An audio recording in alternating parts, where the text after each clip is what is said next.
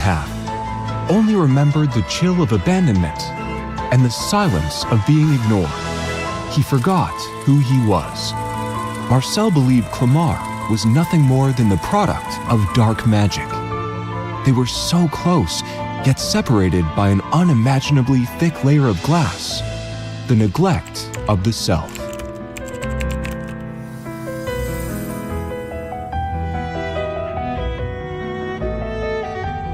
When building this story, we were not only thinking about magic. Perhaps at some point, we too have locked away an imperfect, painful part of ourselves, deep inside our own camera, and pretended it didn't exist. But this equilibrium could never last forever. The news of his mother's death struck like a stone upon the icy surface that Marcel had carefully maintained. Clamar spiraled out of control, dragging Marcel into chaos. And for the first time, Marcel did not turn away from the turmoil. He asked himself, what is it that's affecting me? For the first time, he truly saw the camera that had always been by his side. In that moment, he was no longer a photographer. He was a lost soul trying to find himself. Through the viewfinder, he did not see his own face. He saw a storm, another self scarred and sealed within childhood shadows. The ice shattered. The barrier dissolved. There was no fear, no rejection, only a sweeping realization. I am not broken. I simply lost my other half. This was no simple glance, but an act of true recognition. In seeing Clamar, Marcel saw his soul made whole. And Clamar, after enduring the darkness and unheard screams for so long, was finally seen. Nothing had changed, yet everything was different. The camera was no longer a tool to be ignored, but the self that walks beside him, a shared path of redemption.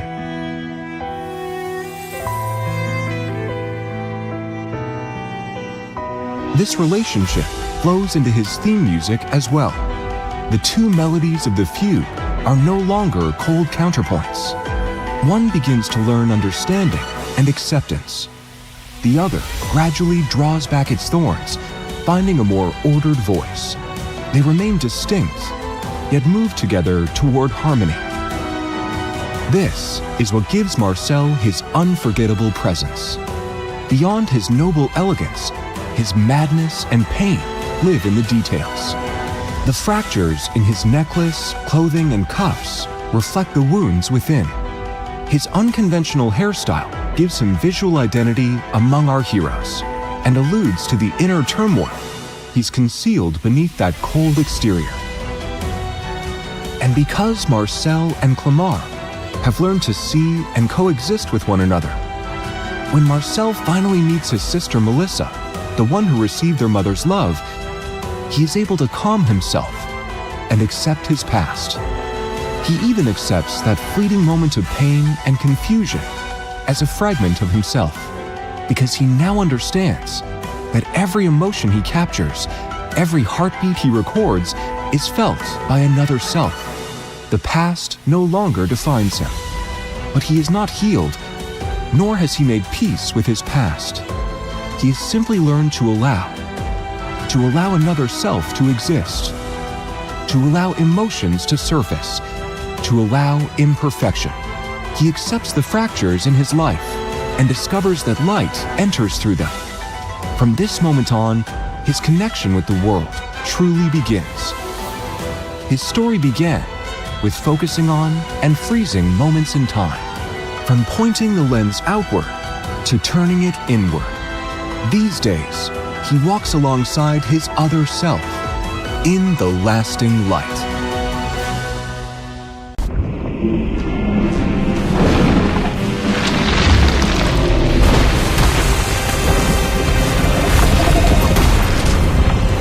All will drown in the tide of oblivion.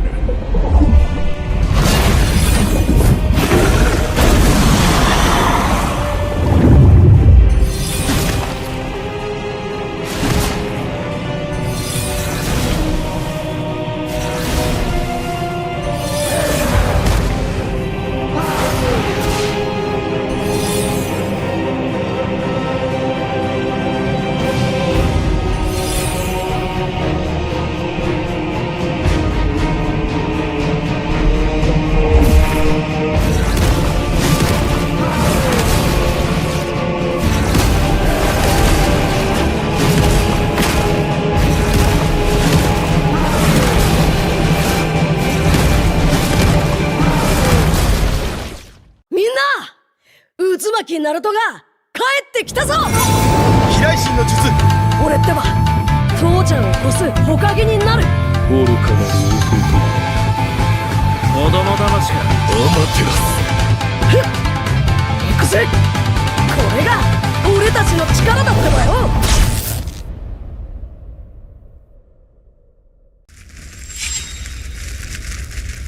忍びにとって何より大切なのはチームワークだよ。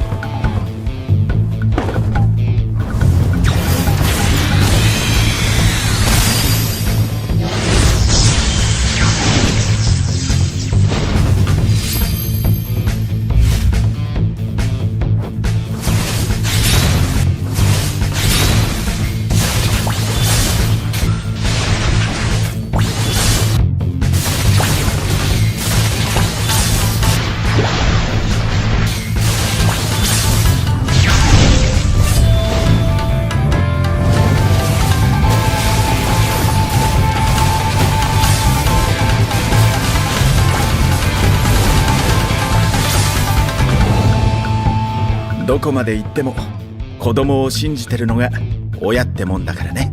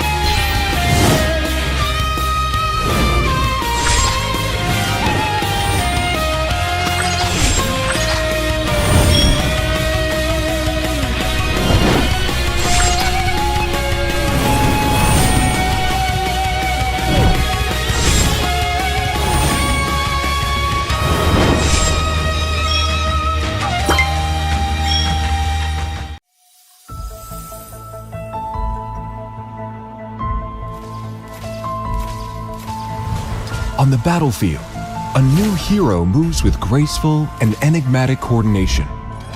We know him as the photographer, Marcel, alongside his camera, Clemar. But perhaps the word alongside is misleading. There is no distinction between who is leading whom. If we must define their relationship, they are like two voices of the same person. One, but not one. They answer one another. They move in pursuit of each other. Together, they form a feud called the Self. How did such a unique soul come to be? It began with a split and one decisive act of seeing.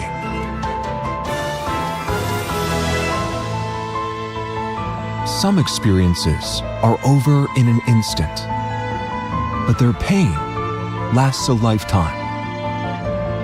In the moment he was abandoned, the weight became more than what young Marcel could bear. His soul chose an extreme form of self-preservation.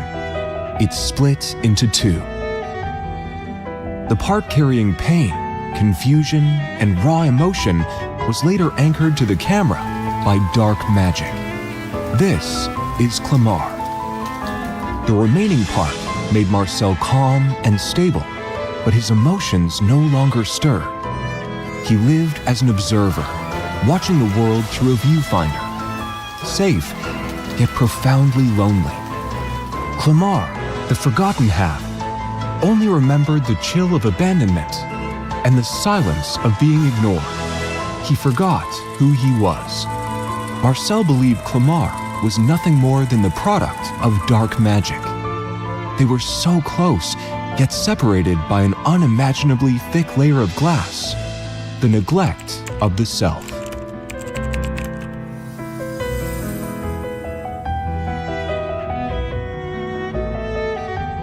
When building this story, we were not only thinking about magic. Perhaps at some point, we too have locked away an imperfect, painful part of ourselves, deep inside our own camera, and pretended it didn't exist. But this equilibrium could never last forever. The news of his mother's death struck like a stone upon the icy surface that Marcel had carefully maintained. Clamar's spiral.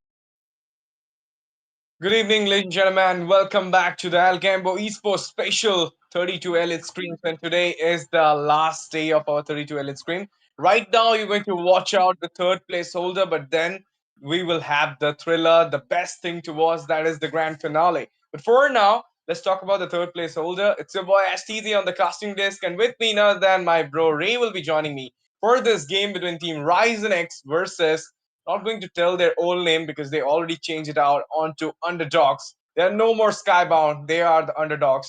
Yesterday, they locked it out against Emperors, but today, for that 1,000 rupees, which will be given to the third place holder, the second runner-up, they wants to fight for it. So let's see how this BO3 series will go on for these two teams who will have the glory, who will get the 1,000 rupees. And with this, we will be entering into the draft section. But before that, Ray, are you excited for the finals? Absolutely. I mean, I would have cast for that one as well, but of course, another set of casters will be there to be the voice of the game, and I'm wishing them the best. Looking forward to who will obviously win this series out, the finals of this top 32. But anyways, right now we're obviously going to be casting for this second runner-up. As you mentioned, both of these two teams, I had the pleasure to be casting for both of them.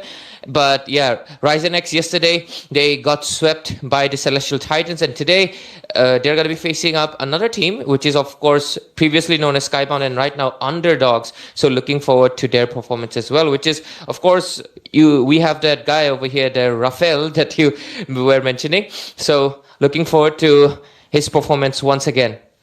I mean, big player, big name, but not even recognized by a lot of teams, but will getting recognized after this tournament for sure. Harith, he got a maniac. Went for that Beatrix, got a maniac. And now today, what he is preparing for, I'm really flabbergasted to see. But for now, the bans are coming out from the set of UNDERDOGZ here. They're going for the Sora, they're going for the Fedrin. They've taken out those meta bans with the Chushin and the Freya from the set of Team RISENX.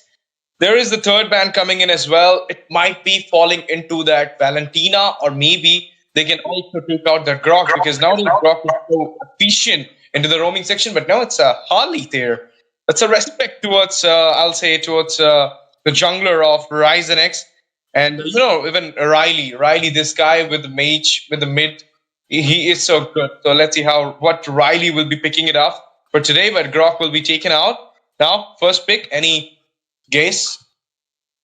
I mean, honestly, these two teams, I'm very confused what they like to go for first pick. Usually, if it was me, I would have definitely just opted for Khalid right here, because, of course, you have so many options. Like, your mid lane is going to be much stronger, but it makes sense they're going to be going with the Yu Zhong since he's left out open. But let's see, RISENX, like I mentioned, should be the Khalid, but they can come up with a different strategy. They have been doing that since yesterday. So let's see what they will bring into the table. There's still the Guinevere, the Leo mode open as well. There's also the mages, and they immediately lock on the Kimi, the hero for their loss yesterday, the Kimi that absolutely dominated them is going to be on their side instead. Yeah, they lost it out because of this, and Son will go for that ace Leo mode pick. He always been picking off since the last day. But throughout the whole 32 Elite Scrim, I'll say both the teams have shown their domination, just like Emperor as well as Celestial Titans. But what we can say, one winner, one loser, and these guys are the loser of the semifinals. Therefore, they're playing for the third place battle here. Before now, there is 2 picks coming out here. When they saw that Leo mode is approachable, and they literally went for that Guinevere, and as well as with the Guinevere, they are with this Eve as well. So it's more like outrageous range plus utility. They do have a set of, you can say, backline hindrance. So everything is kind of comfortable right now from the side of Team Underdogs. But for RISENX, they will be going with this Claude. With this, the goal option is locked on from the side of Team RISENX. But still now, we haven't seen the goal option coming out from the side of Underdogs. So what will be the preparation for it? I mean, into the ban stage, we might going to see a lot of goal bans. But other than that, what will be Raphael going to play here? Harith, this guy have a massive hero pool. He have been playing the Beatrix. He already sorted out with the Harith. But what about classic Leslie play against this Claude?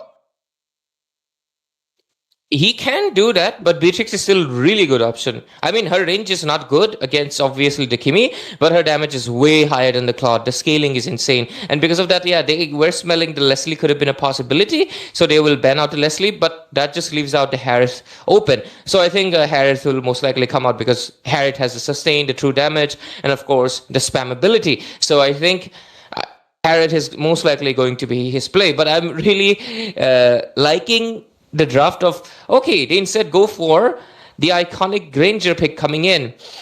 Interesting. He's trying to fight it with range, and they also go with the Jawhead. So there's going to be a pick off onto the Kimi. That is actually really good. I think this is what was kind of missing yesterday in the draft of RISENX, who were fighting the Kimi. There was no pick off, and today they do have a pick off, which is the Jawhead. So maybe RISENX, just because they're copying the draft of Celestial Titans, because you can see, right, this is literally yesterday's draft. You have the Claude, the Kimi, the Hylos, literally what Celestial Titans picked it yesterday. Yeah, they lost with this draft, so they are trying to go for this draft only.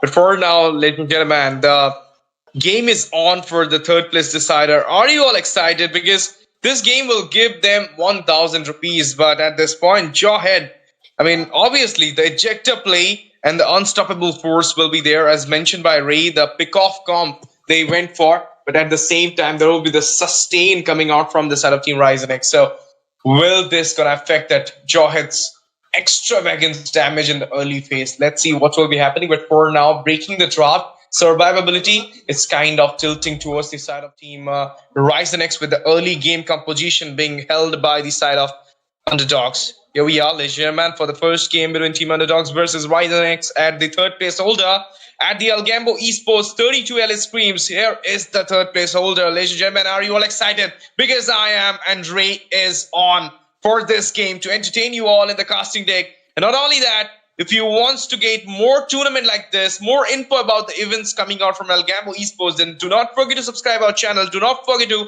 follow our social handles. You'll get all the info, and maybe you will be the next team with your next members coming out to play out the 64 Elite Scrim. Who knows? Yeah. And with this, rotations have been made so far. Classic, nothing out of the extraordinary, just the mid lane poke and all of them going towards their respective lanes. No invasions either further. So we might just see a little bit of a stagnant game until the turtle comes in, and we might go for those turtle fights.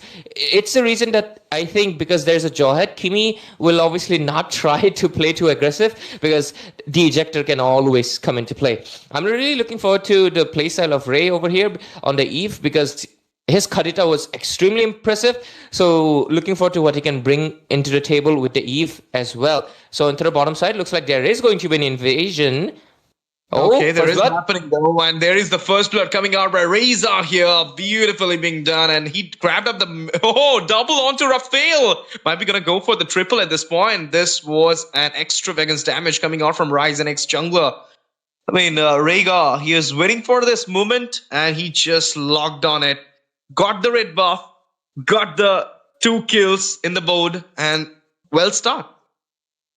Yeah, it's a really good start for them. They already got 2 kills, which already puts them at really comfortable position, because right now, since the jungle has 2 kills, he can start snowballing already. But of course, there's a good pick off from the other side. So if Johed is actually able to pick up the Rhaegar on here, we might see a different scenario. Look at that. Here comes the dragon, already petrified. Goes in. Double petrify coming in as well. Traction falls into the way. Turtle secure. Ronshin falls down. Uryu with the double for Suki. He's going in with the bravest partner. Killing spree 4 with the Phantom Steed coming out for Rhaegar. And now invasion happening on the blue buff as well. What a domination coming out from the side of Team RISENX in the early phase of this game so far. Underdogs are getting doomed.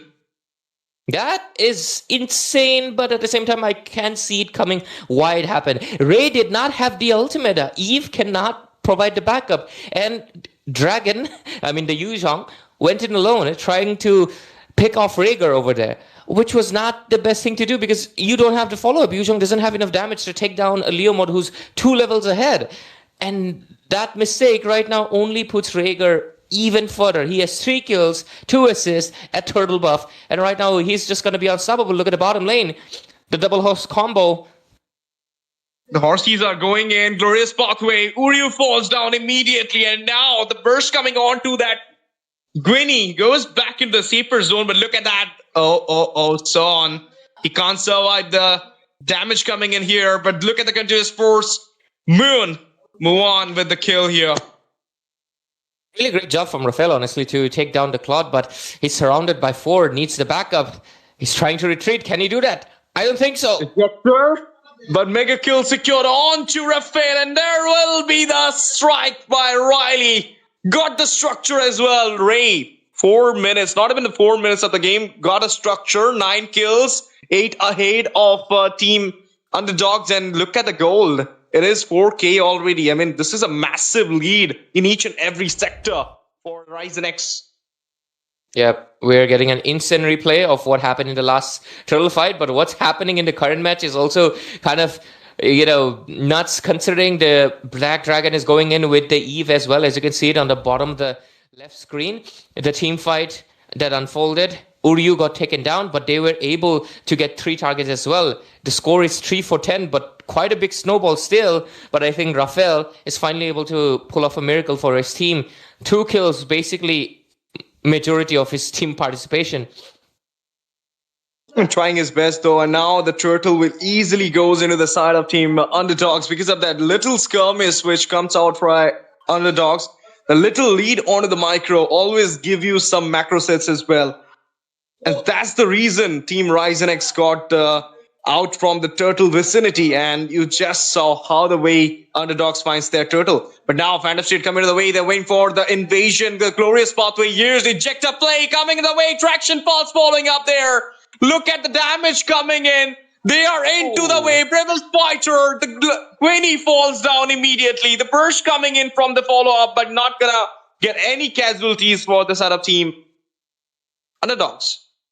That mid lane fight, honestly, was not expecting, but Lapu Lapu is going insane right now, especially Suki. He's just going all in. But San, that is a kind of a bad position to be in. He might get taken down here. Yes, he does. Cloud not having the best time, which is kind of bad thing. He is 2 deaths on, and Rafael is 2 kills. So just because they're ahead, they should really let Sun farm, not make him fight so much. Because if he keeps losing the farm, doesn't really matter what you get in the early game, right? The late game, Granger might just snowball back instead. So they should definitely watch out. Mid lane, popping in Guinevere, all her resources getting stolen. Yeah, that's the main thing. Like, the victory holder for Underdogs is not getting much resources for himself from the very beginning of the game. He's getting invaded again and again, and that's the reason he's falling down again and again. But for now, so needs to play a little bit safer, little bit onto the farm stage so that he can have more scaling than the Granger. And the concentration for the early phase domination will still goes into the mid to and late for RISENX. That should be their, tactics right now. They should maintain the equilibrium for now. But for now, there will be the third turtle into the Land of Dawn, and I believe no charge coming out from, no zone or no charge coming out from the set of Underdogs. They might gonna go for that skirmish into the goal, but no, they're not looking so good with the vicinity of the turtle. So it will be RISENX getting the turtle freely. And now they will go onto the invasion, onto that raid buff. Once again, how Phantom Steed use the spatial migration for the defense. Jawhead coming into the way. Uryu might gonna go for the ejector and the unstoppable force, but no, he'll not play safe here. Like the damage gap is so low for himself. So right now, not gonna want to go and engage unnecessarily.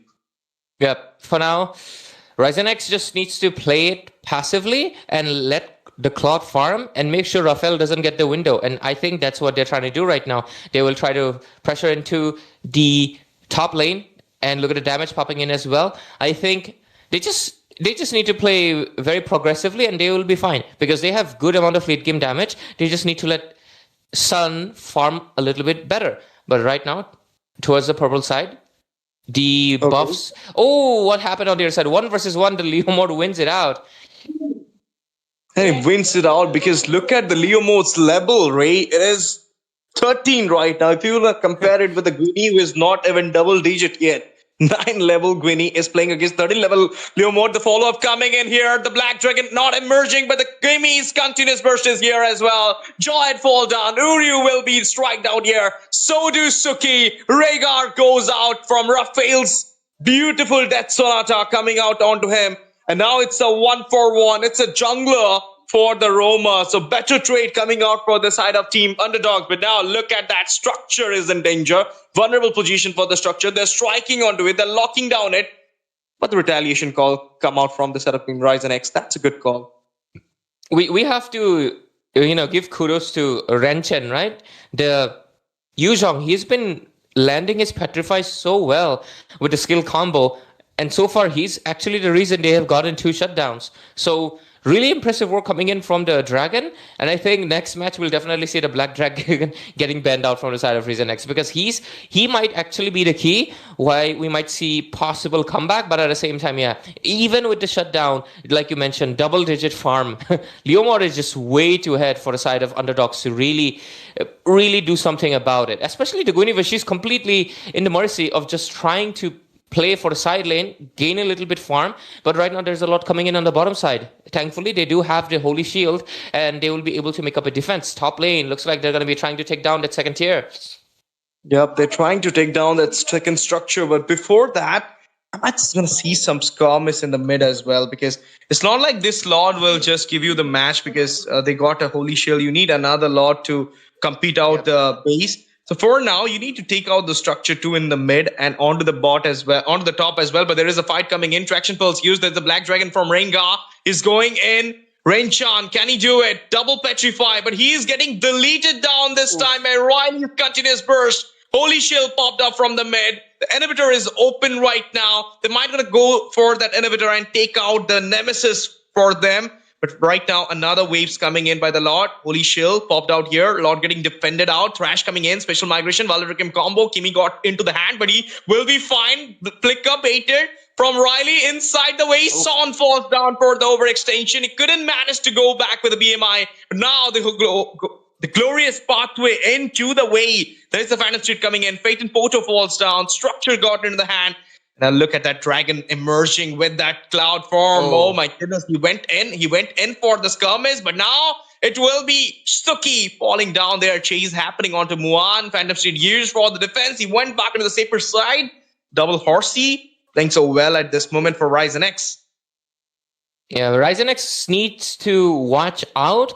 And I'm going to be honest, Sun is not really able to perform this game. Like, look at him, 0-3-4. And it's mainly happening because he's basically playing a little bit too aggressive. He's overestimating his damage right now. Because, well, yes, you're a Claude, but you have to take consideration they have a Granger as well who can maintain a really good distance. Other than that, the only one you can really dive in is Eve, who also has the flicker. So I feel like Sun needs to really scale up much, much better and needs to play up more into the basic attack and less rely on the ultimate, because he did it twice and got taken out twice as well. So yeah, Sun is not really able to keep up this time around. His team is doing great though.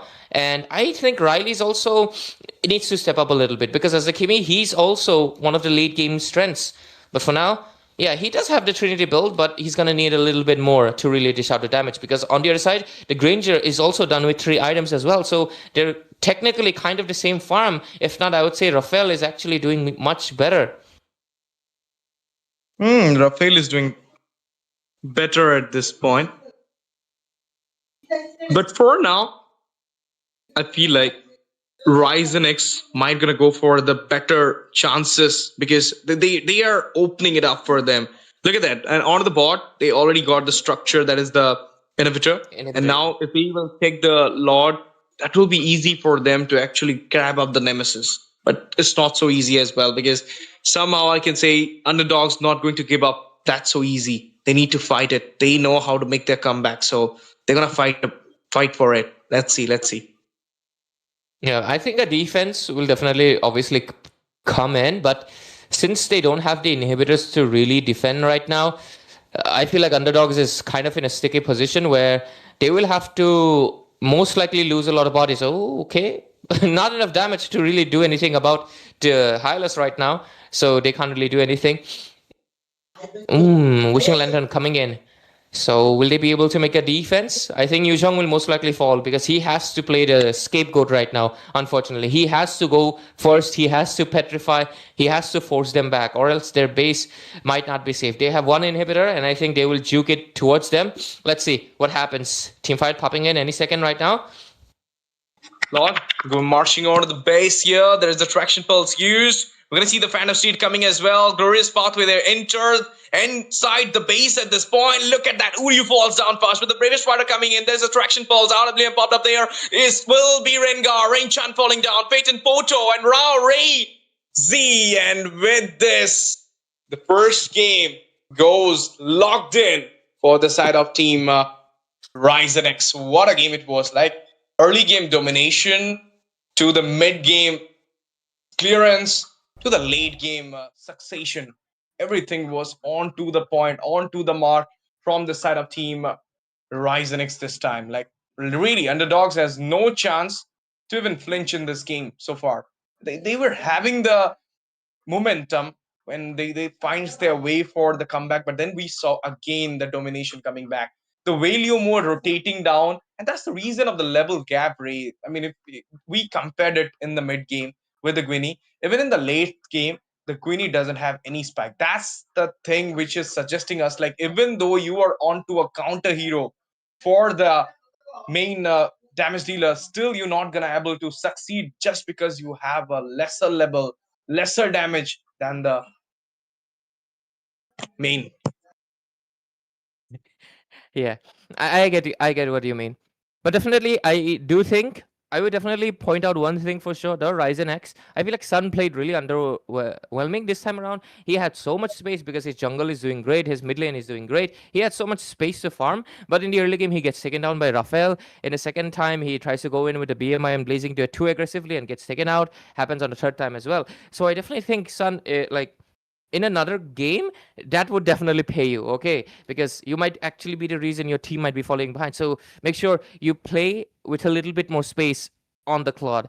And if they kind of repeat this same mistake in the next game, I feel like Rafael would just completely annihilate them. But because his Granger was pretty good, despite the fact that he was so behind. Like, you saw, right? 13 Leomord and level 9 Guinevere. That's such a massive difference. Yet Rafael was still catching up to the Claude. So, yeah, I do think the gold lane needs a little bit of work for RISENX. But regardless, since the sides are going to be swapped around, maybe we might see an epic comeback coming in any second. Let's see what happens. I guess we'll get the highlights or we'll go into the game number 2, is it? I'm not sure. I think we'll just go into the game number 2 if I'm not wrong. Yep. And with this, like, that's a great start, I'll say, for the side of team, RISENX. The domination, the clearance, everything was onto the mark. Even the structure securance as well. For now, the second game really gives me the vibe that maybe not. Underdogs going to try their best to make the counter attack or maybe their comeback in this second game. But there is but always, and this time the but suggests me that it may be a chance that RISENX know that how to counter team Underdogs at this point, because if you are taking out the Gwynny, the jungler, in the early phase, then they are kind of getting stumbled. Even though they are having the early game draft, they couldn't manage to properly shows their domination. While the team which have a mix, or you can say a concentrated draft, managed to show that thing. That's the thing now. The MVP comes into the way is obviously the man with the horse. It is Rhaegar with a 8-1-11 KDA, 95% of team fight participation, 11,242 gold, 37% damage taken. This guy was so great throughout the game. And this is the reason we're right now watching him on the panel. Rhaegar with the horse managed to devastate the whole side, the whole crew of team Underdogs. He had the Sky Piercer as well. No wonder he was actually able to really solo everyone and going for almost a full build damage, only just the Queen's Wings. And makes sense why he actually got taken down so easily by Yuzhong, because he has no defense. So yeah, other than that, his 95% kill participation, I know he just missed one kill. They had 20 kills and his KD is 19. So yeah, he just missed one kill. Not sure which one it was. Maybe it was something that Kimi took solo while he was taken out. So with this, let's head it towards, of course, the second game, because I'm really excited to see if the side of Underdogs can really deal with it, or RISENX will prove that yesterday they might have gotten defeated, but today they're here to take away the cash prize for themselves at the second runner-up position. Okay, let's break out the prize pool for our viewers. 4,500 out of that 8,000 for the champion, 2,500 out of that 8,000 for the runners-up, and 1,000 rupees for the second runner-up, guys. So this was the 8,000 prize pool breaking out for you all. And not only that, RISENX are just one step closer to get that 1,000 rupees for them. And then we'll have the grand finale. That will be one of the best BO5 between two of the best team of this tournament. Emperor, undefeatable, unbeatable, versus Celestial Titan, the dominating side of the 32 Elite Scream. And that will be one of the best game, I'm telling you. But before that, we have to watch out this second game as well. We'll be heading into the draft section soon for Team Underdogs versus Team RISENX. And so far, RISENX are in a better position. The way they played in the first game, the way they set their mind, the intent was so clear from the very beginning. Ray, I mean, that's the thing. I'm not giving credit to Rhaegar because he was playing my favorite hero, Leo mode. I'm giving him the credit because the intent was like that. You don't see that kind of intent from every jungler. Taking out his red, blue, then coming into the red buff of Winnie, managing to invading out. Not only that, grabbed up 2 kills, goes back. That's the momentum he shifted in the early phase.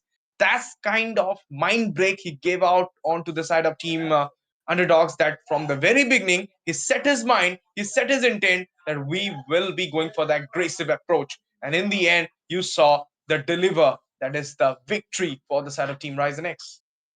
Yep. I'm looking forward to what they can do in the next game as well. Hopefully it's a sweep, because it would be really good like kind of a comeback for them as well, because yesterday they were not able to win it out. But at the same time, wishing the best to Underdogs as well. So anything can happen. And I definitely think, since the fact, like you mentioned, despite the fact that they had a Guinevere, they had the Eve onto their side, they had a pickoff, and they still got dominated so heavily, really goes to show that their early game was much better, much more coordinated, and looking forward to what they can bring in the next game as well. Getting, a little bit familiar with their play style. But yeah, Rafael is definitely, I would say, the highlight for the side of Team Underdogs, because his performance has been pretty great. Other than that, I understand the Guinevere was like getting stomped in with the non-stop invasions, but like such a deficit in farm. I honestly think their backup wasn't on point for a simple reason. They played pickoff too, what is the word again? Too textbookish, basically. Like they just waited for the Jawhead to really, they just played it in a way that I can only describe as like, oh yeah, we should just use Jawhead to pick it off. But they could have just waited, sorry, they could have provided the backup when, what was it, the thing again? Oh yeah, when the Guinevere was getting invaded, Jawhead was kind of far away. Eve was also not responding. And the EXP was also kind of late to really help out the Guinevere. That happened twice. And because of that, on the third time, even if they tried to do anything about it, it was already too late. Guinevere is already 3 levels behind the Leomord. So yeah, I think because of that reason, they lost the early lead. They have to not consider the pick too simple, like simplistic way. Let's see. Definitely. I think the game will start now. Yeah, definitely. The game will start now. There was a little bit of issue coming out from the side of teams, but now it's got resolved. They're back into the scene, and they will be starting out the game in just maybe 30 seconds more, and we'll be into the draft stage. But talking about the draft stage, Ray, you said that there might be a ban onto that Yuzong, the respect towards that Yuzong, because that Yuzong from Reinchan was totally onto the mark. The way he was handling the crowd control and the way he was giving out those double petrify combo every time, every setup, it was so good. I mean, I was thinking like, if other than a jawhead, like other than the pick off, they would have went for something in the set off, like a Gatot or maybe something else. They could have done better than the results. But it's okay. I mean, not every day is a moon's full night. So, I mean, full moon day kind of thing. So that's the thing. RISENX, they played well. So they got the victory. And now if they wants to come back, Team Underdogs, they need to give that kind of intent, that kind of potential kind of game. So let's see who will be taking on the Barton here. 4 of the semifinals team. 2 right now, battling for the third place holder. 2 waiting for the finals to come up right now into the draft section. Yep. We're going to be seeing the Kimi immediately getting banned out from the side of Underdogs, and that will kind of goes to, like, what do you say?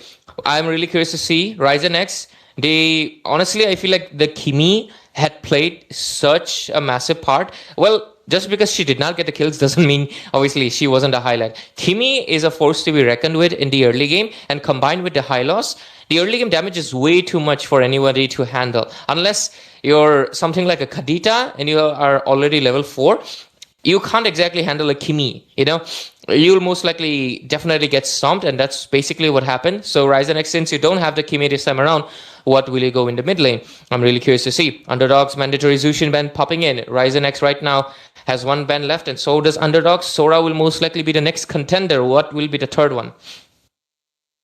What will be the third one? It's more like, Jushin will get banned from the red side. There is a ban onto the Kimi this time as well. And maybe we're going to see a ban onto another mage, because Riley, this guy is so good with those Zatian picks as well. He might going to go for the Zatian. There is a Minotaur coming in. 2 set of comps has been taken out with the healer as well, like Minotaur, who could have been a healer for his team. He has been taken out. So there might be a chance something is in their mind. RISENX is cooking something in their mind. But Uryu, this guy does play the Cho as well. So there is a chance that he might go for the Cho. So anything can be happens for their side. Underdogs yet to pick their first pick, but there is a respect to the Leo mode. Yuzong still ignored though, but Sora will be picked up here from the side of RISENX. Are we going to see a Valentina? Immediate Valentina lockdown with a Labu Labu into the EXP. Now, is there any way that we're going to see Suyu in the jungle? I think RISENX, they can immediately pick up the Yuzhong, but no, they actually go for the Harley. Okay. Not a big fan of it. I'm still not a big fan of it. I'm not used to the Harley, and it will take me a while, okay? This guy is something only I would see in Epic Rank lobby, and suddenly he's coming back to the meta. It will take some time to get used to. Underdogs immediately locking in the Kaja as well. This is what I was talking about. Why would you rush the Harley, man? Right now, you're going to be in a lot of danger. But anyways, I feel like RISENX, instead of the Harley, they could have gone for the Yuzhong, go for the double fighter composition, and just let your jungle farm peacefully. That would have been much, much better. But right now, both of the sides already picked up their EXP by the looks of it, so we won't see any dragon action this time around. And right now, I feel like since both of the sides have basically picked up their mid laners and EXP, gold lane is what both of them will target. Of course, pick off once again for the side of Team Underdogs. They went for the Kaja here. let's see how they will be managing to rotate it out. But for now, the carry will be taken out from the side of Team Underdogs. And now the last ban coming in, what it could be. A lot of options are open though into the goal. They have a chance to ban out the Claude here. Even there is a chance that they might gonna go for the ban out of the Lesby once again. But at the same time, you can also force out a Claude pick there and can go up with the Lesby. So that thing can be happen. Rafael, this guy even played the Ranger, so he got a massive hero pool. He did not going to be worried about anything. Like he will have lesser hero pool kind of problem. But there is a Hilda ban coming out here. Invasion has been taken off, but the Khalid is open. You have to remember this. I'm really curious what they're going to be doing. I am going to be honest, I don't like the Harley pick at all.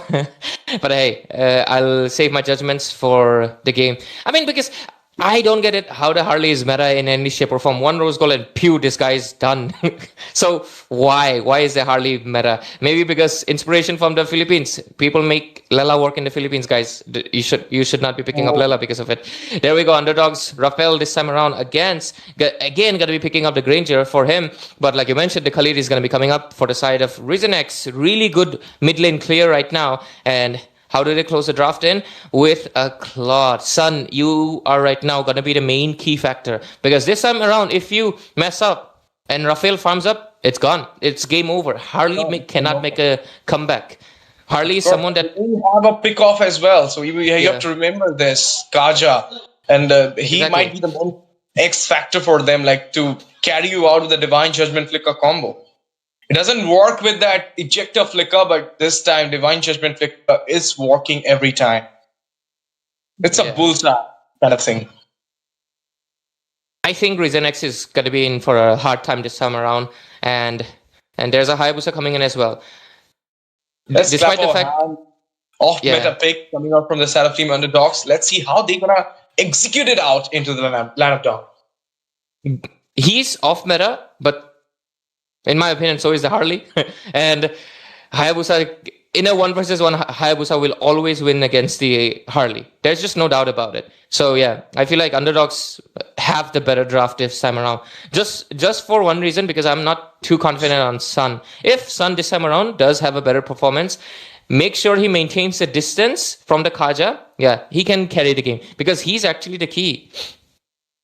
Of course, let's see. Like even the confidence is on for them because they won the first game. So it's a duo that I said for the side of Team not RISENX, but Underdogs, and it's a match point for RISENX. Match point. I mean, you know what it means. If they win, they're taking out that 1,000 rupees with a third place holder rank as well. So let's see. Second runner-up. The fight is still going on, and who it will be to get on the mark. Ladies and gentlemen, welcome back to the Land of Dawn for the second game between Team RISENX versus Underdog. You're right now watching it at ALGAMBO Esports. Subscribe the channel, like the stream, share the stream to your friends, comment down whom you're supporting. Who for the win? RISENX for the win, or is it Underdogs making their comeback for a reverse sweep? Let's see. We're going to be going into the Land of Dawn already. And looking forward to RISENX performance because I'm going to be honest, I'm not that confident on them for a reason because their draft really relies on the goal lane this time around. And Sun is going for the... Retribution getting forced out. And good stuff right there. They can go for an invasion if they want to. Yep, there is a little bit of poke going on there. Sora trying to do it so. But right now, RISENX, Underdogs, both the teams are ready for it. You can see that quad shadow coming in as well, but there is a momentum being set up from the side of Team Underdogs. Let's see, not like the last time. It's going better and better this time, but let's see how they're going to make it in a way. Oh, a little bit of poke though. Yeah. Bottom lane, they're trying to seal up a few resources, and Sora should definitely play it out safe, because against a Lapu Lapu, it's a bit of a 50-50 situation. Turtle gonna be coming up in 30 seconds. Let's see what happens right now. They're just duking it out. Kind of funny to see. But hey, that's the thing I'm mentioning. A mistake might be happening right now. First blood, but immediately trade off. Oh, Ethan Poto went in there with a quad shadow. Finds kill onto the Sora. Suki. He immediately falls down, and That's a 1-for-1 EXP for the EXP, but the jungler got a kill here before the turtle. Let's see who will be having the turtle here. Oogie Shadow kill. Am I gonna go for it? No. Look at Harley's damage, man. That penetration circle coming in as well. But for now, the Harley does have a better chance for this turtle. Zone coming out from the Kaja. He might gonna go for the invasion as well. But there is the Bravest Fighter coming in as well. Cloud Shifter, use your retribution, but it will be range in with the turtle. Secure into his hand. One falls down immediately. And there is the Cloud Shifting form being done by Suki here. But he goes back into the safer zone, and it's a 2-for-1 score coming out from the side of Team UNDERDOGZ with the turtle into their hand. With this, UNDERDOGZ looks like to be in a slightly better position, but yeah, it's still the early game. But early game is what's going to define. Right now, the Harley looks like he's building towards the Sky Piercer by the looks of it. Let's see what happens. Yep, he's going for the Sky Piercer here, Harley. And that's the reason, I mean, he wants more damage, more burst into his way. But as you mentioned about the scaling for the Cloud, Flicker baited here, went to the safer zone, and now the Bravest Fighter are going to work it out. Oh my goodness, the lightning comes in. Not going to strike out onto that Lapu Lapu. Kind of momentum got shifted onto the UNDERDOGZ. Squad Shadow engage. Oh, Oogie Shadow kill comes in the way as well. Someone falls down. Oh, a lot of damage onto Faith and Poto. And now he's going to get a lot of burst. Will be taken out by Riley with that Zetian. The burst is so high that Faith and Poto couldn't manage to survive. And that's the reason the score is going 2-3 right now. It's just one ahead of the mark for now. The Valentina does have the ultimate of Sora, so he might gonna go for those skirmish, crowd control skirmish. 2-for-3 score right now, and UNDERDOGZ in a much better pace. And if Rafael is able to get the space, and I think he will, because Uryu this time around, he's really focused on making sure that Granger is basically in a comfort spot and just make sure he gets a much better farm. And with this, the second turtle is going to be coming in. Hayabusa is a little bit far away though, but he does have good rotation speed. Oh, top lane, look at that. Okay, there is a fight coming in here. Oh my goodness, look at it. The way they channeled out the turtle now is easy for RISENX. They got 2 kills in the mark, but there is a little bit of movement coming out from the Lapu Lapu. He went in with a Bravest Fighter retribution coming out from the Harley. Got the turtle this time, and now they will be back.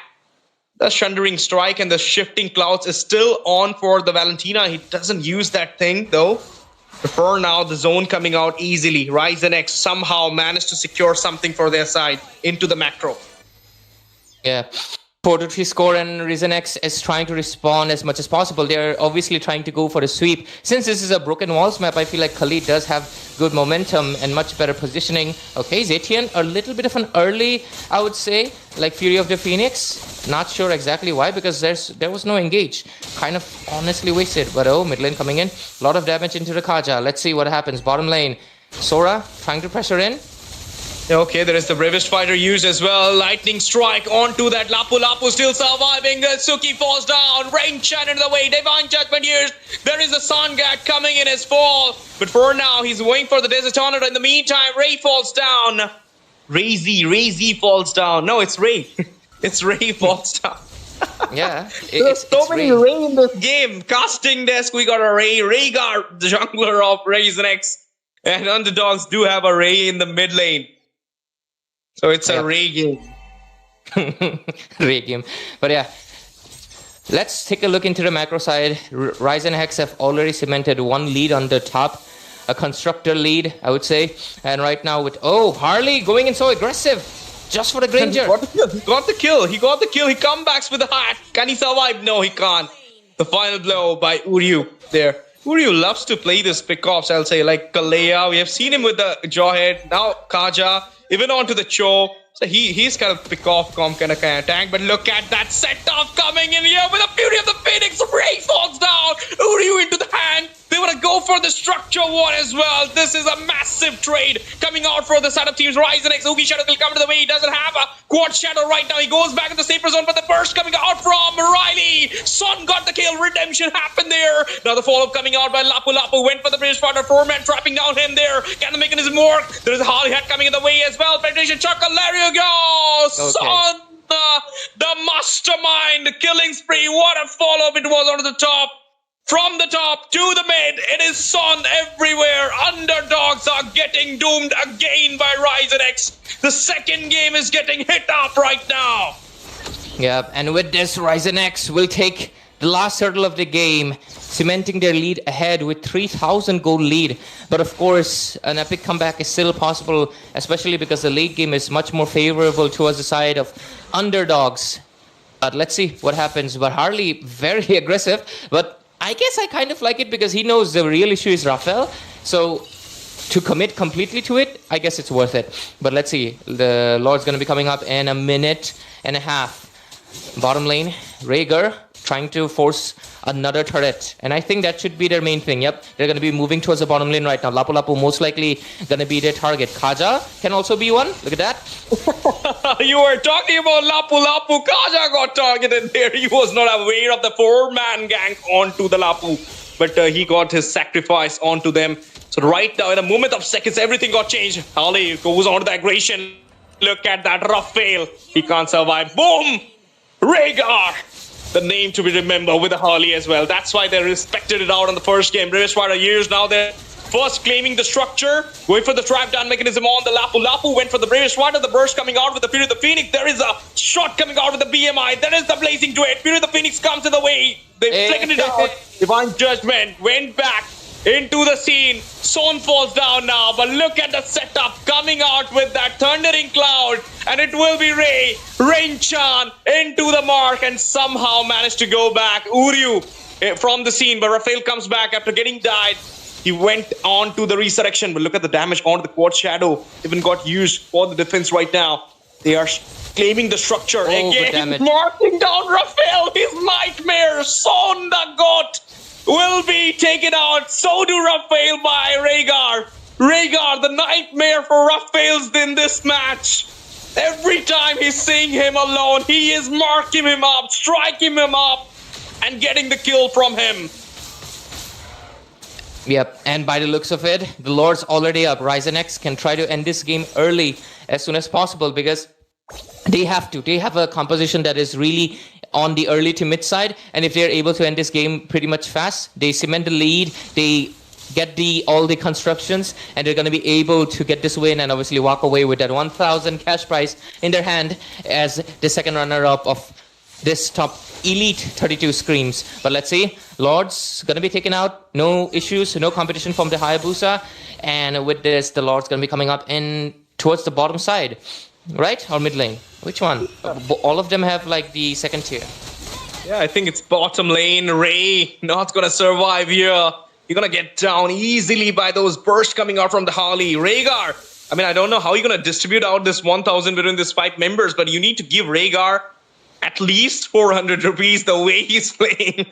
This guy with the Leo mode was aggressive. This guy with the Harley is aggressive.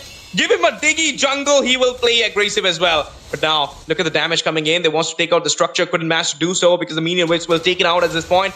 Look at the way Suki was hiding there, waiting for the proper setup coming out from him.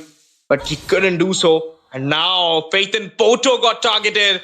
Off cam, you need to see the off cam. This guy is hunting down each and every members from Underdogs. Mid lane, pressure coming in, 18-6, 10 minutes into the game. And Holy Shields are going to be coming in. The main obstruction from ending a game early, right? This obviously allows you to have a little bit of a space, a little bit of a time into your hands. Let's see. Bottom lane, a lot of pressure. Is Granger going to get taken out? No. He's not. That was not a Granger. Sorry, that was a Valentina. I think the Lord will get melted out. But let's see what they can do. Lord already melted. On to the inhibitor right now. They have a goal lead set for them with 8k, almost 9k. And now Faith and Pocho got a huge amount of damage. Went back to the safer zone. Fury of the Phoenix comes their way. There's the initiation happen. Monster kill secured onto the Lapu Lapu. They're striking inside the Nemesis right now because they find it onto the bot as well as into the top right now. It's just the bot inhibitor standing tall, which will be secured down by the side of RISENX. Everything secured. Structure micro, macro, everything into their way. And look at the way Muan going in with an aggression, setup coming in, shifting clouds used by the Valentinas, IMU, Quad Shadow used as well. All the resources weighted down. Ray falls down here with a one hit coming out from Son. GG play from RISENX. Not a chance for Team Underdogs to actually perform well in this game. Peyton Poto, Rafael, Ray can't do anything. They just have to see this game by standing at the base. Looks like we're going to be going in for perhaps a second Lord. They have the whole base exposed, but this is where teams often make the mistakes. This is where we might see the side of Underdogs make a comeback. So RISENX have to play it safe. Rose Gold's coming in slowly. Rafael gets the Blade of Despair, so the damage is going to be coming in right now. Lord's coming in 10 seconds. Should be uncontested completely. Let's see what happens. I mean, at this moment, I'll say like it's not Underdogs. They're literally getting bullied by RISENX for now. I mean, this is not the Skybound I have seen from the day number one. They were different. They were not like this. I'll say this on the piece for now. But there will be the easy Lord. This is the thing, like when the early game aggression comes into your hand, you have everything to do so. This Lord, I believe, will be the last Lord Ray, because they don't have any inhibitors. They don't have the damage. They don't have the level up against the RISENX. They don't have the items for them. So at this moment, they have only one thing to do, is to pray that there might be a mistake coming out from RISENX and they will actually open up a game for them. Yeah, Lord coming in the mid lane could be the final push. 20-6, 18 minutes into the game. Sorry, 13 minutes into the game. Bills are already done. Skypiercer for Granger. Not many stacks though. Only perhaps maybe one or maybe even a 0 because he got taken out. Trinity done. Rose Gold as well. Let's see if it finishes here. Okay, Lord deflection happens. They used it onto the Lord, but no, there is the stuff with the Phoenix ears. Claude goes in. Uryu falls down. Son to the way. Double kill for Son. Ray falls down now. It might be a triple, but in the meantime, Suki falls down. Riley goes down with the dead Sonata coming in, but a triple Son. The mastermind got a triple there. Going for the maniac at this moment. BMI Savage. Photo savage by Son in the end. Got the crown, got the savage mastermind, masterwork by Son. What a play coming in. The X Factor for the side of Team RISENX. Son, all hell to the king. Literally destroyed the kingdom made by Rafael. We got our new name. Who left? I was talking about Cheezen. I was talking about Rafael. Son comes out of the Syllabus tonight with the savage in the third place holder. The man, the myth, the legend in the third place holder. This is none other than Son with the Claude. You asked Ray, can he make up his scaling this time? He did it. Not only did scale, but also managed to deliver the damage, the savage to his team. Give me a better way to end the game rather than with a savage. Yep. Absolutely right. We get the match highlights right now, taking a look into what really went down into this series. And congratulations to RISENX for getting that cash into their hand, right? 1,000 rupees right now in their bag. And Underdogs, unfortunately, they didn't really get it, but hey, great journey and looking forward to what they can do in the future top 64, right? Because opportunities will keep on showing up for their team and looking forward to what they can bring. And really great performance this time around from RISENX. They knew what they needed to do and they did it extremely well. And this time around, Sun realized his mistakes that he did in the last game, farmed really well and just scaled up in every team fight, got the kills and just ended the game in a great shift. I mean, savage, what a moment it was, like taking out a triple onto Rafael, then going on to that BMI plus damage poke onto the Lapu. Rainchan, and then you got a hand on to Peyton Poto, and then Rainchan falls down as well. Savage, and then he got the crown. That's the beautiful ending of the story. Beautiful ending of the 32 Elite Scream for RISENX. They couldn't manage to go to the finals, but the play was totally on to the mark. Like, if they could have done this yesterday, they might be about to beat Celestial Titans, but just believe Celestial Titans are better than them as well. So the finals will be more fiery. Ladies and gentlemen, this was just the trailer. The absolute cinema is yet to come. The grand finale of 32 Elites for the Master Series, for the finals, for the biggest game of 32 Elite Scream powered by ALGAMBO Esports. Are you excited or not? Because I am so much right now. This was the ending. Look at it. The damage triple. Waiting for the Maniac. Phaeton will be the hunt for him. He went in. Phaeton goes down. And then Rainchan in the end. And with this, he popped up the crown as well. That's the BMI play. I love to see the mirror play from Claude. And that's how the mirror play looks like. And obviously, I know who is getting the MVP, Ray. Yep, it's going to be none other than Rhaegar again. Why? You're expecting the Claude, right? But no, Yep. Harley got it because his teamfight participation was good and he was dominating from the early phase. Sun got the Savage in the late phase. So yeah, by the time the team participation, this is how it happens usually. Yeah. So that's been the team RISENX going to distribute 400 rupees to Rhaegar because that guy got 2 MVP in the decider game. Obviously, like he deserves it. With 1,000 rupees, congratulations RISENX for becoming the second runner-up of 32 Elite Screams powered by ALGAMBO Esports. And with this, thank you so much for audience for joining us for the third place holder, the second runner-up. But the show is not yet over. We are yet to go for the biggest grand finale that is going to happen between Team Emperors, the King Slayers, versus the Titans, the Celestial Titans, the dominating Titans throughout 32 Elite Screams. So be there for us. It will be the Roaring Lion versus the Scorching Phoenix game. So be there for us. We'll be coming back soon after the short break. Don't go anywhere. Pack up your popcorns. Stay hydrated. Subscribe the channel. Let your friends know that the final is here. It will be starting in just 5 to 10 minutes. So be there, guys. We'll be coming back soon. Thank you so much for joining. Thank you so much for watching. Love you all.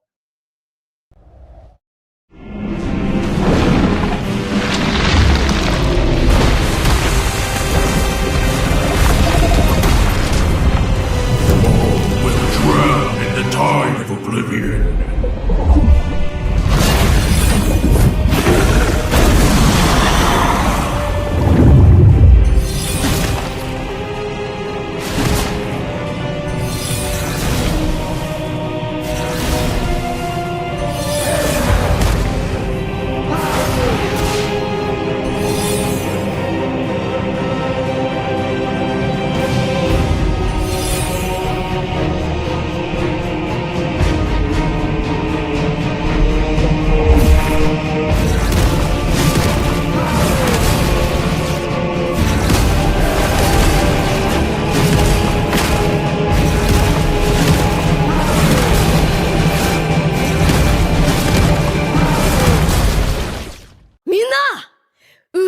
ナルトが帰ってきたぞ。飛来神の術。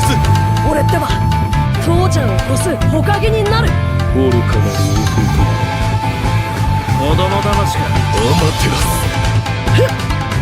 行くぜ。これが俺たちの力だってばよ。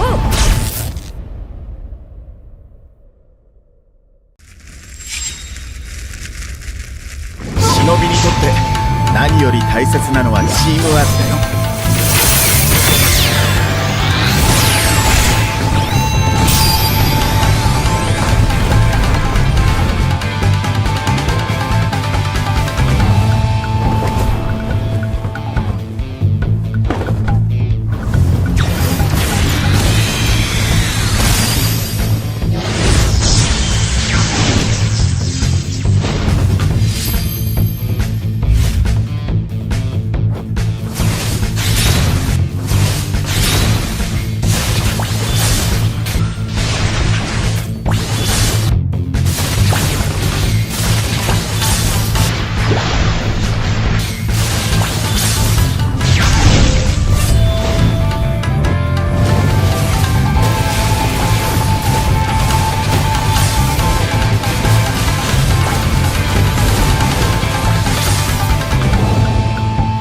どこまで行っても子供を信じてるのが親ってもんだからね。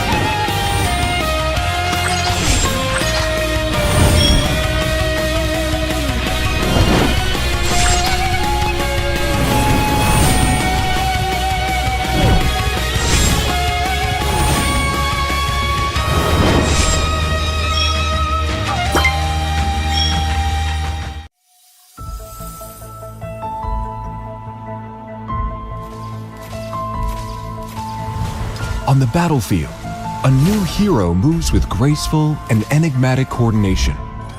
We know him as the photographer, Marcel, alongside his camera, Clamar. But perhaps the word alongside is misleading. There is no distinction between who is leading whom. If we must define their relationship, they are like two voices of the same person. One, but not one. They answer one another. They move in pursuit of each other. Together, they form a feud called the Self. How did such a unique soul come to be? It began with a split and one decisive act of seeing.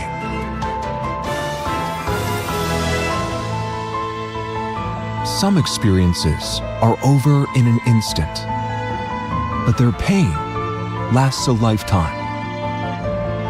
In the moment he was abandoned, the weight became more than what young Marcel could bear.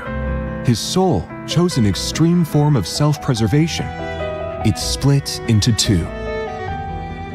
The part carrying pain, confusion, and raw emotion was later anchored to the camera by dark magic. This is Clamar. The remaining part made Marcel calm and stable, but his emotions no longer stirred. He lived as an observer, watching the world through a viewfinder, safe, yet profoundly lonely. Clamar, the forgotten half, only remembered the chill of abandonment and the silence of being ignored. He forgot who he was. Marcel believed Clamar was nothing more than the product of dark magic. They were so close, yet separated by an unimaginably thick layer of glass, the neglect of the self.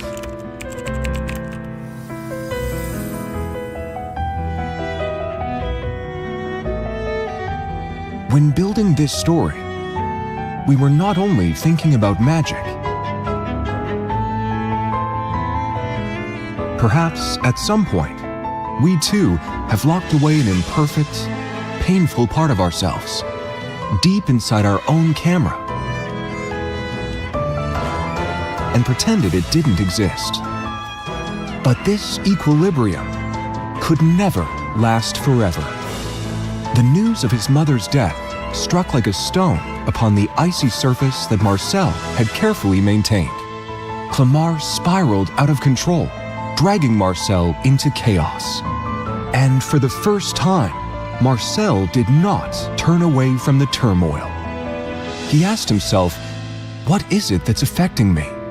For the first time, he truly saw the camera that had always been by his side. In that moment, he was no longer a photographer. He was a lost soul trying to find himself. Through the viewfinder, he did not see his own face. He saw a storm, another self scarred and sealed within childhood shadows. The ice shattered. The barrier dissolved. There was no fear, no rejection, only a sweeping realization. I am not broken. I simply lost my other half. This was no simple glance, but an act of true recognition. In seeing Clamar, Marcel saw his soul made whole. And Clamar, after enduring the darkness and unheard screams for so long, was finally seen. Nothing had changed, yet everything was different. The camera was no longer a tool to be ignored, but the self that walks beside him, a shared path of redemption.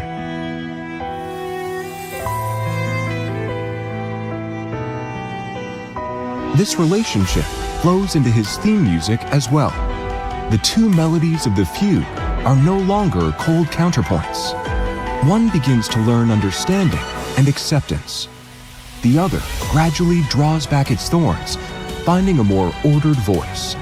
They remain distinct, yet move together toward harmony.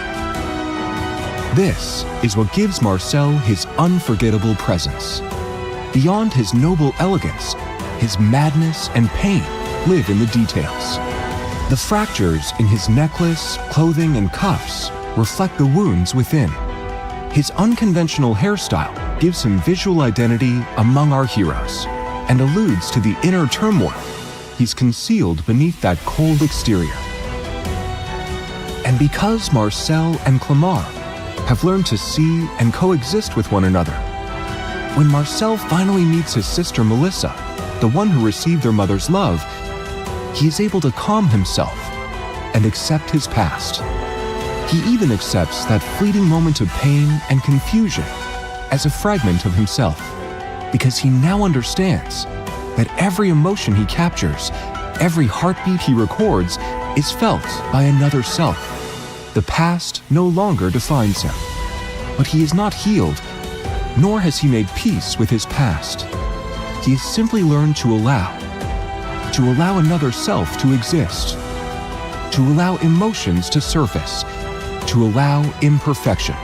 He accepts the fractures in his life and discovers that light enters through them. From this moment on, his connection with the world truly begins. His story began with focusing on and freezing moments in time, from pointing the lens outward to turning it inward. These days, he walks alongside his other self in the lasting light.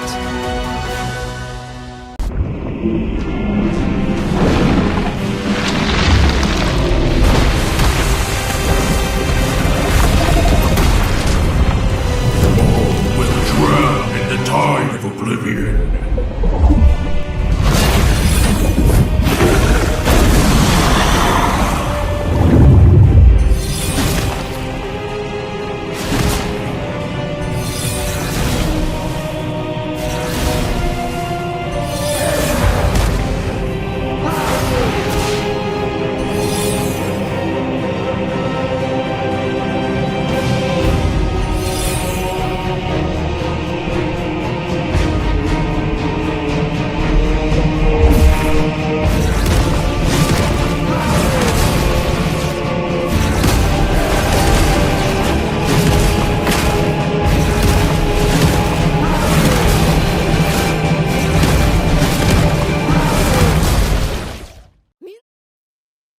The stage is set for the grand finale, and you're here for the best game of the 32 Elite Scrims at ALGAMBO Esports, powered by ALGAMBO Esports, of course.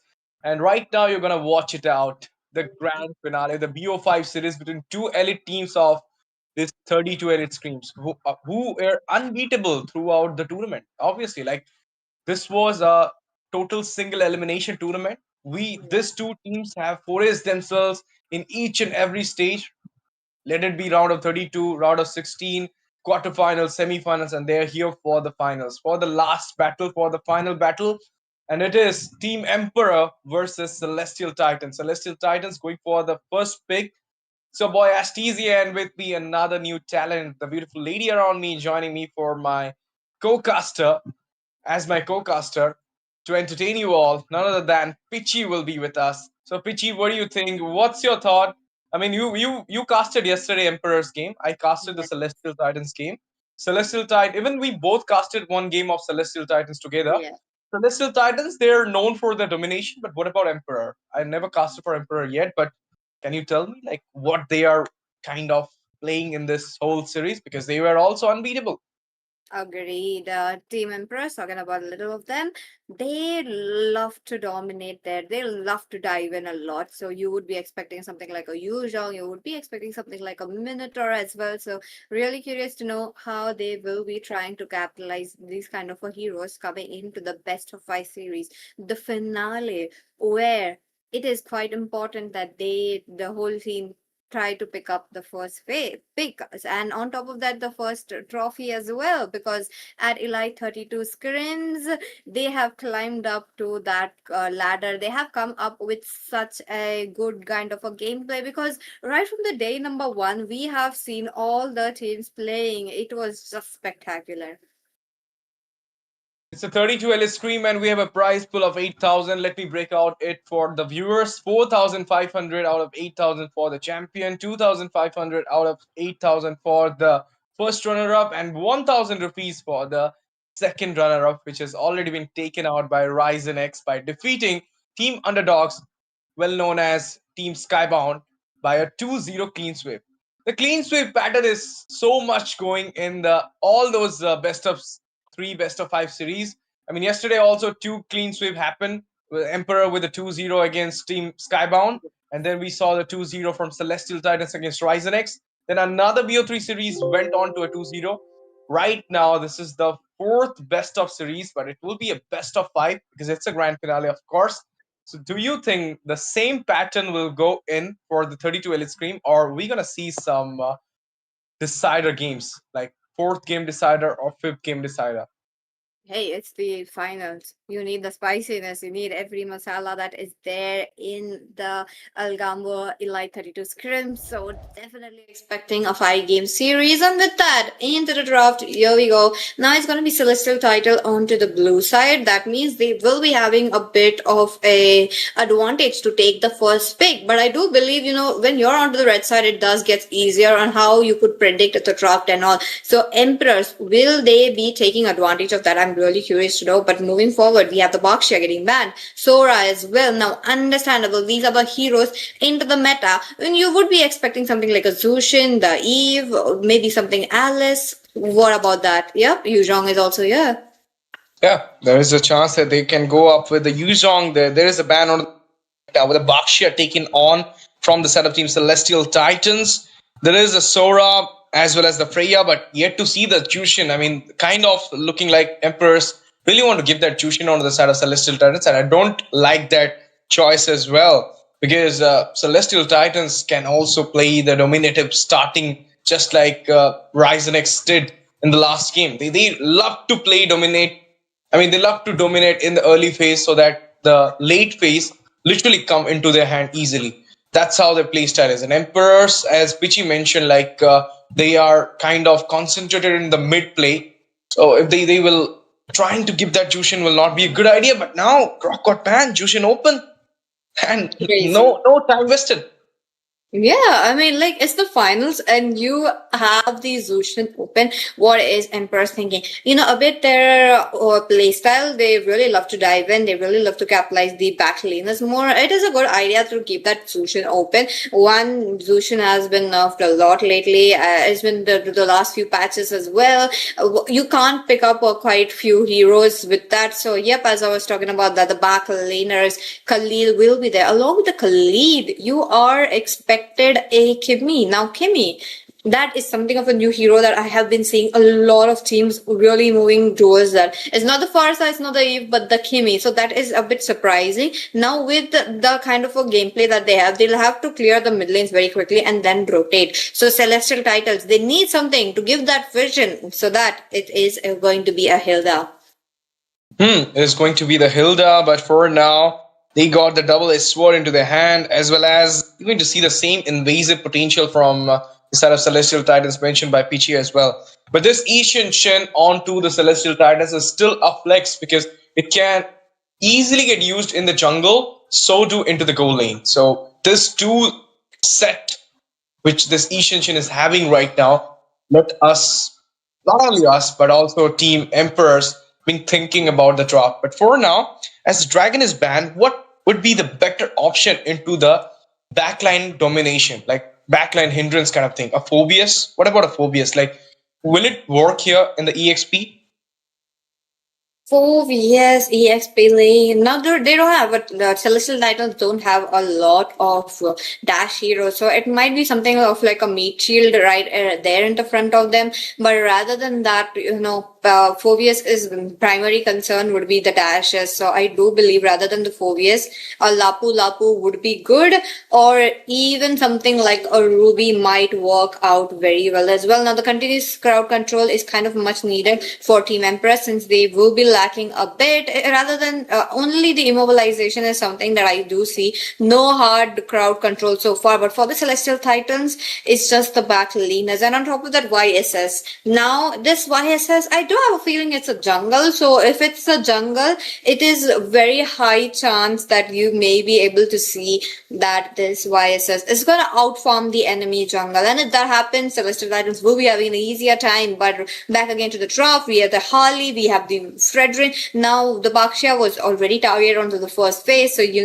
it's something going to be like a Leo mode getting banned as of now. or a Gwynny. I mean, if they're using this Ishinchin for the gold, then Gwynny ban will be a safer choice. Like they can easily use that Leo mode into the jungle. And if not the Leo mode, then Suyu is open as well. So there is a chance that come up with a Suyu's jungle or maybe a Joy jungle for now. But both the teams yet to pick their jungle options for their side. And this is the Harley ban already been done by the side of team Emperors. The last ban yet to come. Suyu, Leo mode, or maybe a Guinevere. If they wants to play the Leo mode into the jungle, then they will go for the Gwynny. But no, it's a Lapu Lapu. Okay, what's the choice going on here? Lapu Lapu ban. Is it like they wants to go for Sora? I mean, Sora is banned, so is it like they wants to go for something into the Arlot or maybe Alice? It's good option though, but I feel like keeping the Leo mode open is just not it, because once you do see a Harley getting banned, it usually says that there's gonna be a Leo mode coming in. So will Emperors go towards the Leo mode because they still have to pick up their junglers? But other than that, there is going to be something open though. Yep, Alice is going to be open. Really, really good backlane hero that could really disperse the enemy heroes, and that's the same case as the Glue as well. Now they are going all in towards that EXP lane. Khalid onto the roam, we have the Glue. Now Glue though, it's going to be a bit iffy though, because Emperors, I have seen them play Glue. They do play it out well, but the only problem is they don't rotate to the EXP lane as fast as possible, then they go to the gold. So I do want to see how they are trying to capitalize, because yesterday Empress did pick up a Glue and he almost was the first blood. I don't want to see the same games at the finals though. Of course, this Glue pick from the setup team Emperors is a very nice pick, and now I can think like why they banned the Lapu Lapu. They really wants to play that Glue into the EXP. Leo mode is open for the setup team Celestial Titans, not going to waste it out the time, and there is the sustain coming in for that Alice, as I mentioned before. But I was hoping this Alice from the setup team Emperor though. And now the jungle Guinevere, you can come up with that against the Leo mode. That's the option opening for you, but at the same time, you'll be more into the utility section. You need something at the damage at this point. Hayabusa. What about a Hayabusa? Oh, I don't think the meta favors Hayabusa anymore. The assassins have been a bit really not there, like up to the mark in this current season. So I feel like Hayabusa will be very rare coming in from the side of Team Emperors. But in that manner, Leo mode taken away. They should have taken a Leo mode before the Glue though. But there you go, one of the junglers that have been rising. It's a fighter juggler, the Guinevere. Now Guinevere, talking about her, is gonna be a bit nuisance. Vices will be having a bit of an easy time unless his skills are on cooldown. Hilda won't be targeted. Now there's going to be a bit of a problem towards the total Team Empress. They are playing towards those team fights. They are trying to play towards those how the Guinevere can come up. But as much as I remember, Team Empress do lack a bit. They do struggle a bit with the Guinevere. Now Team Celestial Titans, if they make mark of that and make sure to target the Guinevere, they can easily get the game. But if Team Empress goes in 3 members, 4 members easily towards Celestial Titles, they could have the game as well. So it's a 50-50 chance, because both the teams have performed so well on to the round number 1, 2, 3, and climbing up to the grand finale. They know what they're made of. They know what they're made of. And with this, ladies and gentlemen, welcome back again for the grand finale setup here at the 32LF Scrim ALGAMBO Esports, powered by ALGAMBO Esports, and this is Celestial Titans going against Team Emperors. It will be a BO5 series, and this is the first set. Let's see who will have it onto their side, who will have the lead for this BO5 series so far. You can see the early game Scrum is coming out with a Lantal player. They throw out that Gwynny, they throw out that Jushin. They went on to the Kimi. For now, the Desert Tornado being used. A lot of damage being pushed out by the Kimi onto the Jushin. There is a Lantal player touch coming out here. This is the taunts I was talking for a Jushin.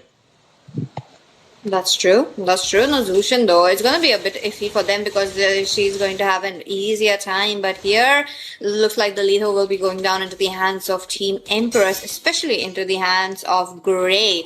Now, it is going to be there, but top lane matchup as we just pan towards that. But into the mid lane, is it going to be a first blood? Okay, let's see the first blood. It's coming out here for not the first blood though. I mean, managed to go back into the safer zone, and that's the reason. Like, beautiful escape, I'll say. For now, the glue. That is the moment I was talking about. Like glue against Alice. Okay, he's getting a lot of damage though. We'll get the heal, and split is on there. Doesn't have the grab to go on because he's not yet level 4. But still, this is the thing. Like, you're vulnerable in the early phase. Phantom Seed coming to the way, finds that bug for himself. He will be advancing himself into the Retribution's level. Okay, so far Cheezen will he be able to come up with the first blood though against AVL? Not the Claw though. I do want to see about how the Claw wants to make sure to get the game, because both of those marksmen are high scaling heroes. That means mid to the late game the game is gonna be going into their hands. But Lucum, sorry, not Lucum, but Lukestum this time around. Level 4 already goes in. Sword of the Ruin, 2-member caught in the way. First the Gwynny, then Papa Kodo, and will be taking out the turtle as well. Beautiful escape being done by the Kimmy. Baited out the flicker there. But 2-man down with the turtle on. Celestial Titans, known for their early domination, shown it once again. My goodness, Celestial Titans, they needed the early game and they got the early game. They're trying to go towards Gary this time around, but they'll have to wait it out. They'll have to let Gary take it away. This is what I was talking about. You know, Gary with the onto the Guinevere, I have seen him struggle a bit. I do feel like he needs a bit of a mastery onto that hero, but other than that, he makes it work. And Emperors are one of the teams who loves to make a comeback. So how many comebacks in one match they could go for? Really curious to know. Into the middle lane, looks like they do want to clear up the lanes, while we have not seen one proper gank yet. I mean, I'll say like it's because they are not so much like having the damage deal kind of thing. They really into the setup thing, and that setup is really need to be perfect as well. They don't have any initiative for the setup. That's the main thing. Like, they went for the Kimmy, but I was hoping it would have been better if they would have gone for the ZTN for their side. I mean, at least they could have got some initiation, then the spatial migration or the Rising Sandstorm would have worked better. But for now, 2-0 the score is. Celestial Titans yet high in this micro field, and they will be going higher and higher. Phantom Seed Gears, Hilda falls down, goes back to the safer zone, but still the kill trade will be taken on by Celestial Titans. Crazy, look at them. They're going down for some ever. That's just 4 minutes, 3 minutes, 50 seconds. They get their first kill. Now, with that first kill, they'll have to think about the turtle as well. Now, the turtle's gonna come up, while Celestial Titans very much interested in taking the river area control. They do have the option to take it quite easily, but not as good as Emperors, because one Khalid can do such an amazing job, but because it's Khalid, okay? He can just eat the sand, be up there, regen, but now he's getting targeted. Emperors will have to lose this turtle as well. That's a nice start, I'll say, for the side of Team Celestial Titans. 2 macro secured. They got 3 kills into their hand. Cheezen. Nobody is taking care of Cheezen at this moment. Look at that gang coming in, but not aware of the special migration with the freaking combo. The Crimson Bacon popped up here. They went inside the way, and the burst coming in. Abietz falls down. Papa Kono as well. But into the way, the follow-up coming by the Kimmy. Went back into the safer zone. Bloodout comes to the way as well. We're going to go for the throw of the ruin, but it doesn't have at this point. There is a lot of sustain coming in. Use the Cyclone Eye for going back in the safer side. For now, they will be retaliated back and not going to go for the contest. Crazy. Celestial Titans picking up kills by kills, and on top of that, the bottom turret as well. Now Cheezen getting unlimited support from the rejected one. That's going to work out very well, because one Yuzhong, sorry, not the Yuzhong, but the YSS do need a bit of a support onto the early game, and they are providing it very well. So rejected one, what is your call? Because you guys can go in for a gank, and Kimmy looking quite low. I don't like that. Kimmy has to go back mid lane. I feel like it's going to be targeted. Oh no, I thought like Phantom Steed might be the thing for that Kimmy, but it's okay. Oh, now it's come. Now it's come into the way. They're going for the structure one. Spatial migration used. Not going to connect it on anybody. But now the Crimson Bacon comes in the way. The structure giving out a lot of damage. But Gary falls down first. It will be killed on to Papa Kono. And in the meantime, we're going to see that space plate not going to come and connect onto anybody. Ooh, crazy matchup. Season leaves in a sliver of HP, and on top of that, Kyler is all alone. He uses this IO Cyclone to dodge this glue. That was pretty awesome to see, given the fact that you do walk in a straight line. You know what's gonna come in for you. Obviously, and now the item section's elegant same, and then that's the Sky Piercer. This guy, Pitchy, yesterday, Celestial Titans won 2 of the game. I mean, you know who got 2 MVPs? It was Bad Boy Joe Pip. He, with that Kimmy, was so furious, so aggressive that I can't even say anything about him.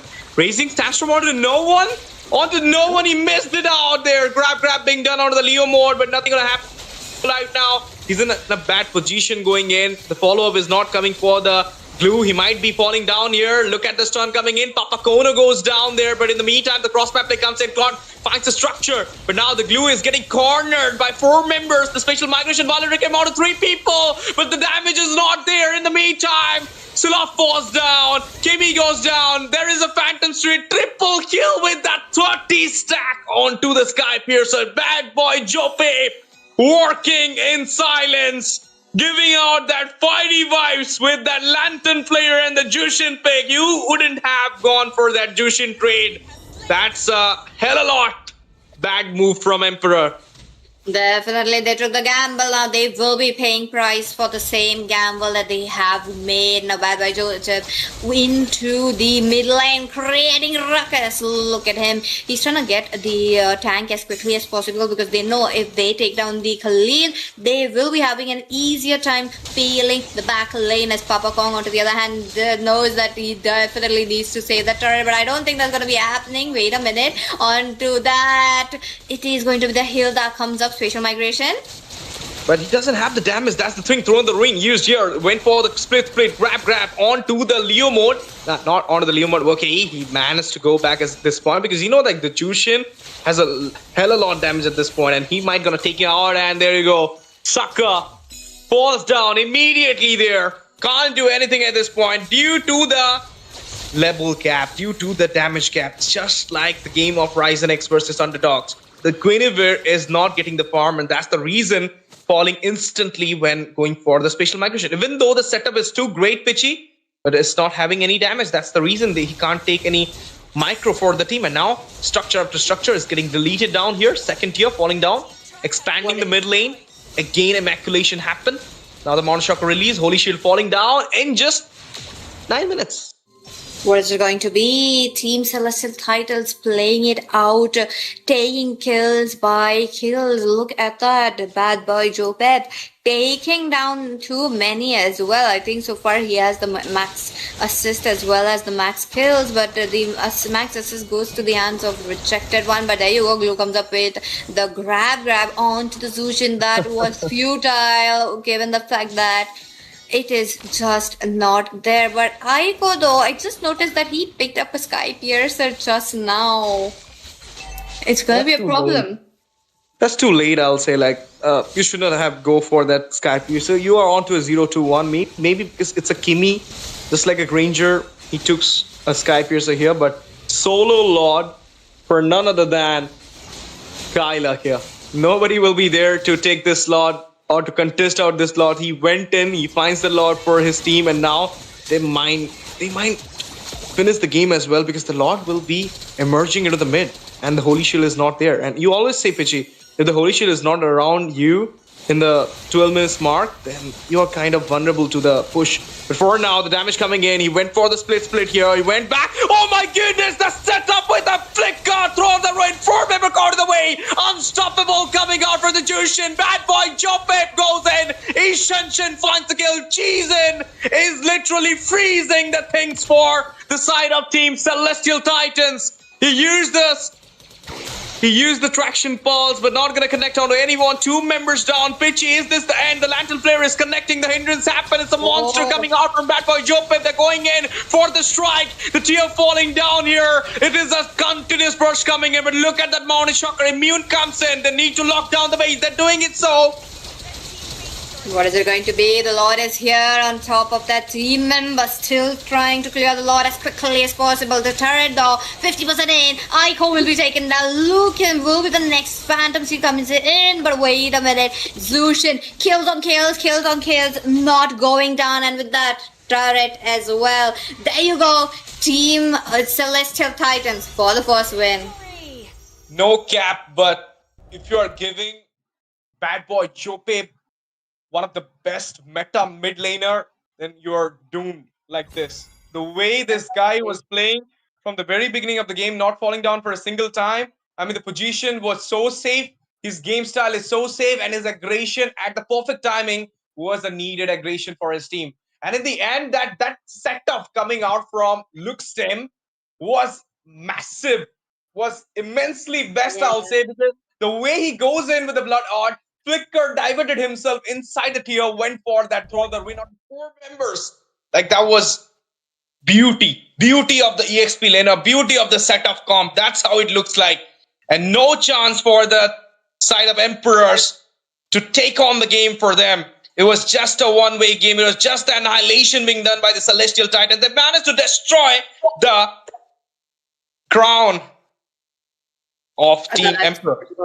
That's true. Team Emperors, the throne might be dethroned because Celestial Titans, the way that they are capitalizing on the mistakes of Team Emperors, this is working out very well. Now, on to the same note, Kyler, though, look at him. He is going in for as much as those low heroes as possible, but at the same time, the glue pick was not it. I feel like the glue did not work out very well, and on top of that, they needed a constant CC. They needed something like a Lapu Lapu. They needed something like what do you call what something maybe even an Xbox would have worked, but would have been a bit squishy. Yep. And this is the thing, like Guinevere, you went for the Guinevere and it doesn't work well in the early phase. Even though you got the kill there, but still doesn't matter. The setups are so high for the setups in Celestial Titans. You banned the Lapu Lapu because of that glue, but then they went on to the ILS and look at those setups. This one, my favorite one, Blood On. And then goes with the Throne Raid with a flicker combo. And there you go. Bad Boy Chope everywhere present. Gonna go in, strike in, comes back without losing himself. That's the safest play I have seen so far with Chushin in the mid. Yeah. My God, how can you like left the Chushin around to pick? My goodness, even this time around, the turret was not targeted, and yet they were given a chance. Team Emperors were given a chance to clear it out as quickly as possible, and this is what happens when you give out a Zushin and not ban it. Zushin picks up the MVP. I mean, Ray has been very much happy, if you would have been here, because the Jushin got the MVP here. 89%, 709, 8,221 total gold, 29% of total damage. The Skypiercer stack was high at Alter because I believe it is more than 60. The way she was picking up the kills, the way he was picking up the kills. Bad Boy Chope. We casted for my lazy boy Joseph, and this is the Bad Boy Chope. These two guys are so good with their lanes. Joseph, master of jungle. Love to see him. I'm one of my favorite jungler in India, and Bad Boy Jopep is coming into that scene. I mean, he's giving me the vibe of Asuna, or you can say the vibe of Bid as well, the way he's playing. Like, he's the contradictory of Asuna as well as Bid, because Bid loves to play, like defensive, utility kind of thing, and Asuna goes aggressive, but this guy knows the timing. Like, when I have to play safe, when I have to go aggressive, he knows the timing, and the way he channeled out was literally remarkable for now. But now the second game is about to come pitchy. Are we going to see the respect ban of the Jushin, or maybe we're going to see a Jushin ban from Celestial Titans because they will have the second pick this time? Definitely, Zushin ban is much needed. I do feel like they won't be making the same mistake as Team Empress that they have went for opening up the Zushan and not taking it as well. Now, they did not come up with any counter, which was a little surprising for me. But at the same time, I do wanted to see them to kind of dominate the middle lane, though. They should have gone in for something like a Lunox or possibly even a Cyclops, though. Yes, Cyclops is very unorthodox pick. Like, it works in a little bit of a scenario, like against the Zushan. I feel like yes, because once you cast your skills, you will have your movement speed, and that movement speed is really important to get away from Zushan's Lantern Flare. So I feel like the Cyclops fits in right well in theory, yes, but you'll have to just check out how you dodge left and right. It's gonna be there. So second game, what is it going to be? Zushan, yeah, banned. I feel like Lapu Lapu will be banned as well, because the last game, if there was a Lapu Lapu, I am pretty sure the game would have been a little different. At least Emperor wouldn't have gone in a one-sided match. Look his team, this guy with that LS7 stuff, and even with the Leo mode pick, everything was settled for them in the early phase, and they managed immaculate it into the late as well. Not even late, and how much late it was. Just one Lord, they managed to finish it out. But for now, the second game is coming in, guys. What's your vote for? Is it Celestial Titans going to bring up another clean sweep at ALGAMBO Esports 32 LS Scream, or are we going to see the reverse sweep, a comeback, a possible comeback, a redemption arc from the side of Team Emperors? What will be happening? Let me know in the comment section. I'm right now watching out your chats. And do not forget to subscribe to the channel and follow our social handles so that you'll be getting other infos about our next events. But for now, let's straight away goes into the draft. There is a ban of the Sora from the side of Emperors, and you're going to see the choosing this time not be around Celestial Titans, but that's giving me the vibe that Bad Boy Chopin might going to go for that Kimmy. And when he go for the Kimmy, you know that Roma loves to flex that high loss as well.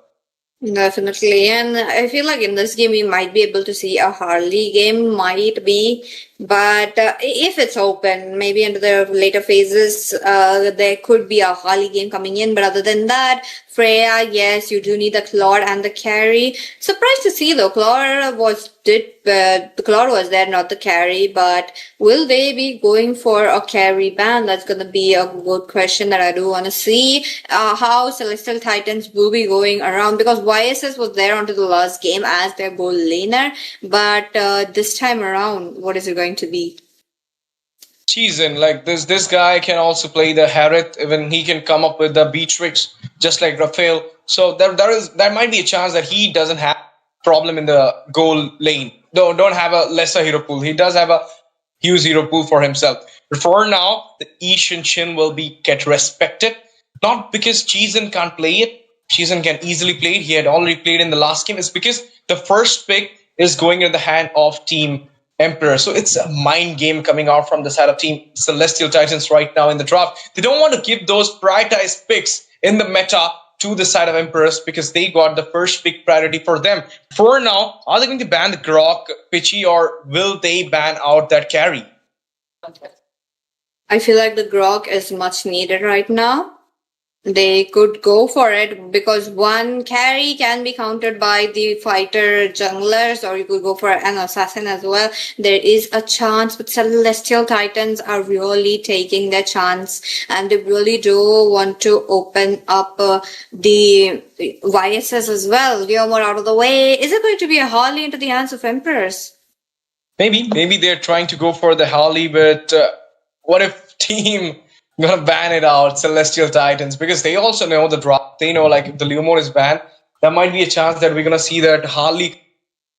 But for now, this will be the last ban in the first banning phase, and there is a lot of heroes open at this point. The Grok is a priority hero open right now. They can come up with the carry. They can also come up with the Harley. There is a high chance that they will again go with that Guinevere, but because they banned the Leomor this time. It's not because like the last time also when they went for the Gwynny, I thought like they will have better chance. They went for the counter picks, but then also they couldn't manage to bring that early phase aggression for them. Even the Khalid is open at this point. Oh my goodness, Yuzong getting banned, giving me a vibe that there is a chance that we're going to see a Kimmy into the hand of Bad Boy Jopip.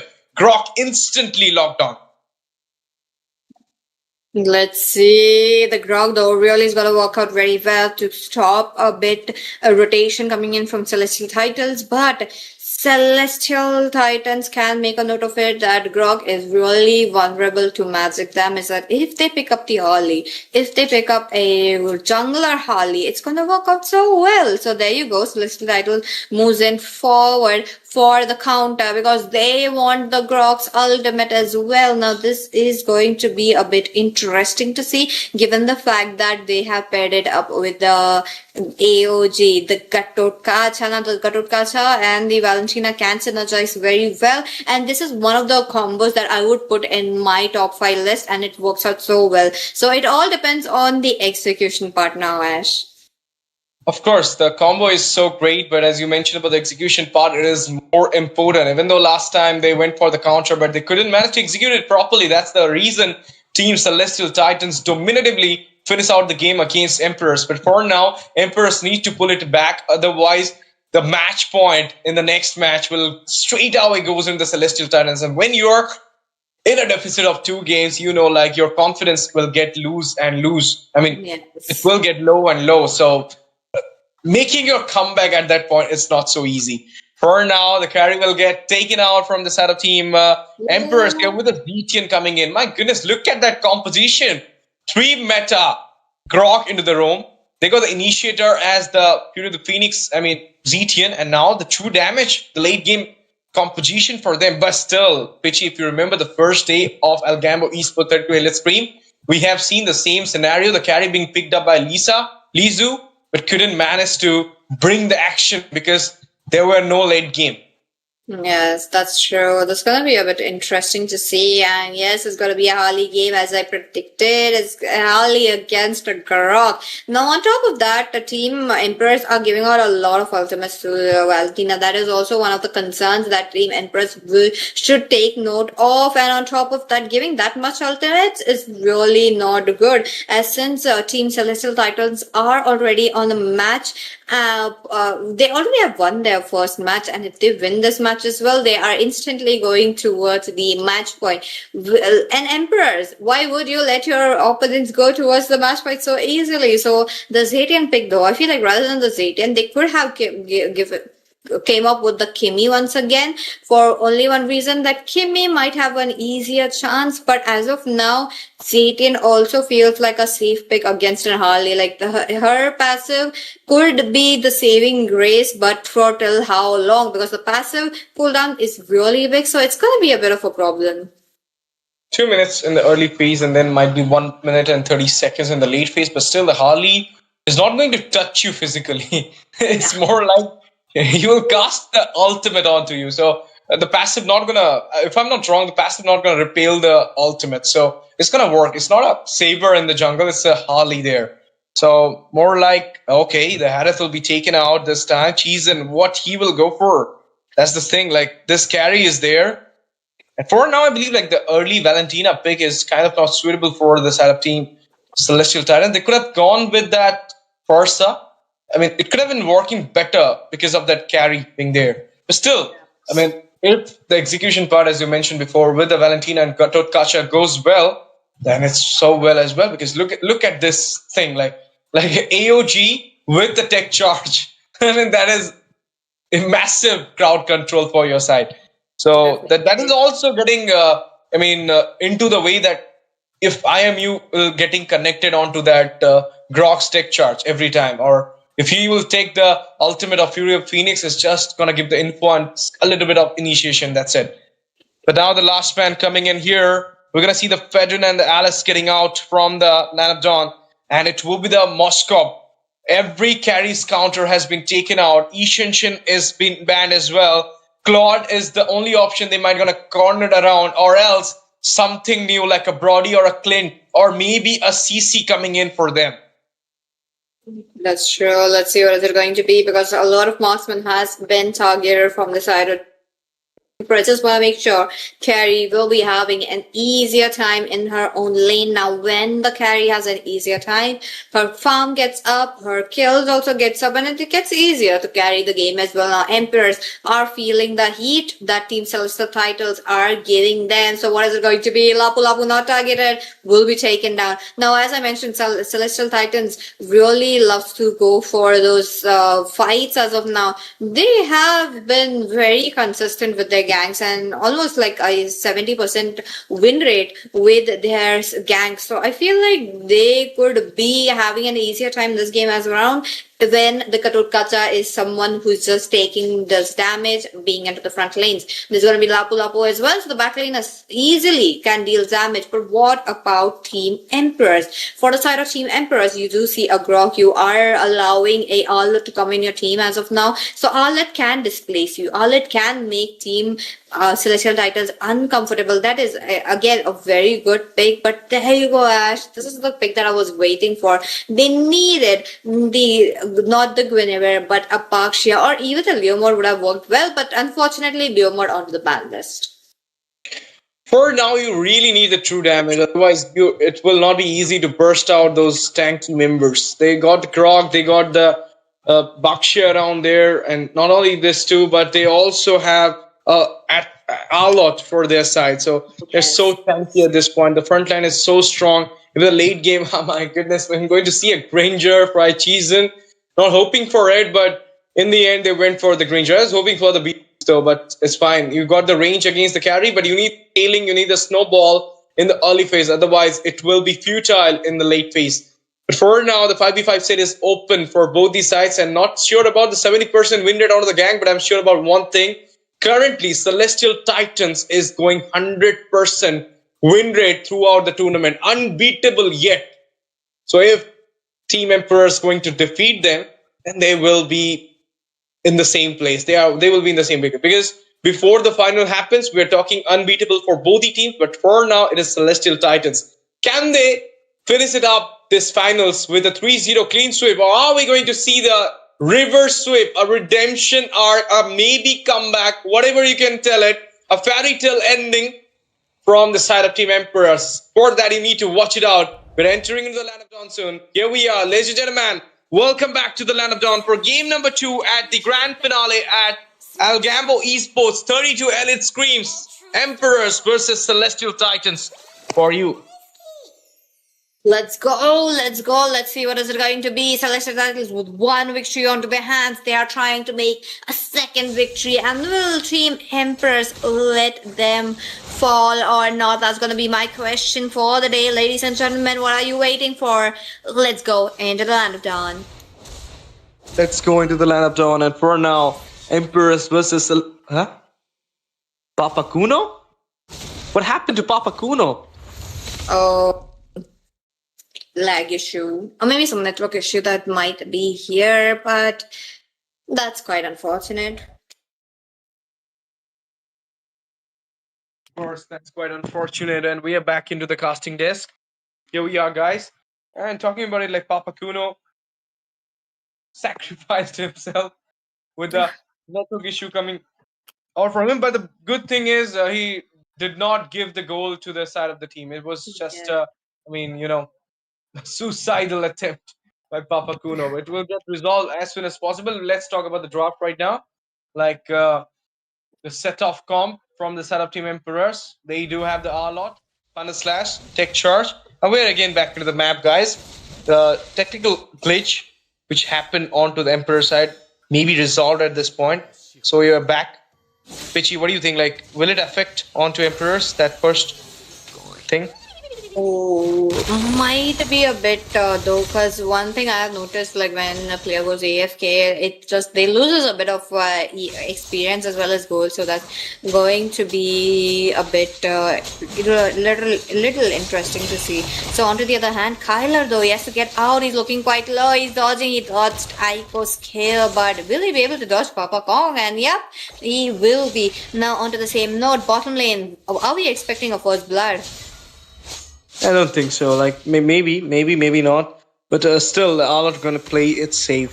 It's just the EXP lane regular drama. You always see it. But for the Arlord getting not the spike before the turtle is also advantageous for the side of Celestial Titans. Might be going for the gank here. Gatot Kacha ready for it. He does have the flicker and will be baiting it out for the defense. There is a follow-up coming in as well. A little bit of taunt onto the Valentina. Goes back there. Revitalize used. Turtle on.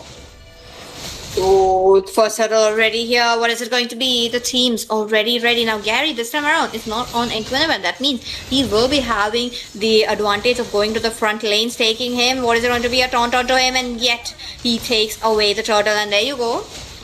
The fight coming in. British fighter used. Arlord and Slither might get taken out, but beautiful escape happened with those slash coming by him. GG escape with the help of the Crypt. My goodness, look at them. Cheezen also coming up with a rotation now this time around. Emperors also wants to make sure to get those a bit of a advantage as well, but they are a bit behind. Talking about them onto the gold, they have it because of the turtle. They are trying to up the gold difference that they have, but it's just the early games. Anything could happen because the mid game is quite important, and mid game is where you are trying to capitalize it all. On top of that, rejected one.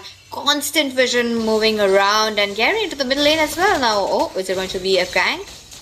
Rhapsody trying to go onto the carry, but couldn't manage to get up right now. Slither HP for the Valentina goes back to the sleeper zone, and beautiful escape with the AOG defense. Crazy there. Okay, AVL has already used up his flicker, so that's going to be a bit of a problem on how he's going to dodge, but him having constant support from the team is really good. Kyler, on the other hand, is unable to pick up anything. And you know what's crazy? No first blood yet. So that is just there. Oh, maybe a first blood coming in. Rejected one, looking quite low. Okay, goes back there into the safer side though. Cheezen going for those folks here. There is a follow-up coming out from Bad Boy Jope, but not gonna immaculate a first blood from the side of Team Emperors with those pokes. And now the second turtle is here. Pitchy, can you believe 4 minutes of the game? Second turtle is here, and we haven't seen the first blood yet. Slash coming in, does have the British fighter. The final slash already been used. British fighter comes in the way, held the minions. Goes back in the safer zone. That took the turret. Oh, what is it going to be? Look at that. Second turtle come already there. Gary, wait a minute. He's going to get a bit of a taunt, though that got missed out by the rejected one. But there is a tectonic charge from Bad Boy Jopep as well. We need to see the retribution right now. 50-50 action here. Tech charge being forced out from both these sides. Retreat again. Gary Sucker securing the turtle, and now the first blood onto Bad Boy Jopep here. Slain happened to rejected one. Beautiful follow from the carry from top to the bottom. Securing the turtle for his team. Securing the blood for his team. And now it's a 2-0 secured by Emperors with the turtle. Maybe a comeback is possible in this game. Highly possible. I feel like anything could be happening at the ALGAMBO 32 scrims. I have seen, like 2 comebacks in 1 match, so why not? That's possible. Ariel goes in with the spinning light wave. He's targeting Cheezen with the flicker, making sure he survives. Now this time around, Cheezen is also getting the heat, so that means he'll have to position himself very well. Kyler, on the other hand, unable to get that early game. Looks him this time around into the mid lane. If you would have traded the Grok, I think then they should have picked out this carry for their side. But now the Ranger is not getting the snowballing. That's the reason, if the carry get the skill, the damage, in the late game you cannot do anything else. For now it's just the start 2-0. Great start for Emperors. They're playing it safe. They don't want to go for aggressive attack kind of comp. And that's a good idea though. And you have a Harley onto your side. They got Vaksha into the jungle, so obviously they have proper sustain for their side. You need to take out the damage dealer, then the match will easily be into your hand. That's true, but for taking out the damage dealers is gonna be too much because the Emperors, they have the HP on front of the This is what I was talking about. Gary is able to sustain so much. AOG coming in into the defense while Kyler. Okay, Kyler goes in with the Harley's hat, but down double onto Kyler. Might be a triple up. Avio with the triple.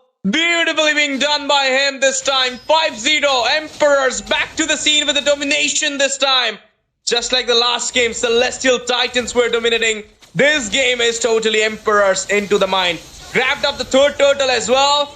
And a structure onto the top. Cross-map play coming in. Gonna grab up the structure, but nothing gonna happen with that. They have a lead of just 400. I mean, the goal lead is not so high though. That's true. That's true. Look at them. It seems the AVL will be taking down the mid turret. Now with the mid turret, it's going to be a little easy to capitalize onto the Harley, who does not have any kills, any type of assist as well. That's going to be a bit of a problem for Celestial Titans, because I think they might be regretting their Harley pick, despite being such a great pick. So something against a Grog, something against a carry, even the Harlot, but it is not working out just due to the Bakshia, who has been constantly taking down that neutral objectives. And on top of that, talking about the gold carry on 5.4, while Harley sits on 3.6. That is a massive gold gap between the junglers as well as the marksmen, and Celestial Titans, they are way behind on gold. Let's see for now. Celestial Titans, they're way behind the goal, but Kyler, he's forcing out the damage right now with that Harley, but it's not working the way it should be. It's 5-0 for now. He can't mark out Aviel in the early phase, and that's the reason Aviel is having a damage right now.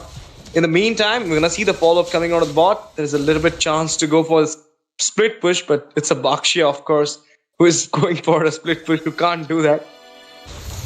Definitely, it's a Bakshia. Come on, he's supposed to be there onto the front lane, that's taking them too much damage. But onto the same note, Team Emperors have been constantly very much onto the neutral objectives. This was a bit of a surprise, because the last game it was not it, and I have seen the Guinevere. I feel like the Guinevere is a bit of a bad luck for them, and this game around they might be just trying to turn the tide. Will they be able to do it successfully is going to be my question. And with that, the Lord is up, as we may be able to see more casualties coming in, because Bad Boy Jovev picks up Zaytian's ultimate, not the Grox. That's the reason I'm telling, like, Bad Boy Jovev went for the Valentina, but still the execution is not working so well. You had a chance to go for the Zaytian, even the carry, but no, you went for the Valentina first pick, even though the Sora was not around you. It's just because the Grok was there, you went for this Valentina, and now it's kind of not having the scaling. Because somehow Bad Boy Jovev is known for his safer and aggressive play, but now he's kind of burstless. Lord, Fear of the Phoenix, this time from Bad Boy Jovev. Retribution onto the mark for Grey X Sucker. And now the Bravest Fighter come in. Sliver of HP, managed to go back. Can he go for the final hit? Oh my goodness, the burst comes in there. Got his hand onto the Lapu. Unstoppable for Abiel. Managed to take down the two frontliners from Celestial Titans, and the score rise up to 7-0. And there will be the first blood coming out for the side of Celestial Titans after a 10-minute mark. 7-1 the score is, but still it is Team Emperors with all the structures getting secured in the mid and kills getting secured on the ganks. Definitely, look at them with the Lord as well. They are able to clear it out as quickly as possible. One kill into the hands of Celestial Titans. That means they can still go for more. The bottom structure, though, it is on the verge of taking down. That means Team Emperors will be trying to push down as one more time as well. But on to the same note, I do want to see how the team will be capitalizing, because Grog, though, he's all alone and he does have his backup, but I feel like that might be a bit late. Okay. It's for like Papa Kong, even though he have that network issue, but now he is reviving his team back into the scene. That's the thing, like, he falls down first, but that kill doesn't count because he got out by the tier, by the turrets. Then the comeback from the side of Team Emperors was literally remarkable, I'll say. I mean, 7-0 the score was. They just gave one kill at this point, and look at the structures. Every structures in the top and mid, outer structure and mid structure has already been taken out. It's just the mid tier 2 standing tall and those inhibitors with the holy shields, which may be taken out with the second lot. Definitely. What is it going to be? Team Celestial Titles will have to make decisions quickly as possible, given the fact that it is just 1 minute left. Now, with the 1 minute, they'll have to make sure that they are getting the Lord, because first Lord, they did not get it. That means the second Lord, Team Empress might be reaching towards the inhibitor. They do have a chance because Papa Kong has been delivering those tectonic charge on point. Let's see. For now, it is 7-1, and it's still not good for the setup team Celestial Titans. They're way behind with the goal lead, and if they will try their best to come back, they need to take out the carry first, and then the Zetian. Then only their comeback is possible, and for that, you need to go for the backline hindrance, and it is the Lapu Lapu who is getting deleted down by carry's true damage. So what you will do at this point, you have to mark it out with the Harley's penetration circle. Are you going to dodge him out with the tech charge being picked out by the Grog by that IMU? Let's see what it's going to be. There's a lot that could happen, and on top of that, the teams are already bottom lane. Harley goes back safely. Yep, somehow got safely back into the position, but for now the Lord is here. See Halbert being prioritized by the Granger here.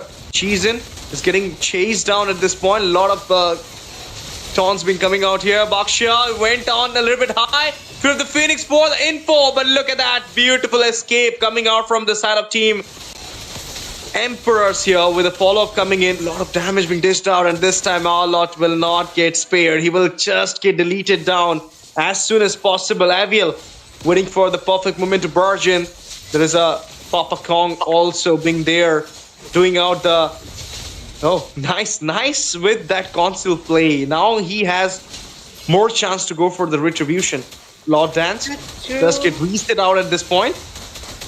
Oh, with the broken walls, they do have a chance to pull the Lord towards the pack as much as possible. So Celestial Titans are trying to do the same, but rejected one trying to make use of his passive. What is it going to be? Gary already in position with his retribution ready, while Kyler is struggling a bit. Now this time around, there is a bit of how they are trying to reset the Lord. This is the second time I'm seeing the Lord will be resetted. But AVL onto that Lord has the damage to melt it down. Kyler, will he be on time because he's getting targeted by the Grok? And there you go. It is going to be Gary with the Lord.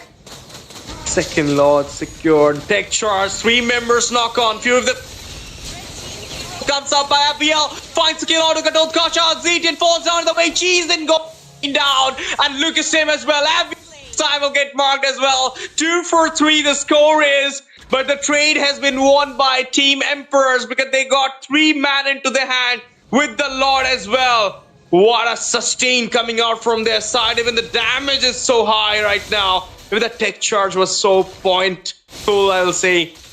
I mean, 3 members knock out. Grab those 3 members as well, and now going for the rush into the mid.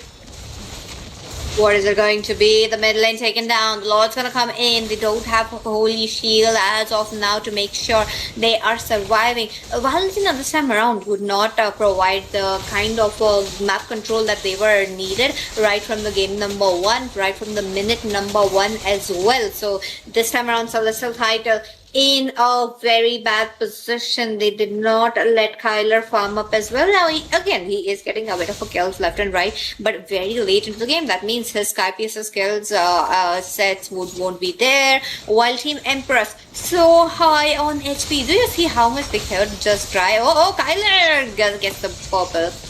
AOG popped up here. 2 men not gone away, but now the tech charge coming in. There is the Fury of the Phoenix for the initiation. Look at the damage. Finds the kill onto Cheese, then no range for Cheese to go back. And now the Harley had years, but damage getting hit onto him is so high for now that carry is deleting down every members from the side of Team Celestial Titans. They are struggling right now in this game so far.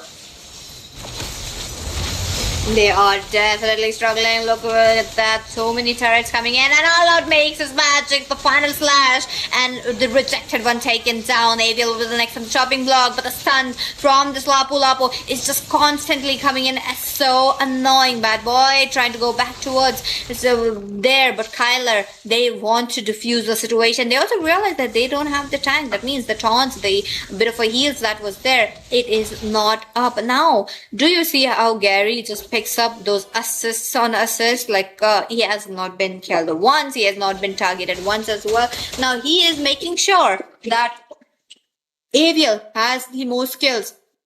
Aviel has the most gold as well. They are putting, Team Emperors are putting every single farm right there, and it is working out very well. But the only problem is Aviel has to position himself very well, because in the last team fight we did see what happened when he didn't. Of course, and for now it is Team Celestial Titans who are struggling so far, but got some kills in that last fight. I mean, onto the Aviel, of course.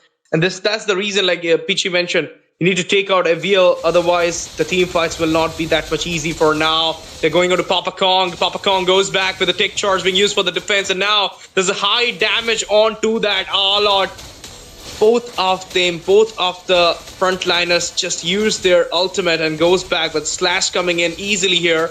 Might gonna go for the setup. Let's see who will have the retribution before that the Phoenix here. Skylar falls down. Richie on to Gary the Sucker.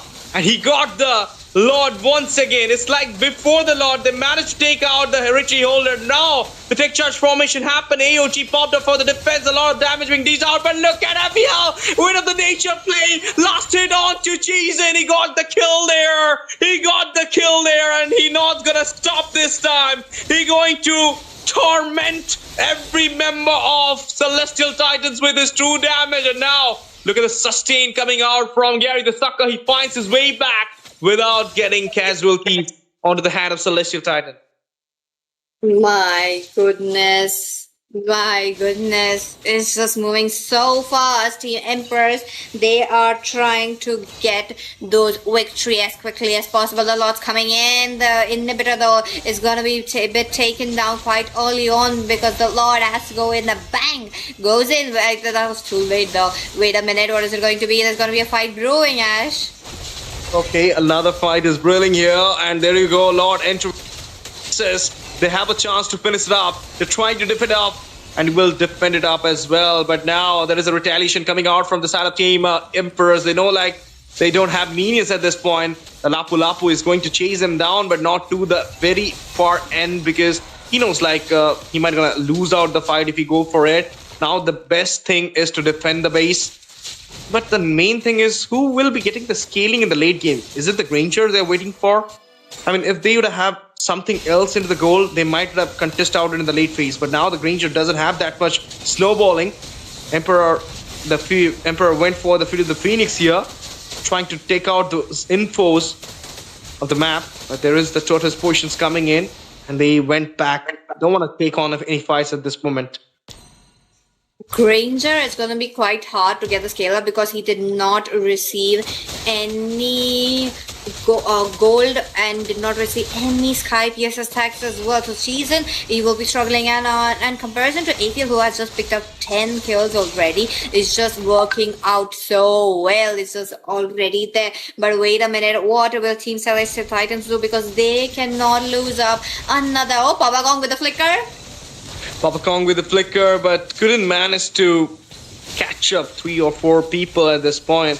That's the reason they are not going for the fight here. But look at that, Harlot goes with that final slash onto the Lapu Lapu for the Phoenix Seers. They went back with the help of the Blink. And now I feel like if Team Emperor would have went for some pick off here, there would have been more better place. But who needs? You're already in a better place right now. Papa Kong, look at him. Nobody is here to take down that much big croc. But he's a pillar of sustain right now for the set of Emperors. And there is no chance that you're going to see some lane pressure from the side of Team Celestial Titans at this point. They're not giving them the chance to even clear out the lanes properly. If they are clearing it out, if they're going for the lane pressure, they're just going in and clear out that too. So Emperors kind of immaculating that pressure with the turrets, with the tiers, and with the lane, so do in the team fights. Definitely look at them. What is it going to be? They have the chance to lose up this lot? It's okay. It's a best of 5, but you do want to try to take it in a very fashion, to try to make it towards a clean sweep. That is, if that is what Celestial Titles are going for, they cannot lose this lot. Now, Gary, on the other hand, along with the AVL, they're trying to melt down the lot as quickly as possible, but Papa Kong finding Kyler. Look at that. Beautifully zoning out at this point. Fury of the Phoenix used, but look at the damage popped up. Fury of the Phoenix this time coming out from the side of team Emperor. Lucas Tim falls down. River Lies popped up. Papa Kong goes down as well. It's a 1-for-1 trade, and at this moment, will they go for the zoning? I don't feel so. They're not in the vicinity. Can they take the Lord? Let's see what is happening. The retreat 50-50. Oh my goodness, it will be bad boy Joe Pep getting the Lord into his hand, and now they will retaliate back. Death Sonata coming out by Cheesin. What a start for the side of Team Celestial Titans. They are not giving it up. 22 minutes, 20 seconds of the game, and it's still going on. The Lord has been taken up by Celestial Titans. Bad boy Joe Pep, the man without the retribution.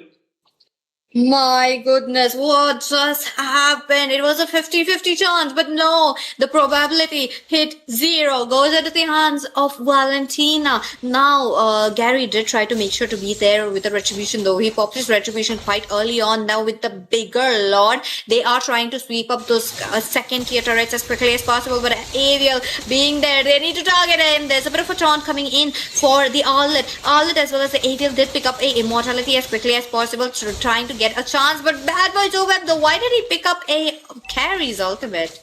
Look at Kyler going for the split push onto the board, and there will be the hindrance coming out from the Gary the Sucker as well. Managed to take out the secure that structure too, went back into the safer zone. He does have that lesser cooldown on the Hanley's hat. But now this is a 22-minute slot emerging out of the inhibitor. All the structure 2 on the top, and the bot has been taken out. The scenario is getting changed at this point. The structures are getting delivered for the side of Celestial Titans. They will also have the lane pressure on to Emperors. This is the change I was talking about. One victory miss, and the change will just get seen. Oh, not so easy to barge in when the all-out is on the guard. Let's see what are they going to do, because anything could happen on both sides. These teams are all ready for a team fight, because the tier 2 turrets are yet to fall down from the side of Team Emperors, while Team Celestial Titans are desperately finding that opening. They need that opening. They need to make sure to get another Lord as well. 30 seconds left for Emperors to make the move as well, because till how much late game that they could just push around, because it's already pushing towards 25 minutes onto the game. They are letting Ariel to do all the work. They are trying to make sure to give Arlet the space as well, but till how many minutes? Because at one point the game has to end, and on top of that, Celestial Titans are trying to find that opening that they are missing on the Lord here, but Gary is still into the bottom lane. Yeah, Gary's still on the bottom lane. They're trying to take out the Lord here. They might see the skirmish onto the Lord first. The zoning coming out from Papa Kong here, but it's just a normal zone. I feel like they should go for the lane pressure. They're already taken out on the bot side. Look at it. And this will deflect the side of Team Celestial Titans to go and clear the lane first, because they're also vulnerable to the base get open towards the side of Team Celestial, towards the side of Team Emperors at this moment.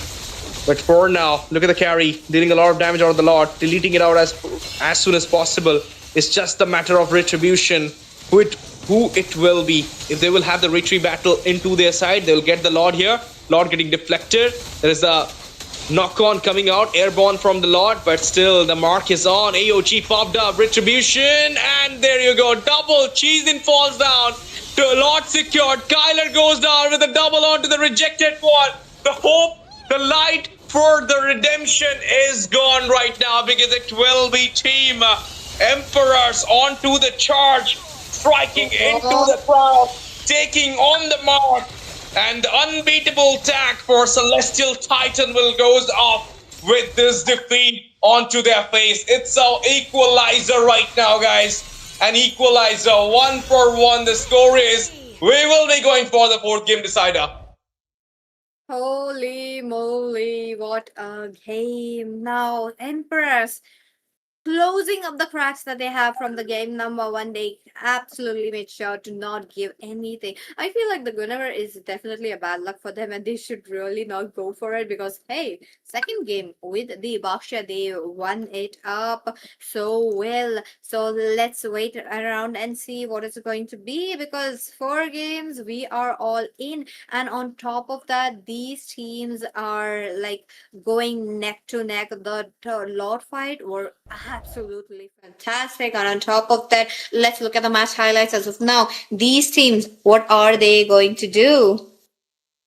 Of course, the way they channel out the turtles, every time the macro sequence is so accurate from the side of Team Emperors that they couldn't manage to lose out any turtles or any Lord. It's just that one Lord, and the game got shifted. But then we again saw the spike coming into the hand of Team Emperors onto the Celestial Titans. They grabbed up a double. I mean, even Papa Kong, who got that kill in the early phase because of the network issue, he got a double in the last. And then I'll obviously say that trading out that carry into the side of Emperor was the biggest mistake being done by Celestial Titans. And as you mentioned before, that this BO5 series will not going to be a one-sided one. This is the triple kill, the early start for the side of Emperor. They started it with the statement of triple kill by that carry. So obviously now you're going to see carry respect or maybe carry pick from the side of Team Celestial Titan. They're not going to leave out that carry. Going for the Granger against the carry is a good choice. In the early phase, you'll obviously have a proper 1v1 matchup in which you will have upper hand because of your range. But at the same time, when the late game will approach, if you don't have the snowball with the Granger, you will fall immediately as well. And in the end, till the end, we couldn't see the Cheesin doing enough good with that Granger's damage, and that's the reason they fall out again and again in each and every turtle fights, each and every neutral objective fights as well. That's true. Season though, he did struggle a bit in his own lanes, while we did not see any gangs coming up to the top as quickly as possible. Well, look at that. Aviel is just melting down. That's going to be a bit of a crazy gameplay that we were looking today. So on top of that, look at that. The damage was just a lot. Both the sides, they just made sure. There were a good chance that they took down Aviel. They were winning. Emperors did have it at the very last moment, but they let the crack widen up. What can I say? This is a kind of thing like MVP for the carry. Now it's totally into the mark. Aviel with that carry was the main X factor for Emperors to get on the match. Celestial Titans literally tricked up in the draft by the side of Team Emperor, and that's the reason they lose it out. Even the execution part as well. Look at the sustain they have. The Baksha, the Arlot, the Krog. I told you from the very beginning, you don't have a true damage. You need a true damage right now. You went for the Granger. Could have went for the Nathan. Then maybe the late game would have been into your hand. But it's fine. You went for the Granger and it couldn't shine as well. But it's just the second game. We are yet to go for more 3 games, or maybe you can finish it up with the 4th game by taking on this and the next game. So let's hope for it. But for now, we'll be taking a 4 to 5 minutes break and coming back stronger for the 3rd game. Let's see who will have the match point in the 4th one. Because for now, the score is equalized by both these sides. It's 1-1. Emperor with 1 win. Team Celestial Titans with 1 win. So please stay tuned with us. Don't go anywhere. Open up your chips packets. Stay hydrated. We'll be coming back soon after the break.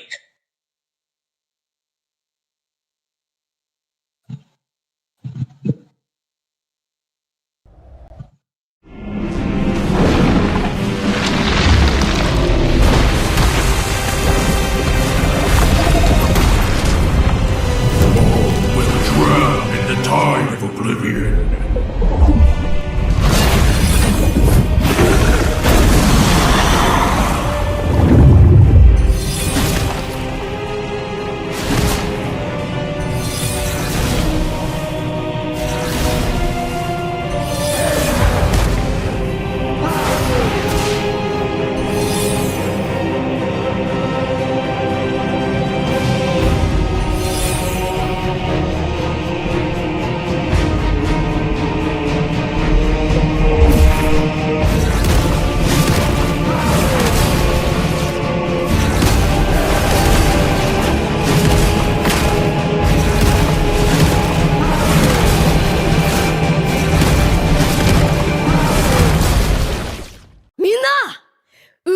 ナルトが帰ってきたぞ。飛来神の術。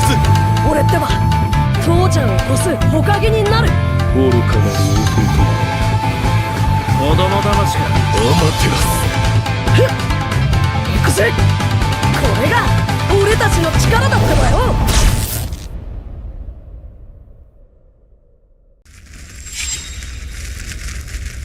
忍びにとって何より大切なのはチームワークだよ。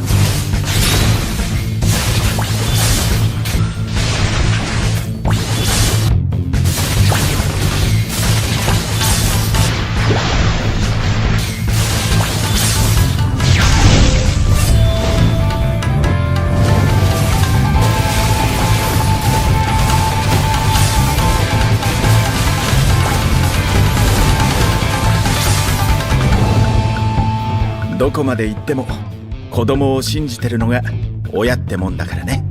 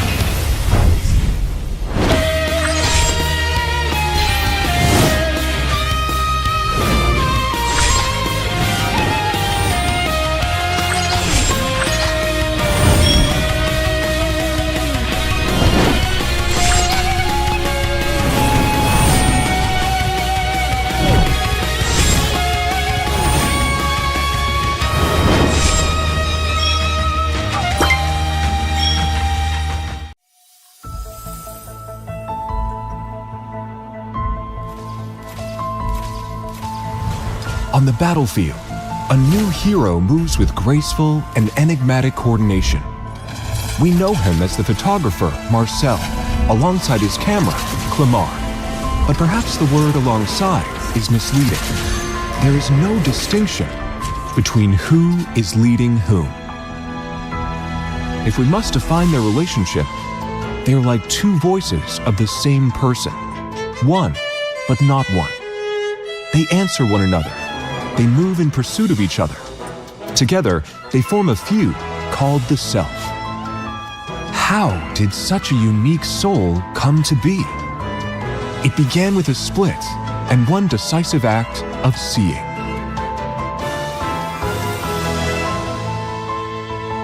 Some experiences are over in an instant, but their pain lasts a lifetime. In the moment he was abandoned, the weight became more than what young Marcel could bear. His soul chose an extreme form of self-preservation. It split into two. The part carrying pain, confusion, and raw emotion was later anchored to the camera by... Well, hello everybody. We're back into the banger Scrims powered by ALGAMBO Esports, MOBA 5v5 competitive scene. You're right now watching the grand finale, BO5 series. Already 2 games over. It is an equalizer right now, 1-1. Yep, Emperor got a win in the last game, and the early game start with the win for Celestial Titans. The carry does immaculated a lot of damage onto the side of team Celestial Titans. Not only that, the setups from the Grok Papa Kong was totally pressurized, keeping on pressurized to the side of team Celestial Titans. And today we are right now entering into the 3rd game, Pitchy. So whoever win this game will absolutely gonna play the 4th match as a match point. So do you think like Emperor now back into the track? They're like, yes, the first match goes the way it was, but now we are kind of energized. We know that we can win the game. We are back with the team. I feel like the confidence will be boosted from the side of Team Emperors as of now, so I would want to see how they will be trying to come back. Now, with a carry composition, they did make sure to put a tanky hero, a tanky jungler, and that worked out very well. So for them, like onto the early game, they capitalized it very well. Mid game, it was there onto their hands, and onto the late game as well. They did manage to get a bit of a cracks, but they closed it as quickly as possible. So Celestial Titans, what will be your answer? Will you guys be going for a respect bans or pick up carry yourself and show Emperors that you are also capable of winning with that kind of a hero? Yeah, they can try that thing as well. But for now, the respected bans are coming in here. Baksha will be taken out from the side of team Celestial Titans. You can see the Sora will be taken out as well from Emperors. And I believe this time they will never let that Jushin out in the second pick, as a second pick. Because last time they left it out and Bad Boy Chopip literally played it around them. But I believe Bad Boy Chopip should not go for the Valentina. He should go for something into the attack, like a Kimmy, like a Lunox kind of thing. Yes. But I don't like him playing those Valentina kind of thing. For now, they banned the Valentina here. They want to ban the Jushin and the Grok as well. First pick, is it a carry or Ishin Shin? A Freya was open, sorry. They're going for a Freya. And you know, the fun fact is, Lucas Tame can go for the Freya EXP. I agree. Freya, one of the heroes, even though she is nerfed in the last patch, yet the teams are picking it up, yet the teams are making play with this. So that's going to be a bit of an interesting gameplay to see. And on top of that, the teams will have to see, especially for Team Emperor, what will they be picking against a Freya. They'll have to check to see how they will be trying to manage it up, because Freya, there's only 2 kind of a gameplays that use the Zetian or even a Garud Kacha to make sure the Zetian clears up the lane as quickly as possible, because against a Kimi, you have to make sure, but hey, you were talking about the Harley, and the Harley does get banned. What are we expecting next? The Lapu Lapu? Yeah, maybe the Lapu Lapu, or maybe not the Lapu Lapu, because if they are kind of banning the Harley, then that's mean they know that Lucas team is going for the Alice. So that maybe that they will not ban that Lapu for their side, but from this side, Celestial Titans, they might gonna ban the Lapu. They already banned the Dragon. They want this Alice to play safe. They maybe force them out to go for the Phobius as well. For now, it will be the Phobius getting banned here. Not the Lapu, but the Phobius. And let's see what will be the last ban from the side of Team Celestial Titan. Before that, Emperors.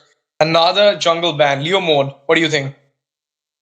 What is it going to be? Leo mod is much needed. Yep, there you go. Leo mod will be there. Now onto the jungle though. The Team Emperors will have to think about if the Alice is going to be a flex or not. But other than that, the cutout cards are taken out. I did wanted to see Celestial Titles picking it up, but since the last ban was there, that means Emperors will be picking up their next hero, and that could have been a cutout card. So they don't want to give it out, so hence the ban is already there. But at the same time, you do want something. Is it going to be a Khalid in the place of Rome, or is it going to be something else? Because the Grok, okay, Grok is banned. The Kalea also serves as another good hero. I do feel like Kalea might be coming up. Maybe a chance that they will force out that Kalea pick off for their side, or maybe the and you do have a chance to clear out the mid lane minions easily, so do you have a chance to go for those setups with the Raising Sandstorm. So Khalid with the Zetian combo do work, but at the same time you need some sustain onto your way. But now that's the high loss being taken out here. Not the Gatoth Kasha, it was the high loss. Gatoth Kasha got picked out by Grey Sucker. Not Grey Sucker. Grey Sucker is on that Suyu. So it's more like Papa Kong going for that Gatoth Kasha here. They got the setup. But for now, you're going to see the invasive potential with the Lancelot entering into the grand finale stage against a Suyu. Zing, zing, zing will be there. But at the same time, is it an early Gatoth Kasha pick? Could have gone for the Kaja? What do you think? Kaja, I feel like Kaja, though, they don't have a bit of a burst potential. I feel like Kaja works so well against burst heroes, so that is there. But other than that, the Gatoth Kasha, I was talking about how Team Celestial Titans have the last ban, so the Gatoth Kasha might be going, and that just happened. It was a bit of a bug coming in, so don't worry, guys, it has been fixed. Looks like Team Emperors did went up for the Gatoth Kasha. Now, interesting to see though, there is going to be a Lancelot. Now, I am curious to see how this Lancelot going to perform. One, the meta doesn't favor this hero. Two, it's going to be a bit iffy because there's tanky heroes, and how much can you tank? How much can you target? How much can you target the Kimi, the Suyu, and that's all you can do.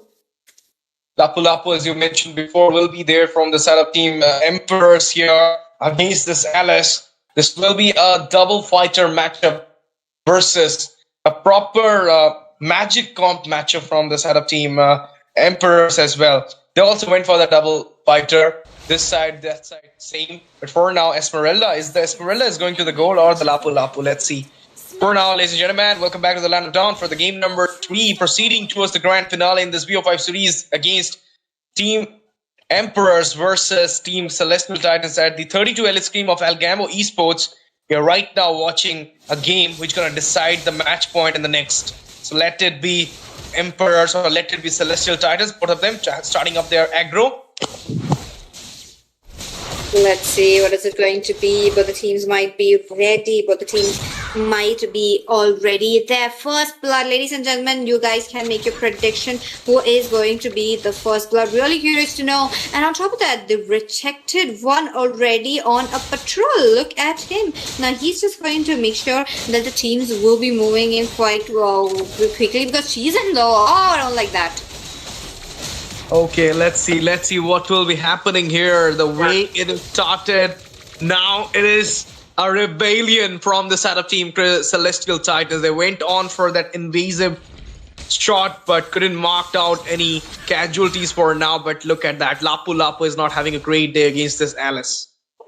Oh, it's an Alice though. The spell one would be really crazy coming in, so you would be have to making space for yourself, trying to make sure to not be in front of her. But first blood, really curious to know who just picks it up because there is quite a chance that any side could do that. Cheezen, on the other hand, did make a very risky move, but still comes out alive.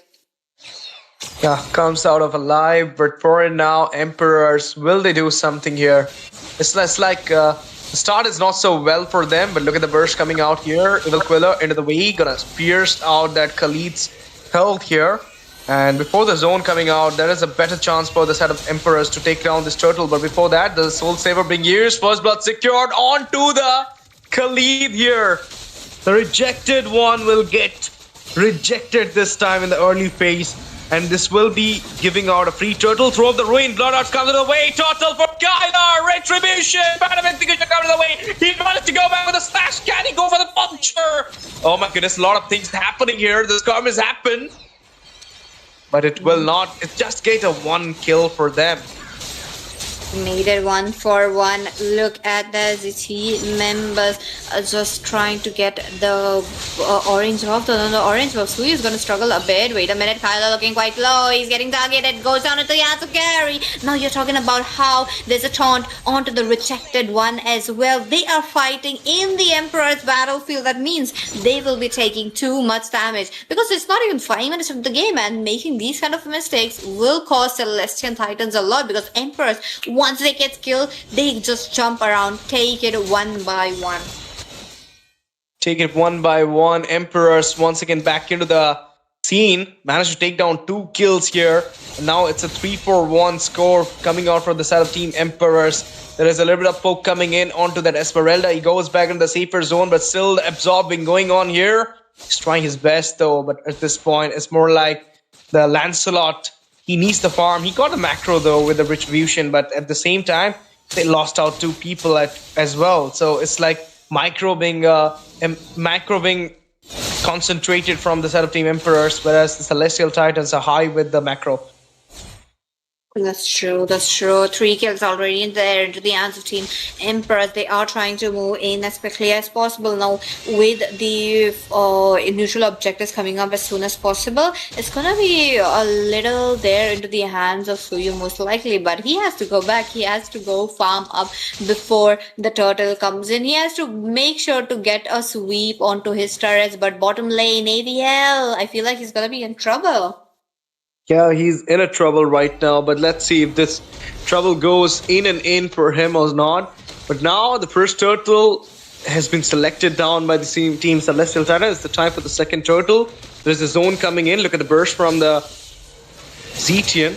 Gonna get that info with the Phoenix, but before that, there's a follow-up coming in with that beautiful skirmish. It's this time Crazy Sucker with the Retribution secured the turtle, going for the skirmish, finds a killing spree on to the rejected one, falls down immediately. Evil goes down as 2 right now in the mark.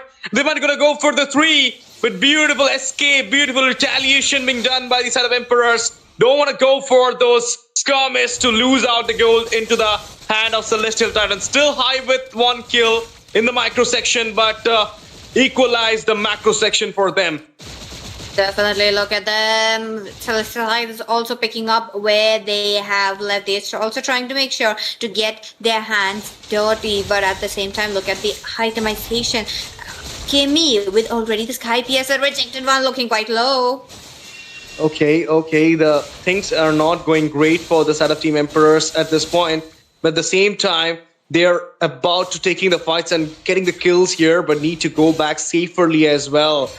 At this moment, it's like a little bit of chunky damage from that Alice might be the thing which will change the game for Celestial Titans as well. Movement coming out from the top, from the bot. It's more like they wants to go for the gank on the bot, but not sure about it. They just follow up into the mid as well. What are they going to do? It's going to be a little dicey though. Look at that. Obviously, the skirmish is happening at this moment. The burst coming in. There is the throw to the mid side. The AOG popped up. And look at the Soul Saber being used at this moment. Oh my goodness, Khalid, Papa Kong falls down with the Desert Tornado coming in as well. And now it's a slane onto the Gary the Sucker. In the meantime, the Stopper Moon comes to the way, but he's not going to find any casualties at this point. Look at the burst from the Zetian. In the meantime, we're going to see that comeback, a possible comeback being shown by Celestial Titans. It's just like a roller coaster ride. Now you saw it is Celestial Titans, then you'll see like Emperors will come their way. But for this turtle, it's an uncontested one for the side of Team Celestial Titans. Nobody's there in the vicinity to try it on. Definitely. Let's see what are they up to as of now. Suyu's purple buff a bit in jeopardy as of now. Well, like, it's looking like a little lighter, but at the same time, Celestial Titans are much more interested in trying to go towards their own jungle, towards their enemy's jungle, trying to make sure to get that advantage on. Because once Suyu, as you guys already know, if Suyu does get the snowball, it's gonna be a bit iffy. But now all the turtles are over. This means the teams will have to get ready for the Lord, and that is the main course of this match. So Ash, what is it going to be? Cheesin, he is in trouble. Cheesin is in trouble, but for now it's a 2v1 situation coming in. So Cheesin might take out Aviel. Aviel goes down there in the backside, getting the follow-up. Soul Saver coming the way. No. Just cancel it out. You don't want to go for the skirmish, you know, like, it's not a good choice to do so. You're losing out the fights because of the chunkiest amount of damage being given by Celestial Titans. That's the reason they're retaliating back. They might gonna go for the fight into the macro section when the neutral objective will appear in the land of dawn. But before that, they're not gonna take unnecessary fights here. That's a good decision as well. But for now, structures getting destroyed from the side of Team Celestial Titans. Grabbed up the mid tier 1 and now onto the top tier 1 as well. This is giving them a massive amount of lane expansion. Okay, Bravest Fighter onto Kyler a bit. Now the teams are moving in fast. They'll have to think about it in 20 seconds because the lot's gonna come in, but they want to fight. Okay, they're going for the skirmish though. Oh, no. It's Quilla. He managed to go. In 4-member cut of the way. Kimmy falls down. Slain on to Gary the Sucker. It might be a triple for Cheesin with the Valkyrie's Wrath. This Freya is cooking right now. Is Cheesin on to the cooking. And he will be taking care of the second tier as well. Sophomore mode. Abiel goes for the skirmish. There's the British fighter coming in the way as well. But look at the sustain being maintained by the Alice Lucas team here. Last one also. The first game also he took that Alice. This game also he's taking that Alice. And the setup he's providing, Pitchy, remarkable. Impeccably good. Definitely look at him. He's able to pick up a triple kill. On top of that, Team Celestial Titans with the Lord. Now the Lord's gonna come in as quickly as possible. But onto that, before that, there's gonna be a fight. Aviel, he's trying to make sure that the turret survives. Yep, Structure 2 falling down here once again, and now they're going for the gank onto that Esmeralda from the ruin, raising Sandstorm 3 craft controlling ultimates onto a single member.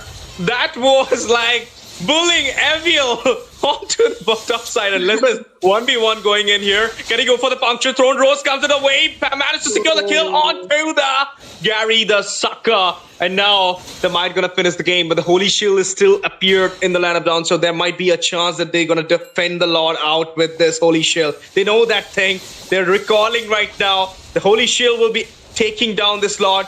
Defense happen here, trying to take down the Lord, and will be succeeded onto it as well. You need another Lord Pitchy for taking down Team Emperors at this moment.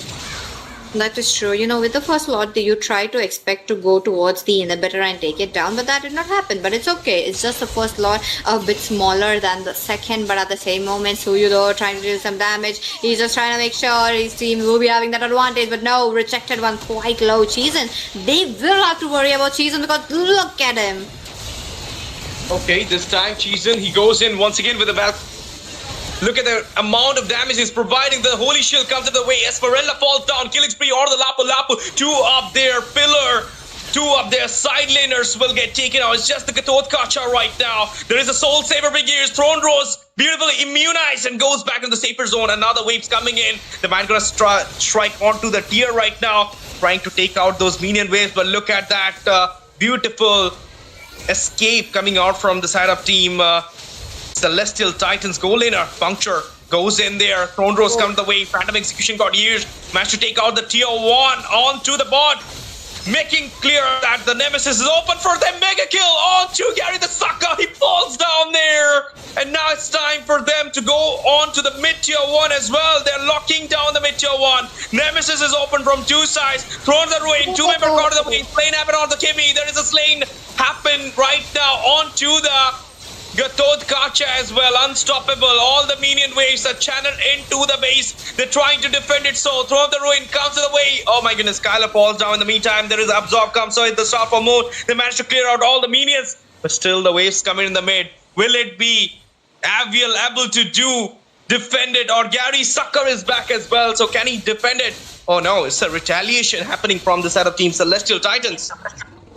What are they going to do? Because they did open up the mid inhibitor, so that is also a plus point into the hands of Team Celestial Titans. But Cheesin, this man needs to be stopped. Look at him. He is already on 509. That score really screams a lot good. And on top of that, he's trying to go in. That's almost the AOG falling onto him. He's trying to get stunned, but Kimmy though. Kimmy surviving, but not so long. Kill 1v4. There is the follow-up coming in, but he will be fine. He goes back into the safer zone. He's channeling up waves of minions into the base. Can he finish it up? Locking down the base at this moment. They need to clear the minions. The fight is going on. It is Abiel falling down. The throne of the ruin coming in. There is the kill on to Papa Kong as well. It's just the two members, and now the minions marching into the base. They need to clear it down. They're locking down the base from the behind as well. They're stalling the minions waves. But now, look at the damage. Amount of damage being given by the British fighter. It will be taking out rejected one. Blooded Huge managed to dodge out that slash, but now the Lord will be taken out easily, uncontestedly from the side of Team Celestial Titans.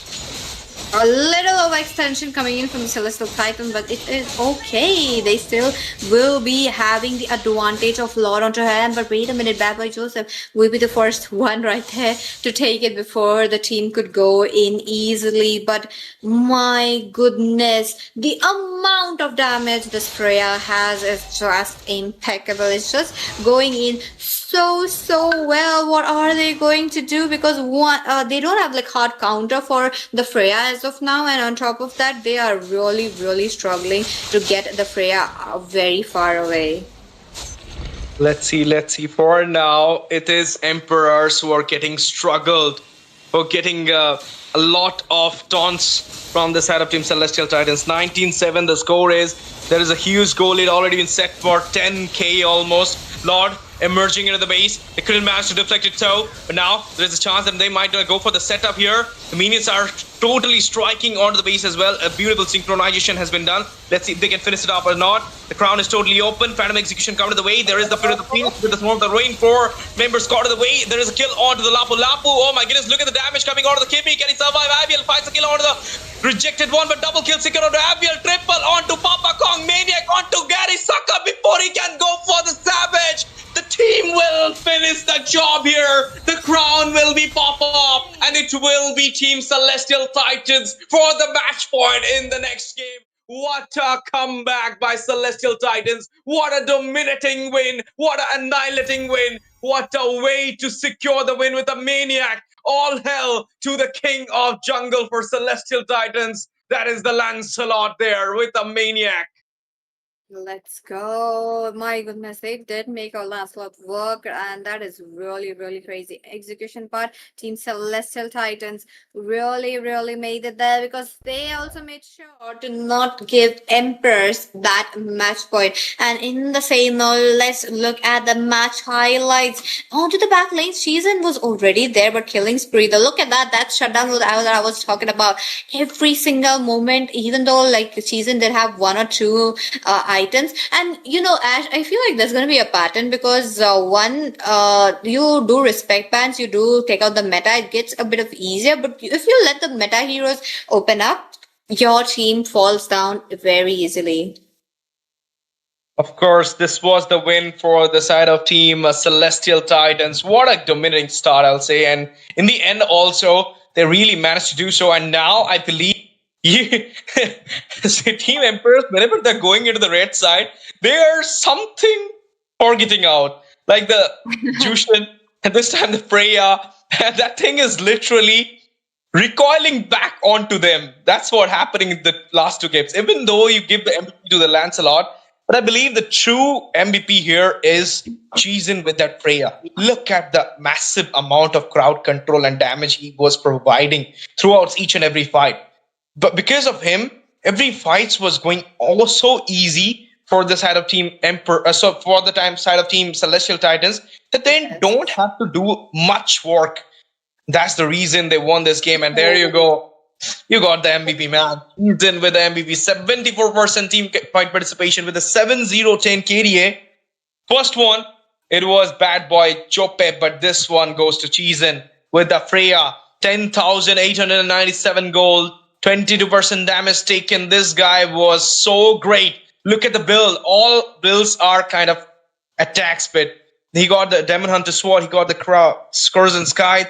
There is a Sea Halberd to take down that Esmeralda and Lapu Lapu. I mean, situational-wise build has been created by none other than Cheesin. So obviously the win goes to the side of Celestial Titans, making them the way for a match point in the 4th game.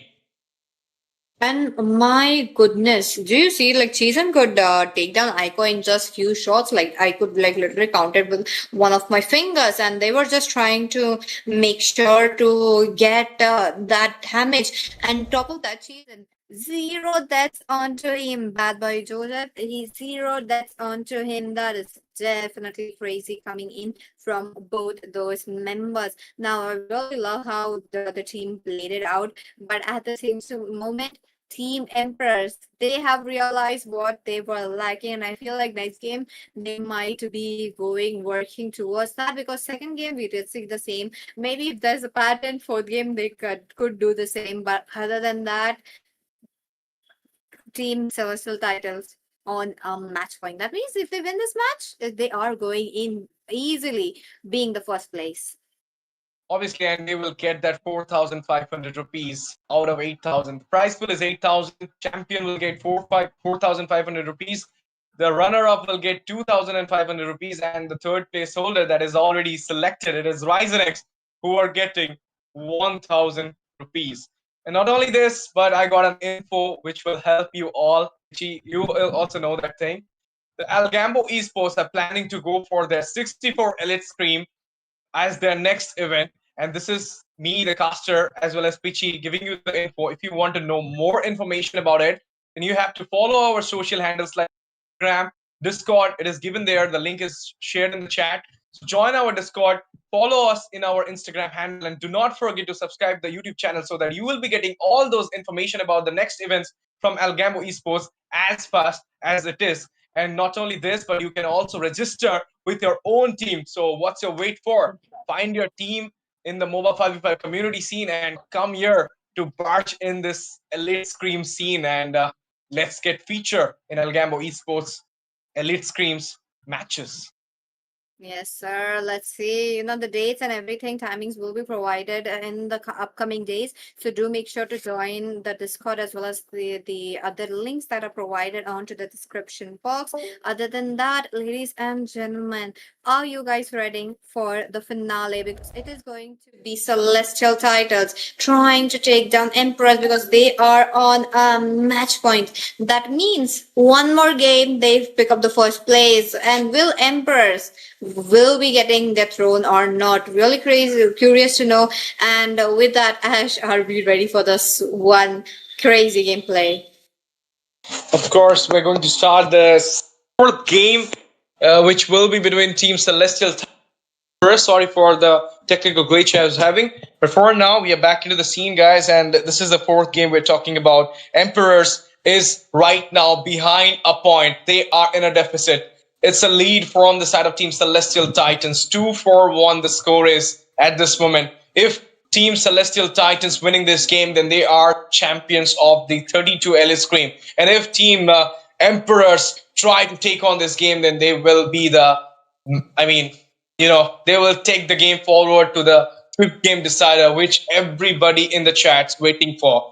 But for now, there will be the respect of the Sora and the Freya as well. Into the red side, we're going to see the Tushin and the Grog getting banned, and maybe the Bakshia will join them as well. But the carry is still open this time. Do you think a carry pick is coming out from Emperors? Because last time, the carry was the match decider for them, in which they managed to pull the game into a fourth game decider, Pichi. Definitely. I feel like that hero will be banned.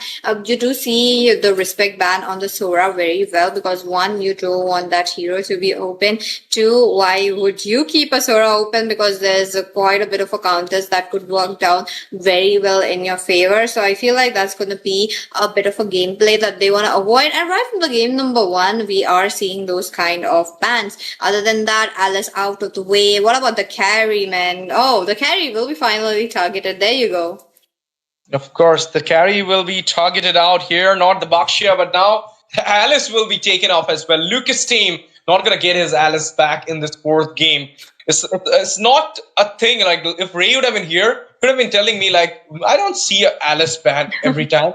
But this is the thing, Lucas' team is playing so well with that Alice that you need to fear it off and you need to ban it as well. That's why they banned it onto the strain.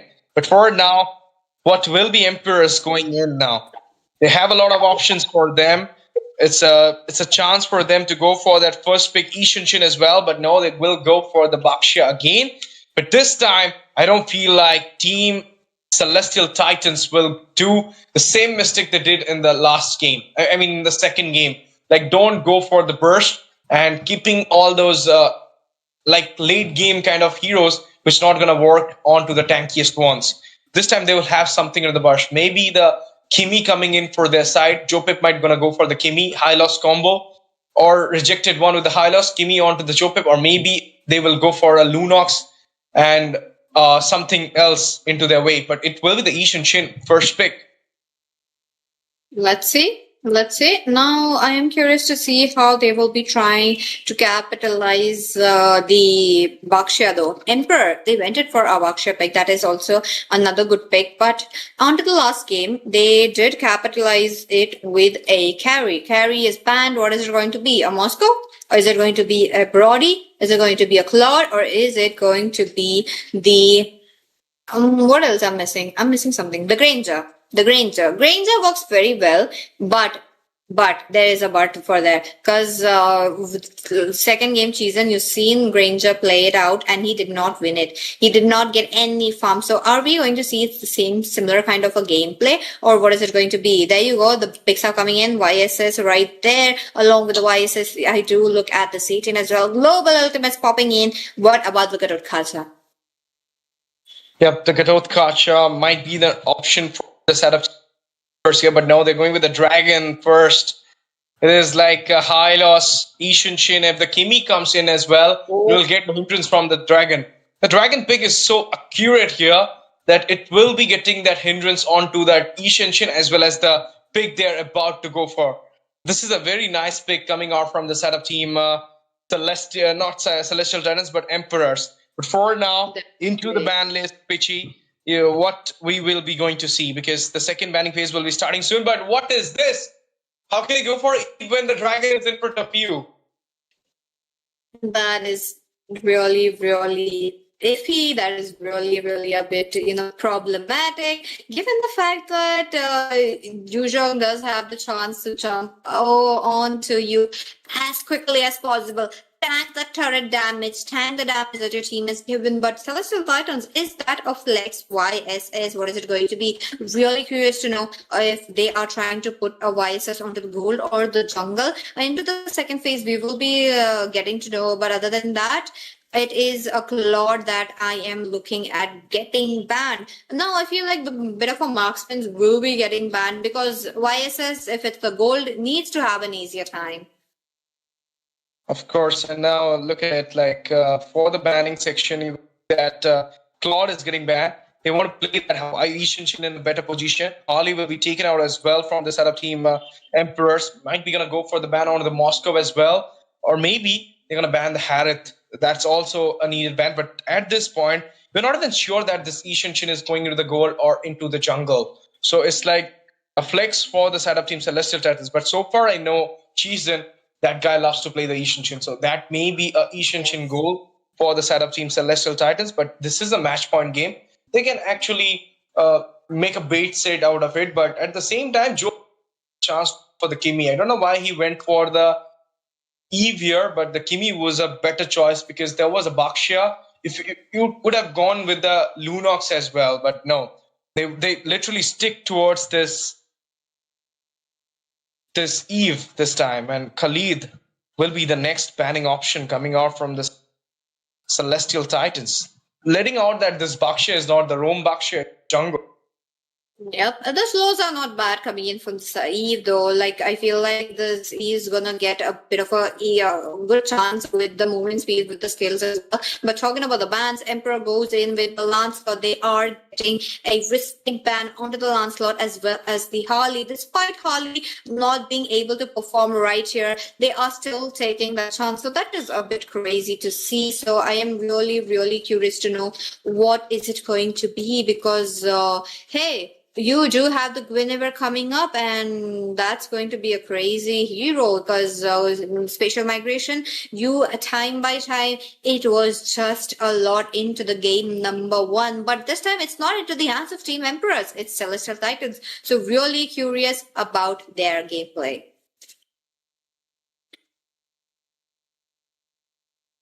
Okay, let's see, guys. Lancelot taken out at point. Moscow, I told you, might be a chance they want to Moscow out, but they left that Moscow out there. So Moscow comes in the way for Emperors, and that's a raunchy pick coming out. A first entry for the Badang in the grand finale. First time from the setup team Emperors. They went for this setup, and from this side, you're going to see the Gwynny in the jungle. And what will be the last pick? Is it something better in the EXP against that dragon? You need something to make that dragon humble. Maybe the Lapu Lapu from Lucas Tim, but Lapu Lapu did not work in the second game. So is the Lapu Lapu is like a curse right now? Because whoever team taking the Lapu Lapu are losing out. That's true. That's true. And if they don't opt for that kind of a hero, what are they going to go? Because there is a bit of a chance as well. But oh, Ash, we got that Lapu Lapu once again. Celestial title, giving that into the hands of Luke. Now, really curious now how they will be working out, because it's Emperors this time around do have a solid chance with the damage. Overall damage right from the early game, while Celestial Titans will be struggling a bit during the early game. And it's just only the Eve so far I can see that could deal those kind of a continuous damage, trying to match it up with Emperors, because only Eve is there is going to be really problems. So this is the draft, ladies and gentlemen. Are you guys ready to see if Celestial Titans wins it out and takes the first play, or is it going to be Team Emperors giving it all their might, trying to go to the game number 5? Yeah, let's see what will be happening at this point. Celestial Titans versus Team Emperors is getting packed up, guys. Ladies and gentlemen, lineup down for the game number 4. The pack-up action is more thrilled right now because it is the grand finale and match point for Celestial Titans, whereas Emperor is going to play a do or die. Let's see, ladies and gentlemen, here you go. Teams are all ready, and on top of that, really curious to see what we would be expecting now. It is going to be a full-on match because Celestial Titans, they know they can do it, and on top of that, Emperors, they also know that they could do it as well. Who's going to be the first blood? Really curious to know from you, audience, because yes, I am there into the chat section looking at your predictions as well. Let's see. Celestial Titans, Flicker fogged up. There you go. He goes back into the safer zone. He's about to get at the first blood for the setup Emperors. It's just like the second game's recap at this moment. Celestial Titans, can they do it? Can they manage to make the way onto the victory? Or we're going to see the late game, 5th game decider. His Emperors are not so, hectic to give it up as easy as possible. But for now, it's a defensive start from both these sides. And even the Guinevere is kind of losing factor for both these sides. So whoever getting the Guinevere and the Lapu Lapu are losing. And this time, 2 of the heroes are into the hand of Celestial Titans. So not so sure that what's going to happen. Let's see. Now, I am again really curious to see though. And on top of that, no first blood coming in. There's a bit of a rotation coming in from the high-low, so that is looking quite good. But AVL already low. He makes a move, but he knows he has to get the minion just right there. Yep, and the turtle is on for both these sides. Let's see who will have turtle for that. GG rotation being done by the setup team Titans here. Look at the way they are positioning themselves in the bush. They might going to go for the contest before that. You're going to see the turtle dance being done by the Baksha here. Lapu Lapu goes into the British fighters, charges out there. The fish crack coming the way. There is a black dragon for the zone. Turtle's potions used as well. Revitalizing popping over there. Hyla's going for the taunt. There is a double petrify combo coming in. Fury of the Phoenix and first blood secured by none other than the dragon. He managed to take out the Richie holder, but in the meantime, Papa Kong falls down. The RWM giving out a lot of damage. Will be taking out the Yuzong as well. But the turtle eventually goes into the hand of Saka. Let's go, Emperors. They want to make sure to get that early game into their hands. But this time around, Cheelan is on the YSS. It's on a hero that the meta really favors, and on top of that, his scaling really works out very well. You will be seeing him dealing a bit of a damage during the mid game, but it is purely onto the late game how he will be having that max advantage. So I'm curious to see. Okay, bottom lane, it's a normal 5v5. Both the teams are looking for the bravest fighter going in. Oh, might gonna take out the dragon as well. Lucas team 1v1 against the dragon.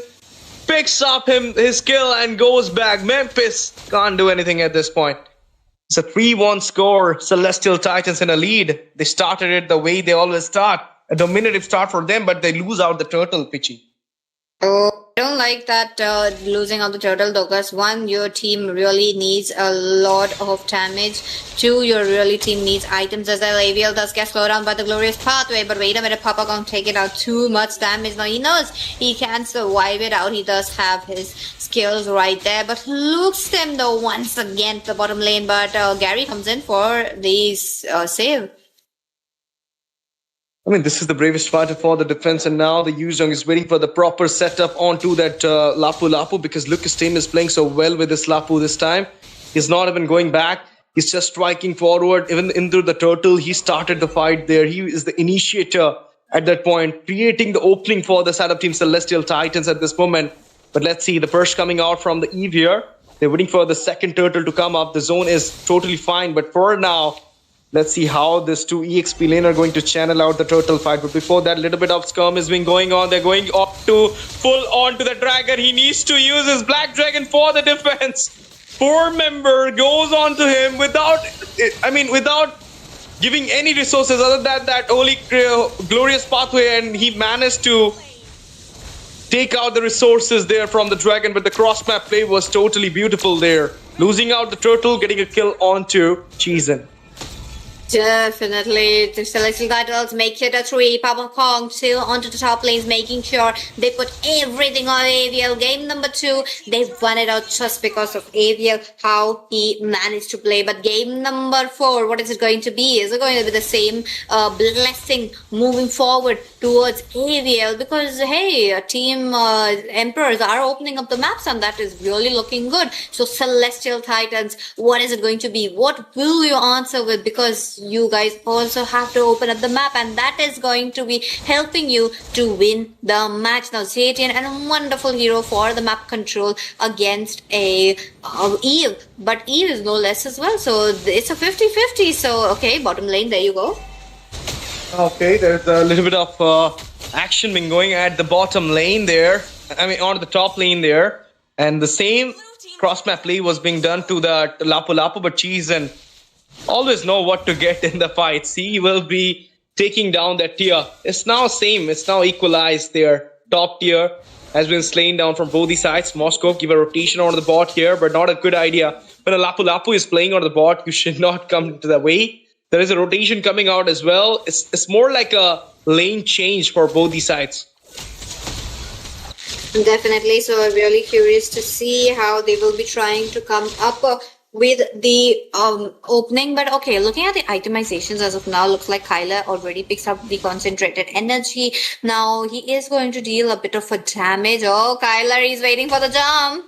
But Papa Kong for the rescue, he is there. He's just making sure Avil will be having an easier time this time around. Bakche is a very self-sufficient jungler. He doesn't need help from his jungler because he is tank himself. So, and picking up something like a Badang really works out very well. But Team Celestial Titans as well as Team Empress will have to get ready for the turtle. And this turtle is going to be a bit of a surprising because the team picks it up. Will be having a much of a bottom lane taken down, top lane as well. Not only going, but onto the turtle, the Padang falls down as well. This is the double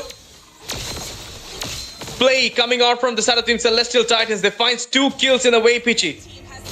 They do, but Glorious Father coming in, Zaytian with the flicker, mid lane will be taken down. Celestial Titans also making sure to open up the map as quickly as possible because Cheezen is doing the same. Okay, there is a little bit of skirmish coming in as kill on Winnie. falls down there. Fist crack is being done, but beautiful escape coming in. Yishin with the immune total potion used at this point. Oh my goodness, look at the dragon. Inch of health would have been taken out easily, but somehow managed to go back. But now the Bakshia is getting trolled here. The Monchakra release. Look at the damage coming out by Cheesin. Managed to secure the kill onto the Zetian. Not only that, Sucker falls down there. Tier 2 in danger. Look at the glorious pathway coming in. There is a slowdown happening. Dragon comes up. Went for the third skill. Went for the dive. Finds a kill onto that. High loss. Rejected one. Falls down. Couldn't manage to take down the tier though, but managed to give some trades for his team. 7-4 the score is. Go lead at a 14. Let's go. Celestial Titans also making sure to get their game onto their hands as quickly as possible, because hey, you extend it up. It's gonna be the Moscow farming it up, and on top of that, the Moscow having an easier time in his lane. So that means he is getting all those items, he's getting all those skills. So that is going to be a bit problematic, and you do not want that. So I am really curious to see how these teams will be moving forward, while there's a lot of pressure onto the bottom lane by the Luke. But as of now, Team Emperors will have to get ready for the Lord, because hey, it's just 20 seconds left. The Lord's going to be quite important, and Celestial Titans have been winning the neutral objectives. Of course, Celestial Titans 7-4 the score is. They're on a lead at this moment. And you're going to see that rotation coming out here inside the tier. A lot of damage being dished out. Airborne getting a lot of damage as well. Somehow managed to go back, but will be losing out that structure 2 onto the top. There's more scaling that Moscow needed at this point. Split pushing being done from the bot. We've got secured that structure for sure, but then just goes back into the safer zone as well. Now, there might be a chance that will be an uncontested Lord for the setup team Celestial Titans. They're going for the Lord dance though, but will they go for the contest? Let's see. Baksha is interested though. Let's see what is it going to be. This is the first Lord of the game. Celestial Titans, if they lose out the first Lord, the crack starts to begin to show, so they have to make sure to get it on. And yep, it's going to be Kyler with that. Zetian, a very good attempt on taking that Lord, but it was a bit too late. Other than that, the Lord's going to jump in, while Team Emperors are pushed towards their inhibitors. They are desperately making sure to not let go of the mid lane as of now. Yeah, 10 minutes, 30 seconds of the game. They have the Lord onto their wave. There's a spatial migration with the Valor game coming to the wave. Pathway popped up, Bravest Fighter used as well. Look at the burst coming out from the RWF, and the follow-up. The Black Dragon is coming in as well, but it will be the hindrance onto the Bakshia. He's getting all those damage absorbed by him. Again, RWF. This time, Dragon couldn't survive. The Dominance Ice will get acquired in the meantime by Lucas Tame. But without the Dragon, is it possible to defend the Lord? I don't think so. The Holy Shield is not there in the mid and onto the bot as well. The lane is getting synchronized. Pitchy? Yes, that's true. Look at them. A bit of a disrespect coming in. Celestial Titans, what is your answer? Do you want to end this game? Pick up the #1 spot at the ALGAMBO 32 Elite Sports, or do you guys want to stretch it out? Try to let Emperor take your spot, but wait a minute. There comes the special migration. Yeah, the spatial migration comes into the way. There is the mob trying to go for the Spear of Misery here. Will be securing the kill as well. They managed to defend the base somehow, Pitchy. But for now, the team is getting strangled at this point. Will they carry out the same spirit in the next 2 to 3 minutes? Because another Lord gonna come up. And if you're gonna gamble it out, then you might gonna lose it out as well. And this is a do or die set for yourself. So Emperors does have a lot of pressure onto their way, but they need to do something if they want to be the champion of the ALGAMBO Esports Elite 32 Scrims. Otherwise, they have to wait for the 64 Scream. It is coming soon though. And if you guys want to register it, then do follow our social handles and as well as the YouTube, so that you will get the link to get joined in the 64 Elite Scream. That's true. Really curious to see what we will be managing to get. Other than that, it is going to be how Celestial Titans making sure to synchronize their lanes. Now, I'm really curious to see, but other than that, is it going to be an end? Because Celestial Titans are playing it purely for the neutral objectives. 9 kills already gathered up onto them. It's just because how they were moving around. But other than that, look at them. They are sweeping every single creep. Their Emperors are also trying to close the goal gap, but the goal gap is a little up. And Emperors this time around will have to take the Lord, and if they don't, might be a game over. Might be a game over, might be Celestial Titans who gonna take over the game for them. No, God knows. But for now, this team gonna try their best. Look at the rotation, 3v2 rotation coming out from the side of team Celestial Titans right now. And this 3v2 rotation will actually help them out to secure the lane as well as the Lord zone. The vicinity is open for both these sides, but I believe Emperors might not gonna contest out the vicinity here, because if they're gonna contest it out, they're gonna gamble it out as well. But for now, they're a little bit sustained, and they need the damage dealer to grab on the team fight as well. Console play coming in the way. They might gonna go for the contest here. Retribution is so good of Sucker. Might gonna take out the Lord. SOD connected. Let's see. We'll have the retreat. It will be Sucker, of course. But now the spatial migration used. Cheesin got a shutdown there. The Moscow is dealing a lot of damage here. Gonna get a double onto the Eve. Might be a triple coming in as well. The wind got shifted down here. Kyler falls down. Boss coming in. It will be a kill onto the rejected one. Just the Lucas team surviving at this point. Minions marching out of the board. Is the game got deflected towards the side of Team Emperor's Pitchy? Oh no, Team Emperors, they have to push it out. They have to make sure that the minions are in directly marching towards the Crystal. Luke, will he be able to clear the Lord? Because he does have his bravest fighter onto him. And Chisholm also joins up as quickly as possible. 3-2-5 being the score. He needs to make sure to make his space, because Baran can jump in as quickly as possible. Teams from the Celestial Titans are coming in. But wait a minute, Baksha is also there. What are they going to do? They lost their mid inhibitor, the bot inhibitor as well. Zatian leaving in a sliver of HP. Crazy. They'll have to leave it though, and Celestial Titans for a safe defense.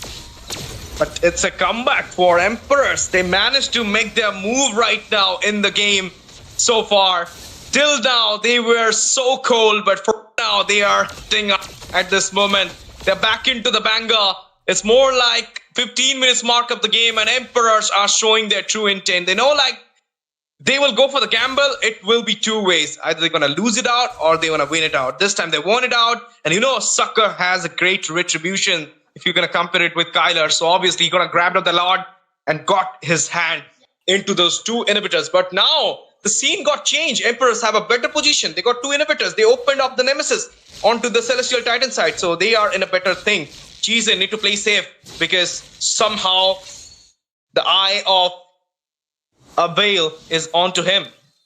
That is true. Team Emperor, I would really love to crown you the title of the Kings of Comebacks.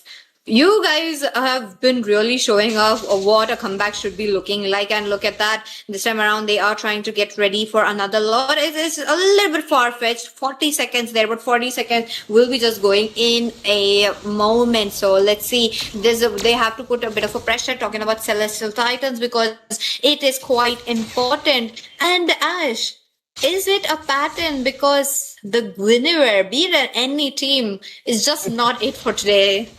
Not it for today, even the Lapu as well. So that's the thing, like, if it's a pattern, then Emperor going to win this game, and we will be casting out the fifth game decider as well.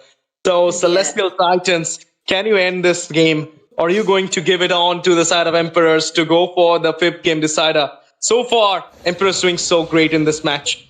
They managed to defend two lots. They took over the first, but now there is a little bit of overextension being shown here.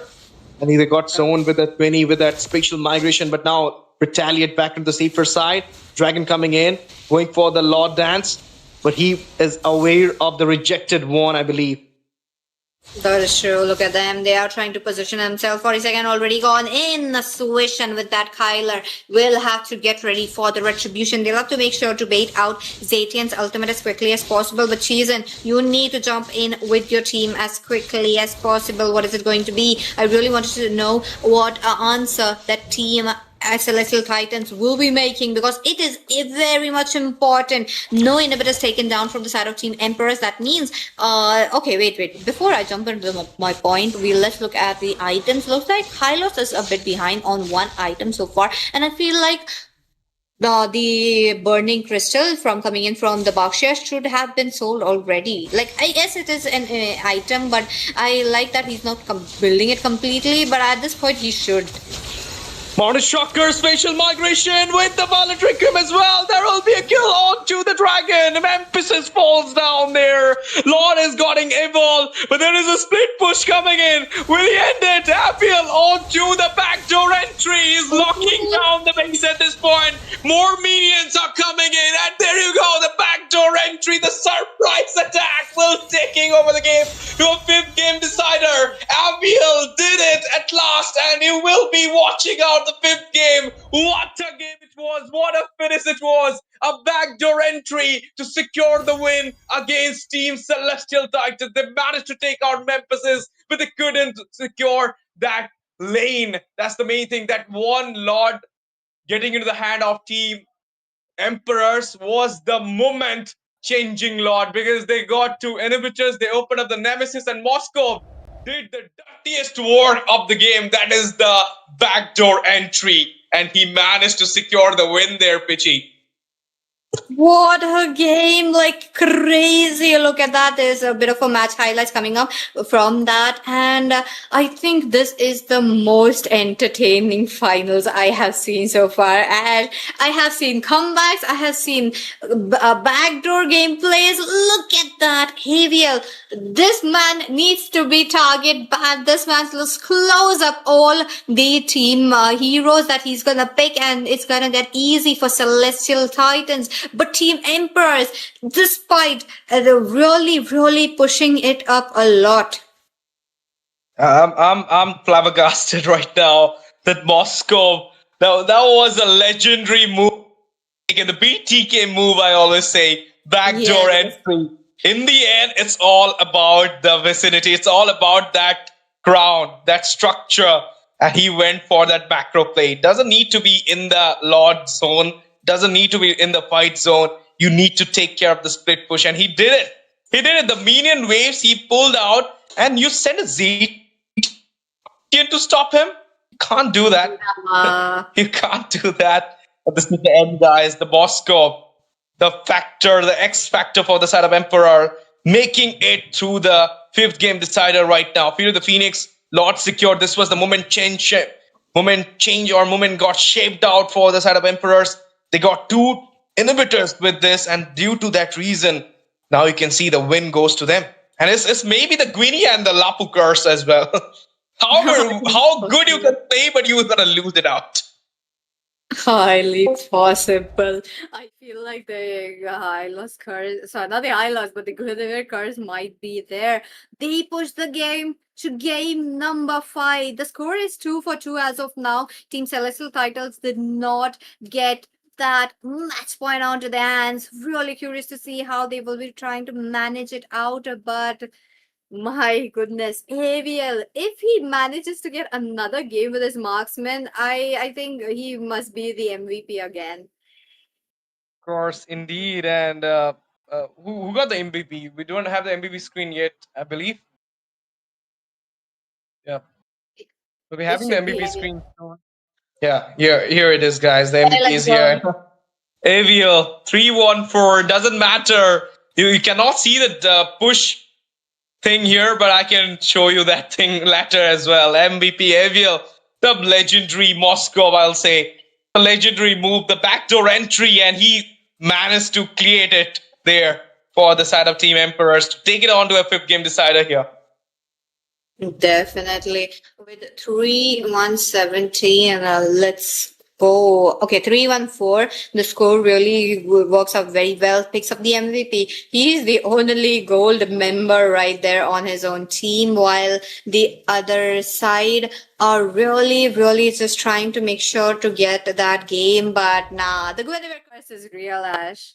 The Guinevere curse is real, but for now, I will be taking a short break of 2 minutes, and we'll come back by getting hydrated. You guys also get hydrated, because the game is getting more thrill right now. We don't know who's gonna win it, because it's not about who is taking macro, who is taking micro. It's all about who is playing it wisely. Moscow with the backdoor entry was not expected at all in the finals. This was the I mean, I will say the most thrillist final I have ever casted for. But for now, we're taking a short break, coming back soon into the game. Don't go anywhere, stay tuned with us because the fifth game is yet to come.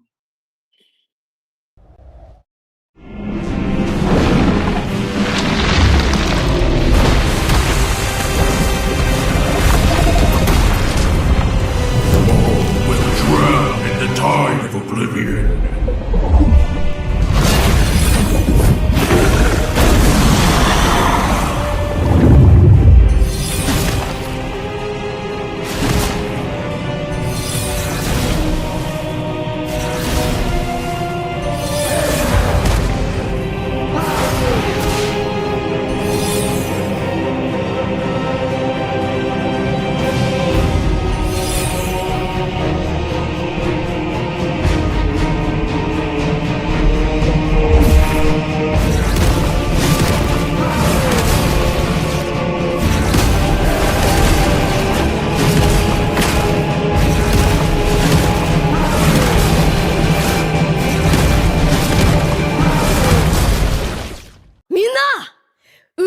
ナルトが帰ってきたぞ。飛来神の術。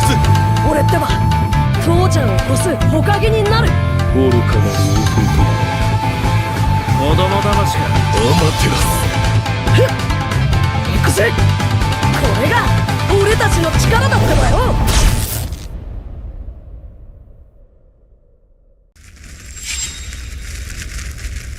忍びにとって何より大切なのはチームワークだよ。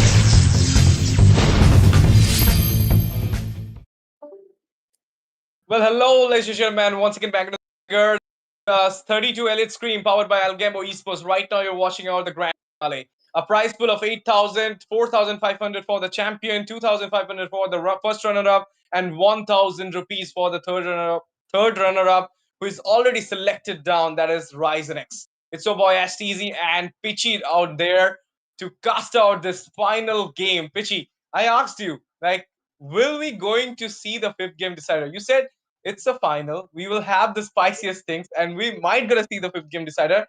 And there you go. The heavens call in here. Fifth game decider is on to the mark. Emperors versus Celestial Titans.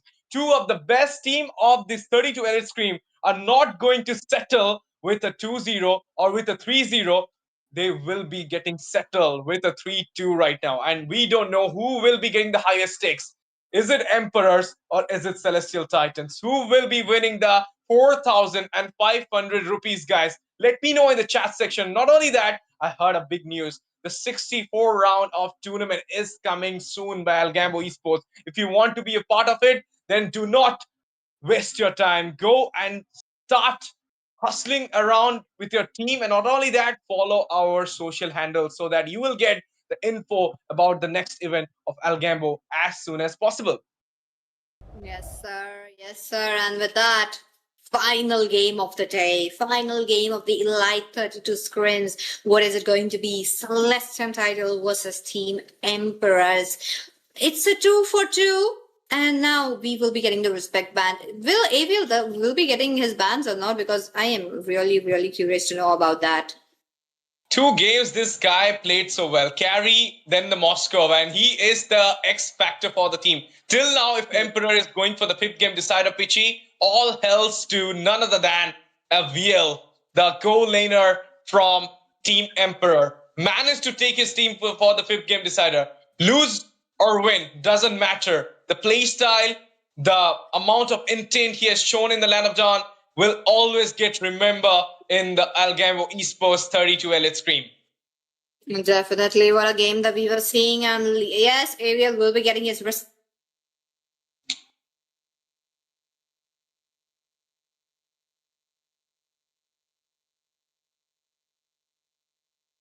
Yeah.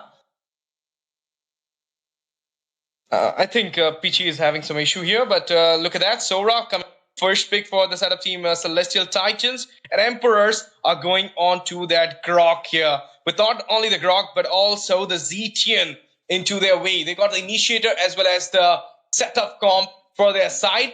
They're going like the second game pitchy, and not only that, I was hoping for the Valentina, but the Valentina got banned from the side of the Celestial Titans. Right now, Celestial Titans, what they will prepare for the jungle is the Leo mode is the option, or the Suyu will be the opening for them. Otherwise, they can also target out that Harley for them. This is the fifth game decided, the final call for both these sides. They need to go for their best, and they have to play their best as well. Their S play. If they will not show their best game, then they will regret it later, because with this lose, you will be losing out 4,500 and the title of the champion.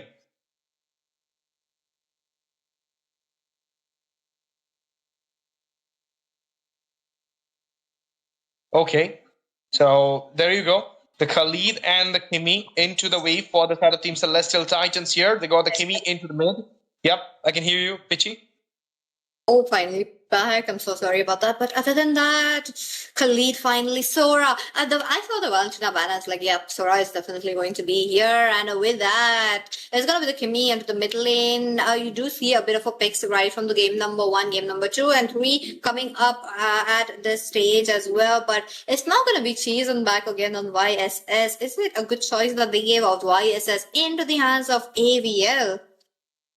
AVL this time going for the Ishinshin, and they lose out the Ishinshin match, if you remember. We're talking about the Grok this game with the Ishinshin and the Zetian, 2 global ultimates for their side, 2 info machines for their side. They'll get a lot of information from the side of Celestial Titans. But is the info is the best thing? You have to go for the damage deal as well. For now, will be your jungle priority. From the side of team Celestial Titans, they went for the early game aggression, and at last, by the God grace, we are going to see bad boy Chopip with his Kimi. I mean, he was not picking this Kimi yet. So now I feel like जब matter बड़ा होता है, तब Chopip का Kimi खड़ा होता है. So it's the moment he went for the Kimi pick for himself. Let's see what they will be trying to do, because hey, the matchup's really looking good for the first phase. Second phase, there is a bit of a respect bans coming up. You do see the Landscott getting banned. You do see the Yuzhong also getting banned. But what about something like a, jungler? Because Leo mode is open. I do want to see Leo mode getting targeted as well. But will we be able to see a Lapu Lapu once again? Yeah, if the Lapu is coming, you know who is losing. The Lapu is the option, then you know the curse is also following them. So I don't think the Lapu curse will be presented here, but the Lancelot and the Leo mode will be taken out. So do the Yuzhong, and there might be a ban onto the maybe onto the roam, not to the roam, but onto the jungle maybe. Harley, they have an efficient chance to go for that Harley ban, but if team Emperors going for the Harley, they will be a little bit squishy pitchy. So they might gonna go for the Baxia. Or Bakshi is banned though. Moscow. God, the respect again. Do you think this is an Ishinshin jungle? I would say a 20% chance, because AVL, though, he's much more good at the traditional marksman. So I feel like there might be a gold being Lord, and Harley being introduced, it is going to be a YSS gold this time around. Cheesin, what will he pick, and what will he do against the YSS? Against the YSS, what will be the option? Is it the Sora gold? Who knows? Cheesin onto the Sora for the gold lane. Have already played it, the Freya. So maybe the Sora is the option this time. The Harley will be there. So much squishy drop coming out from the side of Emperors here. And they muck it wrong, if you will ask me. Like, that last ban onto the Moscow goes bad. But this is the Hayabusa game coming in. Off meta Hayabusa with an Uranus. And this is a Sora gold. Congratulations. Cheesin with a Sora gold against the Ishinshin. There is a Harley to mark. But they are a little bit sustained here. Can't break the drop properly, but I can say one thing: the thriller will be there. Absolute cinematic thriller you're going to experience in this 5th game decider for sure. Because this game is gonna get into the nerve, into the toe tickling kind of match. That's true. That's true. Because hey, the new introduction of the Hayabusa, as well as the Uranus and the Sora, I do want to see how Team Celestial Titans will be playing it up. But at the same time, Emperors really onto the heroes that they have played. They know the in and out of Team Celestial Titans. So what is it going to be? What is it going to be? 7 seconds left for Empress to pick. And is it going to be a Alapu Lapu? No, it's going to be the All-Lord, one of the heroes, very well suited for the EXP lane. Does very well as well, because you can have the chance to put your enemies in an uncomfortable position that the enemy will have to reposition themselves and then deal the damage. And by the time your team can capitalize the kills as well. So really curious to see what is it going to be. And here is it, the draft. Here is the draft, guys. Arlott went on to the EXP against that Uranus. There is the Harley there. And for the Harley, I believe they went for the Hayabusa. So it's more like, if you're going to break it out, survivability kind of tilted towards the side of Team Celestial Titans. That Uranus, as well as that Khalid and Sora picked 3 proper frontliner. And not only that, if you're going to talk about the early game composition, it is into the hand of Team Emperors right now. But sliding into the mid to late phase, Pitchy, we might going to see the composition getting marked out for the side of Team Celestial Titans. But here we are, ladies and gentlemen, for the 5th game decider for the Heaven's Call in this grand finale at ALGAMBO ESPORTS 32 Elite Screen. The match is not over. The game is not over. Let's see who will be the champion of this 32 Elite Screen. But before that, there is a network issue, so we'll be going for a pause. Okay, so we are getting a pause, and on top of that, the teams will have to see those. Now they are getting a bit of a time to just group up and discuss what can be done, because the draft is over. They have not gotten the first blood, and this is a very good time, and they should make use of the time. So let's see how they will be trying to group up as well. Now Hayabusa needs the snowball. How will they get the snowball towards Hayabusa? We're really curious to know. Yeah, the snowball is like, I mean, obviously, in the early phase, if the Hayabusa will have better snowballing, then definitely the Hayabusa are going to do better. But at the same time, you're vulnerable to that Harley, you're vulnerable to the Ishin Shin. Even the Ishin Shin can easily dodge out your ultimate with the help of the immune, the skill one. And the Harley's hat is the best option to get out from the Ugi Shadow kill. So all these things, even the passive of the Zetian, but still you went for the Hayabusa, like 3 counters for the Ugi Shadow kills, and you still went for the higher. So whom you gonna mark out? The Arlott, the Grok, they're the sustain, they're the frontliners for the team. So it's like a Hayabusa might be a useless pick, but at the same time, if it will be macrocentric, like if it will go for the turtles, then it might gonna get some change for the Celestial Titans. Last match, a very pressurized match. Lot of your picks, lot of your term cards has already been rolled out. So you went for something off meta. You went for something which was hidden in your pocket, but now you have to execute it properly. Otherwise, you know what will happening. It will be the loss stamping on the face of Celestial Titans. After all the way they did so well, they will eventually end it with a lose because of this Hayabusa. If it goes wrong, and Emperor, hats up to them. Losing the first game, taking on the second one, third going out of their hand, fourth also about to go out of their hand. Otherwise, that backdoor entry comes in the way. So obviously, Emperor has done their way to the finals, and they're about to, if they win this game, Pitchy, I would say Abiel is the real MVP. Agreed. Really want to see how they will be trying to capitalize it as well, because hey, we are back again with the YSS onto the goal lane. Last game we did see the same, but this game, what will they do? Now they do have an addition of Grok as well. Now the Grok is also another of a good hero, but till how long that they could rely on the Grok, till how long they could just rely on Kyler as well, because hey, Kyler needs to take up the snowball. But onto the top lane, Luke, first blood? First blood onto Luke. Oh, no. Luke finds his way back there. Luke's team as well as Memphis. It's like it's a classic thing. Luke kind of bullying Memphis from the very beginning of the game, from the very beginning of the matches. And now look at it. It's a Harley jungle. So of course, Grace Sucker will play a little bit safer in the early phase, but at the same time, he will be trying to get the turtle out for himself. But for now, there is a chance that we might gonna see the spike coming in for the side of team Emperors here. There's a little bit of a stun. Oh my, look at the damage from Jopip. Oh my god, he's in. Whoa, he makes it out alive. Look at that. That was definitely a bit crazy coming in, but at the same time, what will the members do? Because that was almost the first blood going down into the hands of Harley, and now the turtle is back.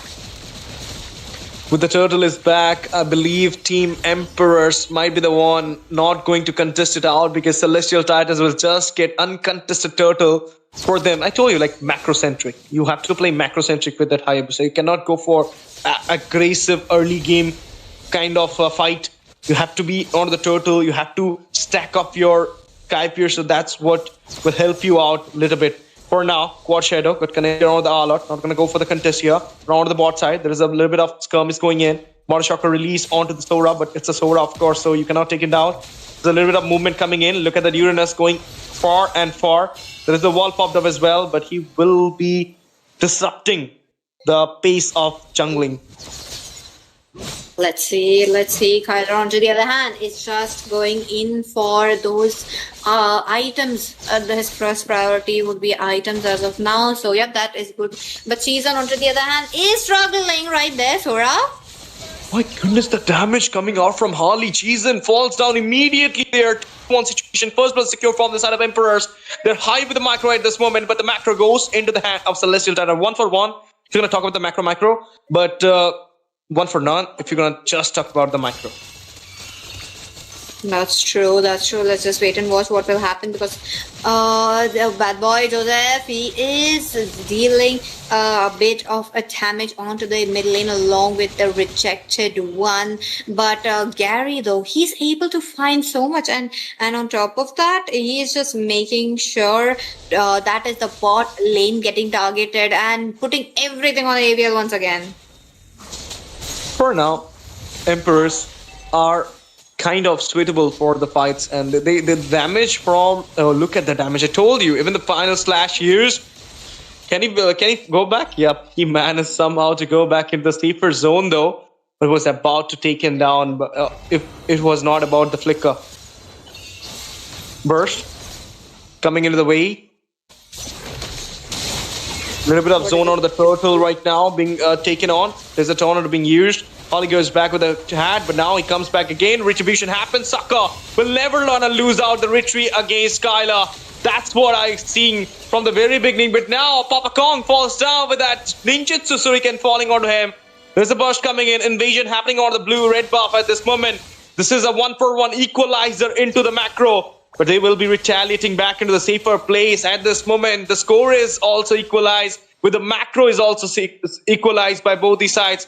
The game is going 50-50, Pichi. Definitely, it's a 50-50, which already, 1-for-1 onto the top lane. They are trying to go brawl it out, but will hardly find the Moscow. He does it! Kyler will be taken down. Gary, my goodness, he is making use of everything that is there into the kit of the Harley. Look at him. Now, I'm really curious to see how they will be trying to manage that, because, hey, Sora is dealing so much damage. Yeah, Sora is dealing so much damage at this moment. Take charge for the defense. Went back in the safer zone, but there is a Uranus chasing him down as well. But we're not going to get his hand onto that Grok at this moment. 2-1 the score is. It's like Emperor have a great micro setup for them. But now, if they go for a 5v5 fight, whom do you think going to win the fight? I mean, for me, it might be Celestial Titans. But at this point, you should win. But targeting now the minions. There is a little bit of skirmish going on. Third kill for the South team.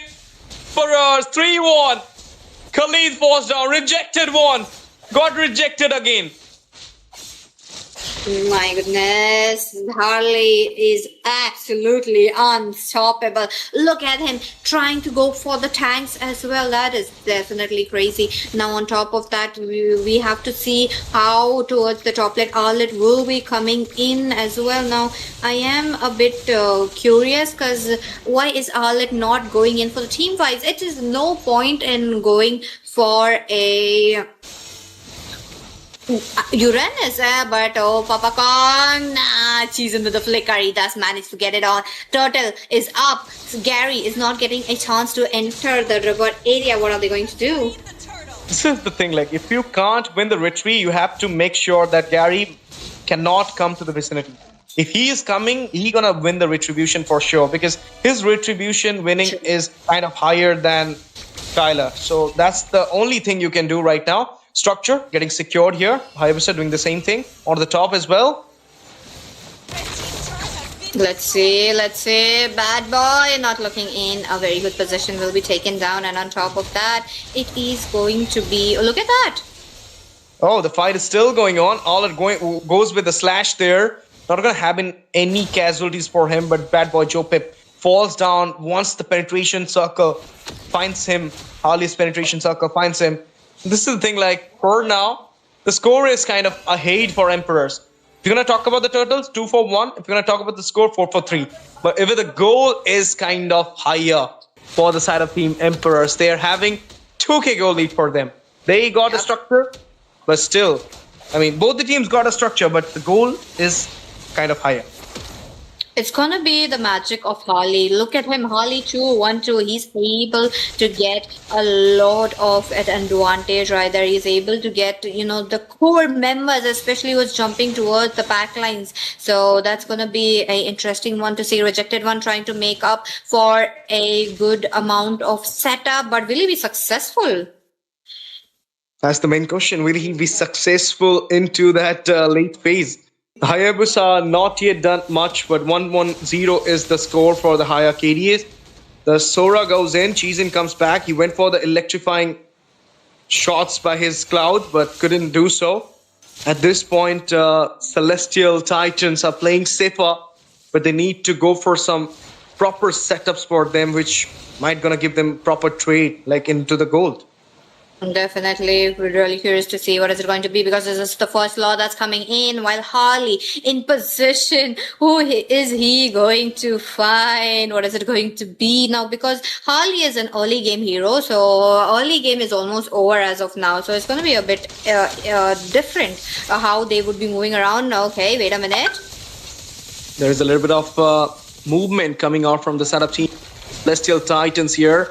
This is the Fury of the Phoenix being used for the info. The Lord is up here. But what a way. Cheesin goes down here with the penetration circle, marking him up. And now there might be a chance to Lucas Tim. He's getting strumbled here with the final clash coming out up to him. There you go. This is the Desert Tornado being used. All these resources got baited out at this point. They might going to go on to Rejected one. But before that, the Oogie Shadow kill. Oh, no. It's just the Quad Shadow, just the poke though. Okay. Looks like Luke is also trying to give up with a situation right there for his teammates. Oh, wait a minute. Aviel onto the back lines. Shocker release. Luke Stem falls down there onto the... Carry the sucker. Suck falls down. Now, the Kimmy rotating out. Bad boy Joe Pep. Can he grab up something? But before the Memphis, he falls down into the hand of Cheesin. And somehow, Joe Pep finds his way back into the safer zone. 5-4-6, still onto the lead, Emperors. My goodness, Emperors, look at that. They managed to make the score 6 onto their hands. Aviel playing it quite safe as well. Now he's also making sure to do not let the other team trying to catch him. He's also making sure he's trying to farm up as well. Look at the farm, 7.3k already picked up, and he is the highest in the game as of now. And the second highest would be the Harley. Emperors are really not losing it, but the neutral objectives, they need to make sure Papa Kong is all safe. Papa Kong is also giving that kind of a gameplay, but wait a minute, there's a bit of a disturbance into the mid already. Yeah, into the mid, there's a bit of movement coming in from both these sides, but if you're taking on the Lord and in the vicinity, Sucker is present, then you should not go. His retribution skills are better than Kyler, always told this. Raising Sandstorm, managed to take down Joe Pep here. A slate happened to the Rejected one. Slither of HP, but gonna take it out with a burst onto Cheesin. Shoutout happened to the Aviel, but there you go. Slate onto Kyler. 4-man down here is just the Uranus. And it will be easy Lord coming out for the side of Team Emperor, but they are not interested on it. They will go back, get the health, and will come back for the Lord. Definitely really curious to see what is it going to be, but my goodness lord, though, it is already started by the side of Team Emperors, while the Team Emperors will be making sure to get it onto their hands. Now onto the other hand, there's a bit of a minion pressure building up onto the bot lane as well. Okay, Arlet is already there. I believe he might be able to get it on, but it's a 50-50 look at the match. It's 50-50, but you can say that it is kind of 60-40 right now, with the gold and the Lord being there into the hand of Emperors. If they will accumulate some structures with this Lord, then obviously Emperors will be in better stage. And the Hayabusa, as you mentioned, off meta, not going to work so well. That is what happening right now. What is happening right now?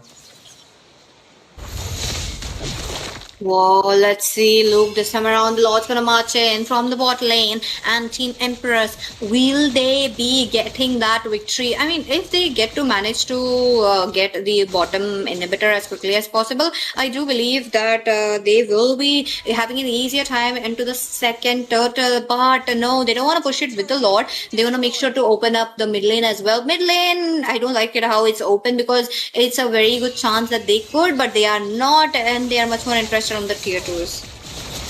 Of course, and now the fight is still going on to the mid mark of the bot tier. But for now, there will be the Harley getting chased down by the Uranus. You cannot take out the Uranus easily, but another structure got secured. Defensive, raising Sandstorm. Damn, let's see, no inhibitor harmed as of now, but the teams are just making sure to clear up those bigger minions. With the Lord, it's going to be a bit problem. Now, talking about the gold update, once again, it's going to be YSS, but Harley is also picking it up. He does have the score items that he can still deal those damage. Now, onto the same note, oh, Zetian's passive will be taken out. Now, that's going to be interesting to see. Yep, the passive goes burnt off right now from the side of Team Emperors. But at this moment, look at the structures. They have all those mid structures secured in each and every lane. Even the top tier 1, mid tier 1 is secure at this point. So it's more like Emperors are in a better position in the map, in the macro wise. But if you're going to talk about Team Celestial Titans, they are kind of fallen behind on the top side. All those 2 tiers has been taken down. It's just the inhibitor standing tall. So one more Lord, they might not gonna sustain it out properly and lose out all those tiers as well. So it's more like you need to take this Lord at any cost if you want to make your comeback.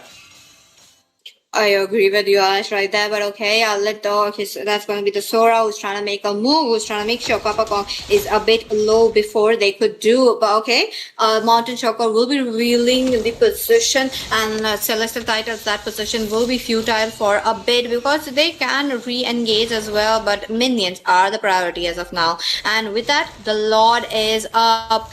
Ash, do you think Emperors, if they take this Lord, is it going to be an end? For now, I'll say like Emperors has a better position for them.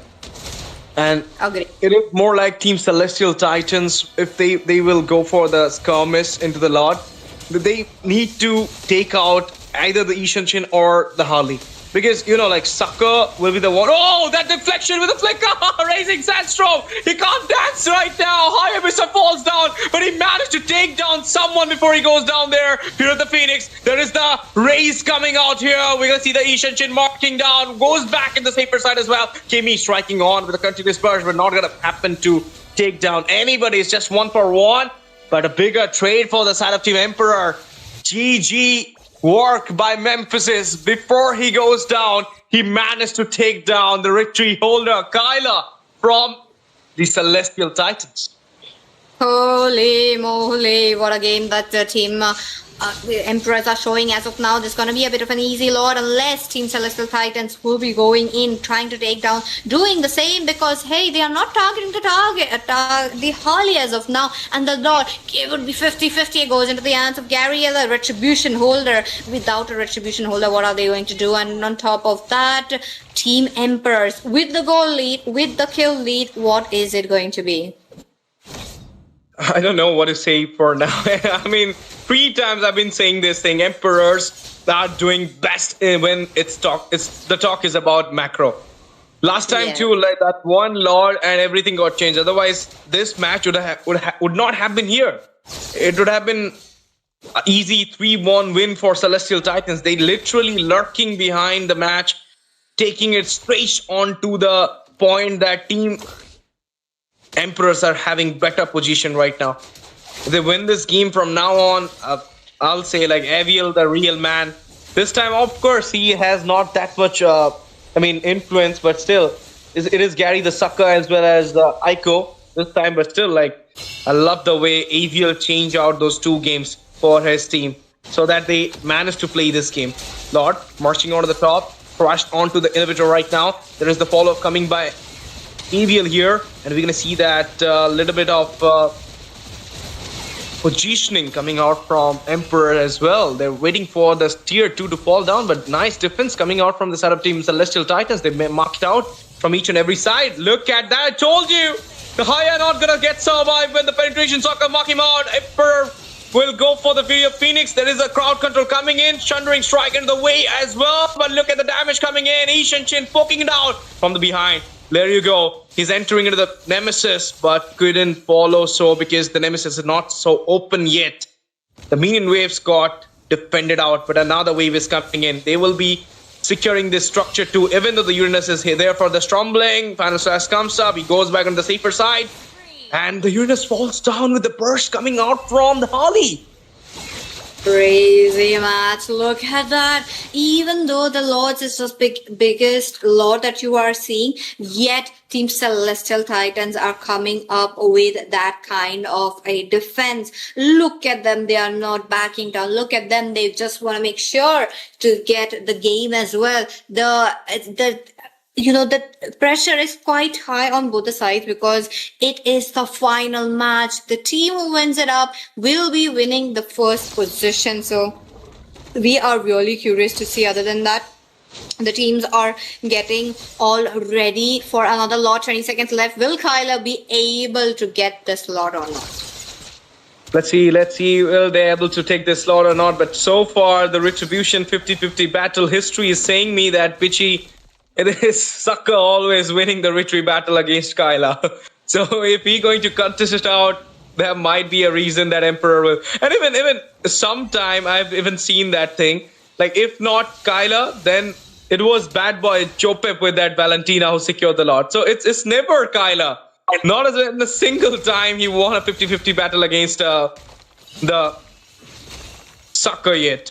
But still, you need to follow the drill. The drill is you need to take care of that Sucker's position into the vicinity. If you manage to stroll him out from the vicinity, then you might be having an easy lot. But now, the beautiful stuck behind comes into the way with the Mono Shocker release. Uranus on the top, yet not rotating down the bot. But there might be a chance the Hayabusa are going to go for the contest. Let's see what will be happening. The zone coming out from both the sides. Let's see. Really curious to know. Oh. Jesus managed to get out of that. He does have his spell lamp onto his hands to make sure he is not getting sucked by Gary as of now. But Lord is up. Ash, this is the moment both the teams have been waiting, because this will be letting the teams know which teams will be winning, because I feel like this might be the last Lord Luke onto the back lanes. Not a single resources has been taken out from the side of Emperors yet. The flicker is burned out for the Sora, but now look at that zoning coming out.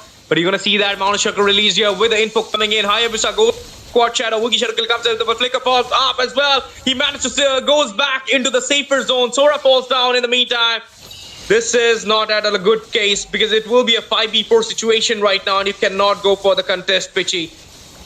But there is the chance. They're going for it. The tech charge comes into the way. Knock on happening as well. Look at that Alot going behind. Sucker finds the Lord. Slain happened to the Kimmy. And now Oogie Shadow Kill uses it. Doesn't have the Quad Shadow. He falls down immediately. The Oogie Shadow Kill falls off. And now it might be the end. We are watching out at the 32 Elite Scream, guys, because the whole crew of Emperors are striking onto the Nemesis from the bot. It is just the Uranus getting trapped down. The All-Out Emperors managed to go for the Fear of the Phoenix. They're locking down the base. The crown will get up, and the ultimatum is here. It will be Team Emperors. After 2 losses, they find their way for the win. It will be the 4,500 and the tag of the champion for Team Emperors with a 3-2 victory. At last, the night will goes on for Emperor. After the victory they claimed by taking on Celestial Titans at the 32 Elite Scream at ALGAMBO Esports. The night is written. The history will be written for Emperors in a golden words. My goodness, what a match. Congratulations to the Team Empress being the victorious, claiming the throne that they have been waiting for right from the game number 1. Celestial Titans placed onto the second match. Really loved the match, given the fact that this match, okay, let's just watch the highlights, then let's just talk about how it just went. But Kyler was lacking a bit this game. Kyler, he was lacking behind, but huge shout out for the man who took the game for a 5th game for his team. Doesn't manage to do much in this game, but still was able to give that damage with the Ishin Shin. And in the end, the delivery was so great for the side of Team Emperors. They finds the win. They're the champions. And I need to look who got the MVP here. I'd really love to see Memphis onto that MVP. The way that guy was flexing that R-Lot, the way he is going zing with that R-Lot, he was really a better crowd controller than the Grok in this game so far. Definitely really played it out so well. Grok as well. He just made sure to deliver that tectonic charge for his teammates. Now, it just worked out so well for them. The tankiness that they had along with the alert. Yep, that was it for Team Empress. They really gambled on to the early, I would say. The early game played it out very well, but somewhere along the mid to the late game, he was playing it a bit passive. Of course, Spirit of the Phoenix, this moment when we saw like Celestial Titans are kind of losing out each and every battles because of this reason, the heavy crowd control being done by Emperors in this game. I mean, think about it. Everyone was thinking Celestial Titans would be the winner. They won the first game. They lose out the second. They won the third. Even the fourth was in their parameter, but then AVL with that backdoor entry creates the opening for the side of Team Emperor. And not only the opening, but let them be the champion of the 32 Elite Scream. This is one of the best written destiny for the side of Team Emperors, like losing out the first and the third game and coming out with the best AVL for the 3rd time in a row. Hat-trick for him. MVP holder, none other than AVL, the mauler for this game. 75% team fight participation with a 5.7 KDA, 25% damage taken, 15,324 gold in this game so far. AVL, ladies and gentlemen, the gold standard of this 32 Elite Scream, none other than AVL. First game, he won it with a carries 2 damage. Second game, he did a big thing, that is the backdoor entry, which was not expected by anyone. Third game, he played it safe. He was not even in the scene, but managed to cook it out, that MVP from the hand. The final MVP goes to none other than AVL, the goal laner from Emperor, who managed to tilt this game from the hand of Celestial Titans to the hand of Emperors. Holy shit, what a game we have been seeing right from the round number 1, match number 1. Teams Emperors managed to wiggle their way towards the first position. But let's talk about the result that is there in front of us. Javier, he knows his marksman how to play it very slow. It doesn't matter. He doesn't go in for the chase, which I really loved. And on top of that, look at that. The Grog did get targeted a lot, and yet the Grog, look at that, damage taken 34%, but more than that, it is the Arlet damage taken though. It is definitely a lot. Huge congratulations to the side of Emperors for becoming the champion of 32 Elite Scream powered by ALGAMBO Esports. You are worthy of that title. Not only that, you will be getting 4,500 rupees money into your account. And not only that, I love to watch Team Celestial Titans throughout the tournament. Their domination is never going to be end. I hope they will come back sooner and stronger in the next event of ALGAMBO Esports and gonna shine there as well as a champion, not as a runner-up. But they will be taking 2,500 rupees with them. And the third position is given to none other than RISENX. They will get 1,000 rupees into their account as well. So with this, the night is not so longer. It is going to be end for now. Thank you so much to all the casters who deliver their energy and their talents on the board. Thank you so much for being there. Thank you so much for the back scene guys. Obviously, Yogesh Bhai, Pritam Bhai, as well as Meet Bhai and Ishe Bhai for being there as the streamer as well as the management to work together to give us the best tournament possible to our viewers as well as to the players. And so do the players as well as viewers. Let me not talk about the viewers for now. Let's talk about the players. Thank you for maintaining the decorum of the tournament, not doing any bad thing, not doing any cheating and all, and maintaining the rules and decorum and taking forward the spirit of the game. Thank you so much for joining the tournament, and I hope you all will join again the next events coming out by ALGAMBO Esports, which will be the 64-round tournament.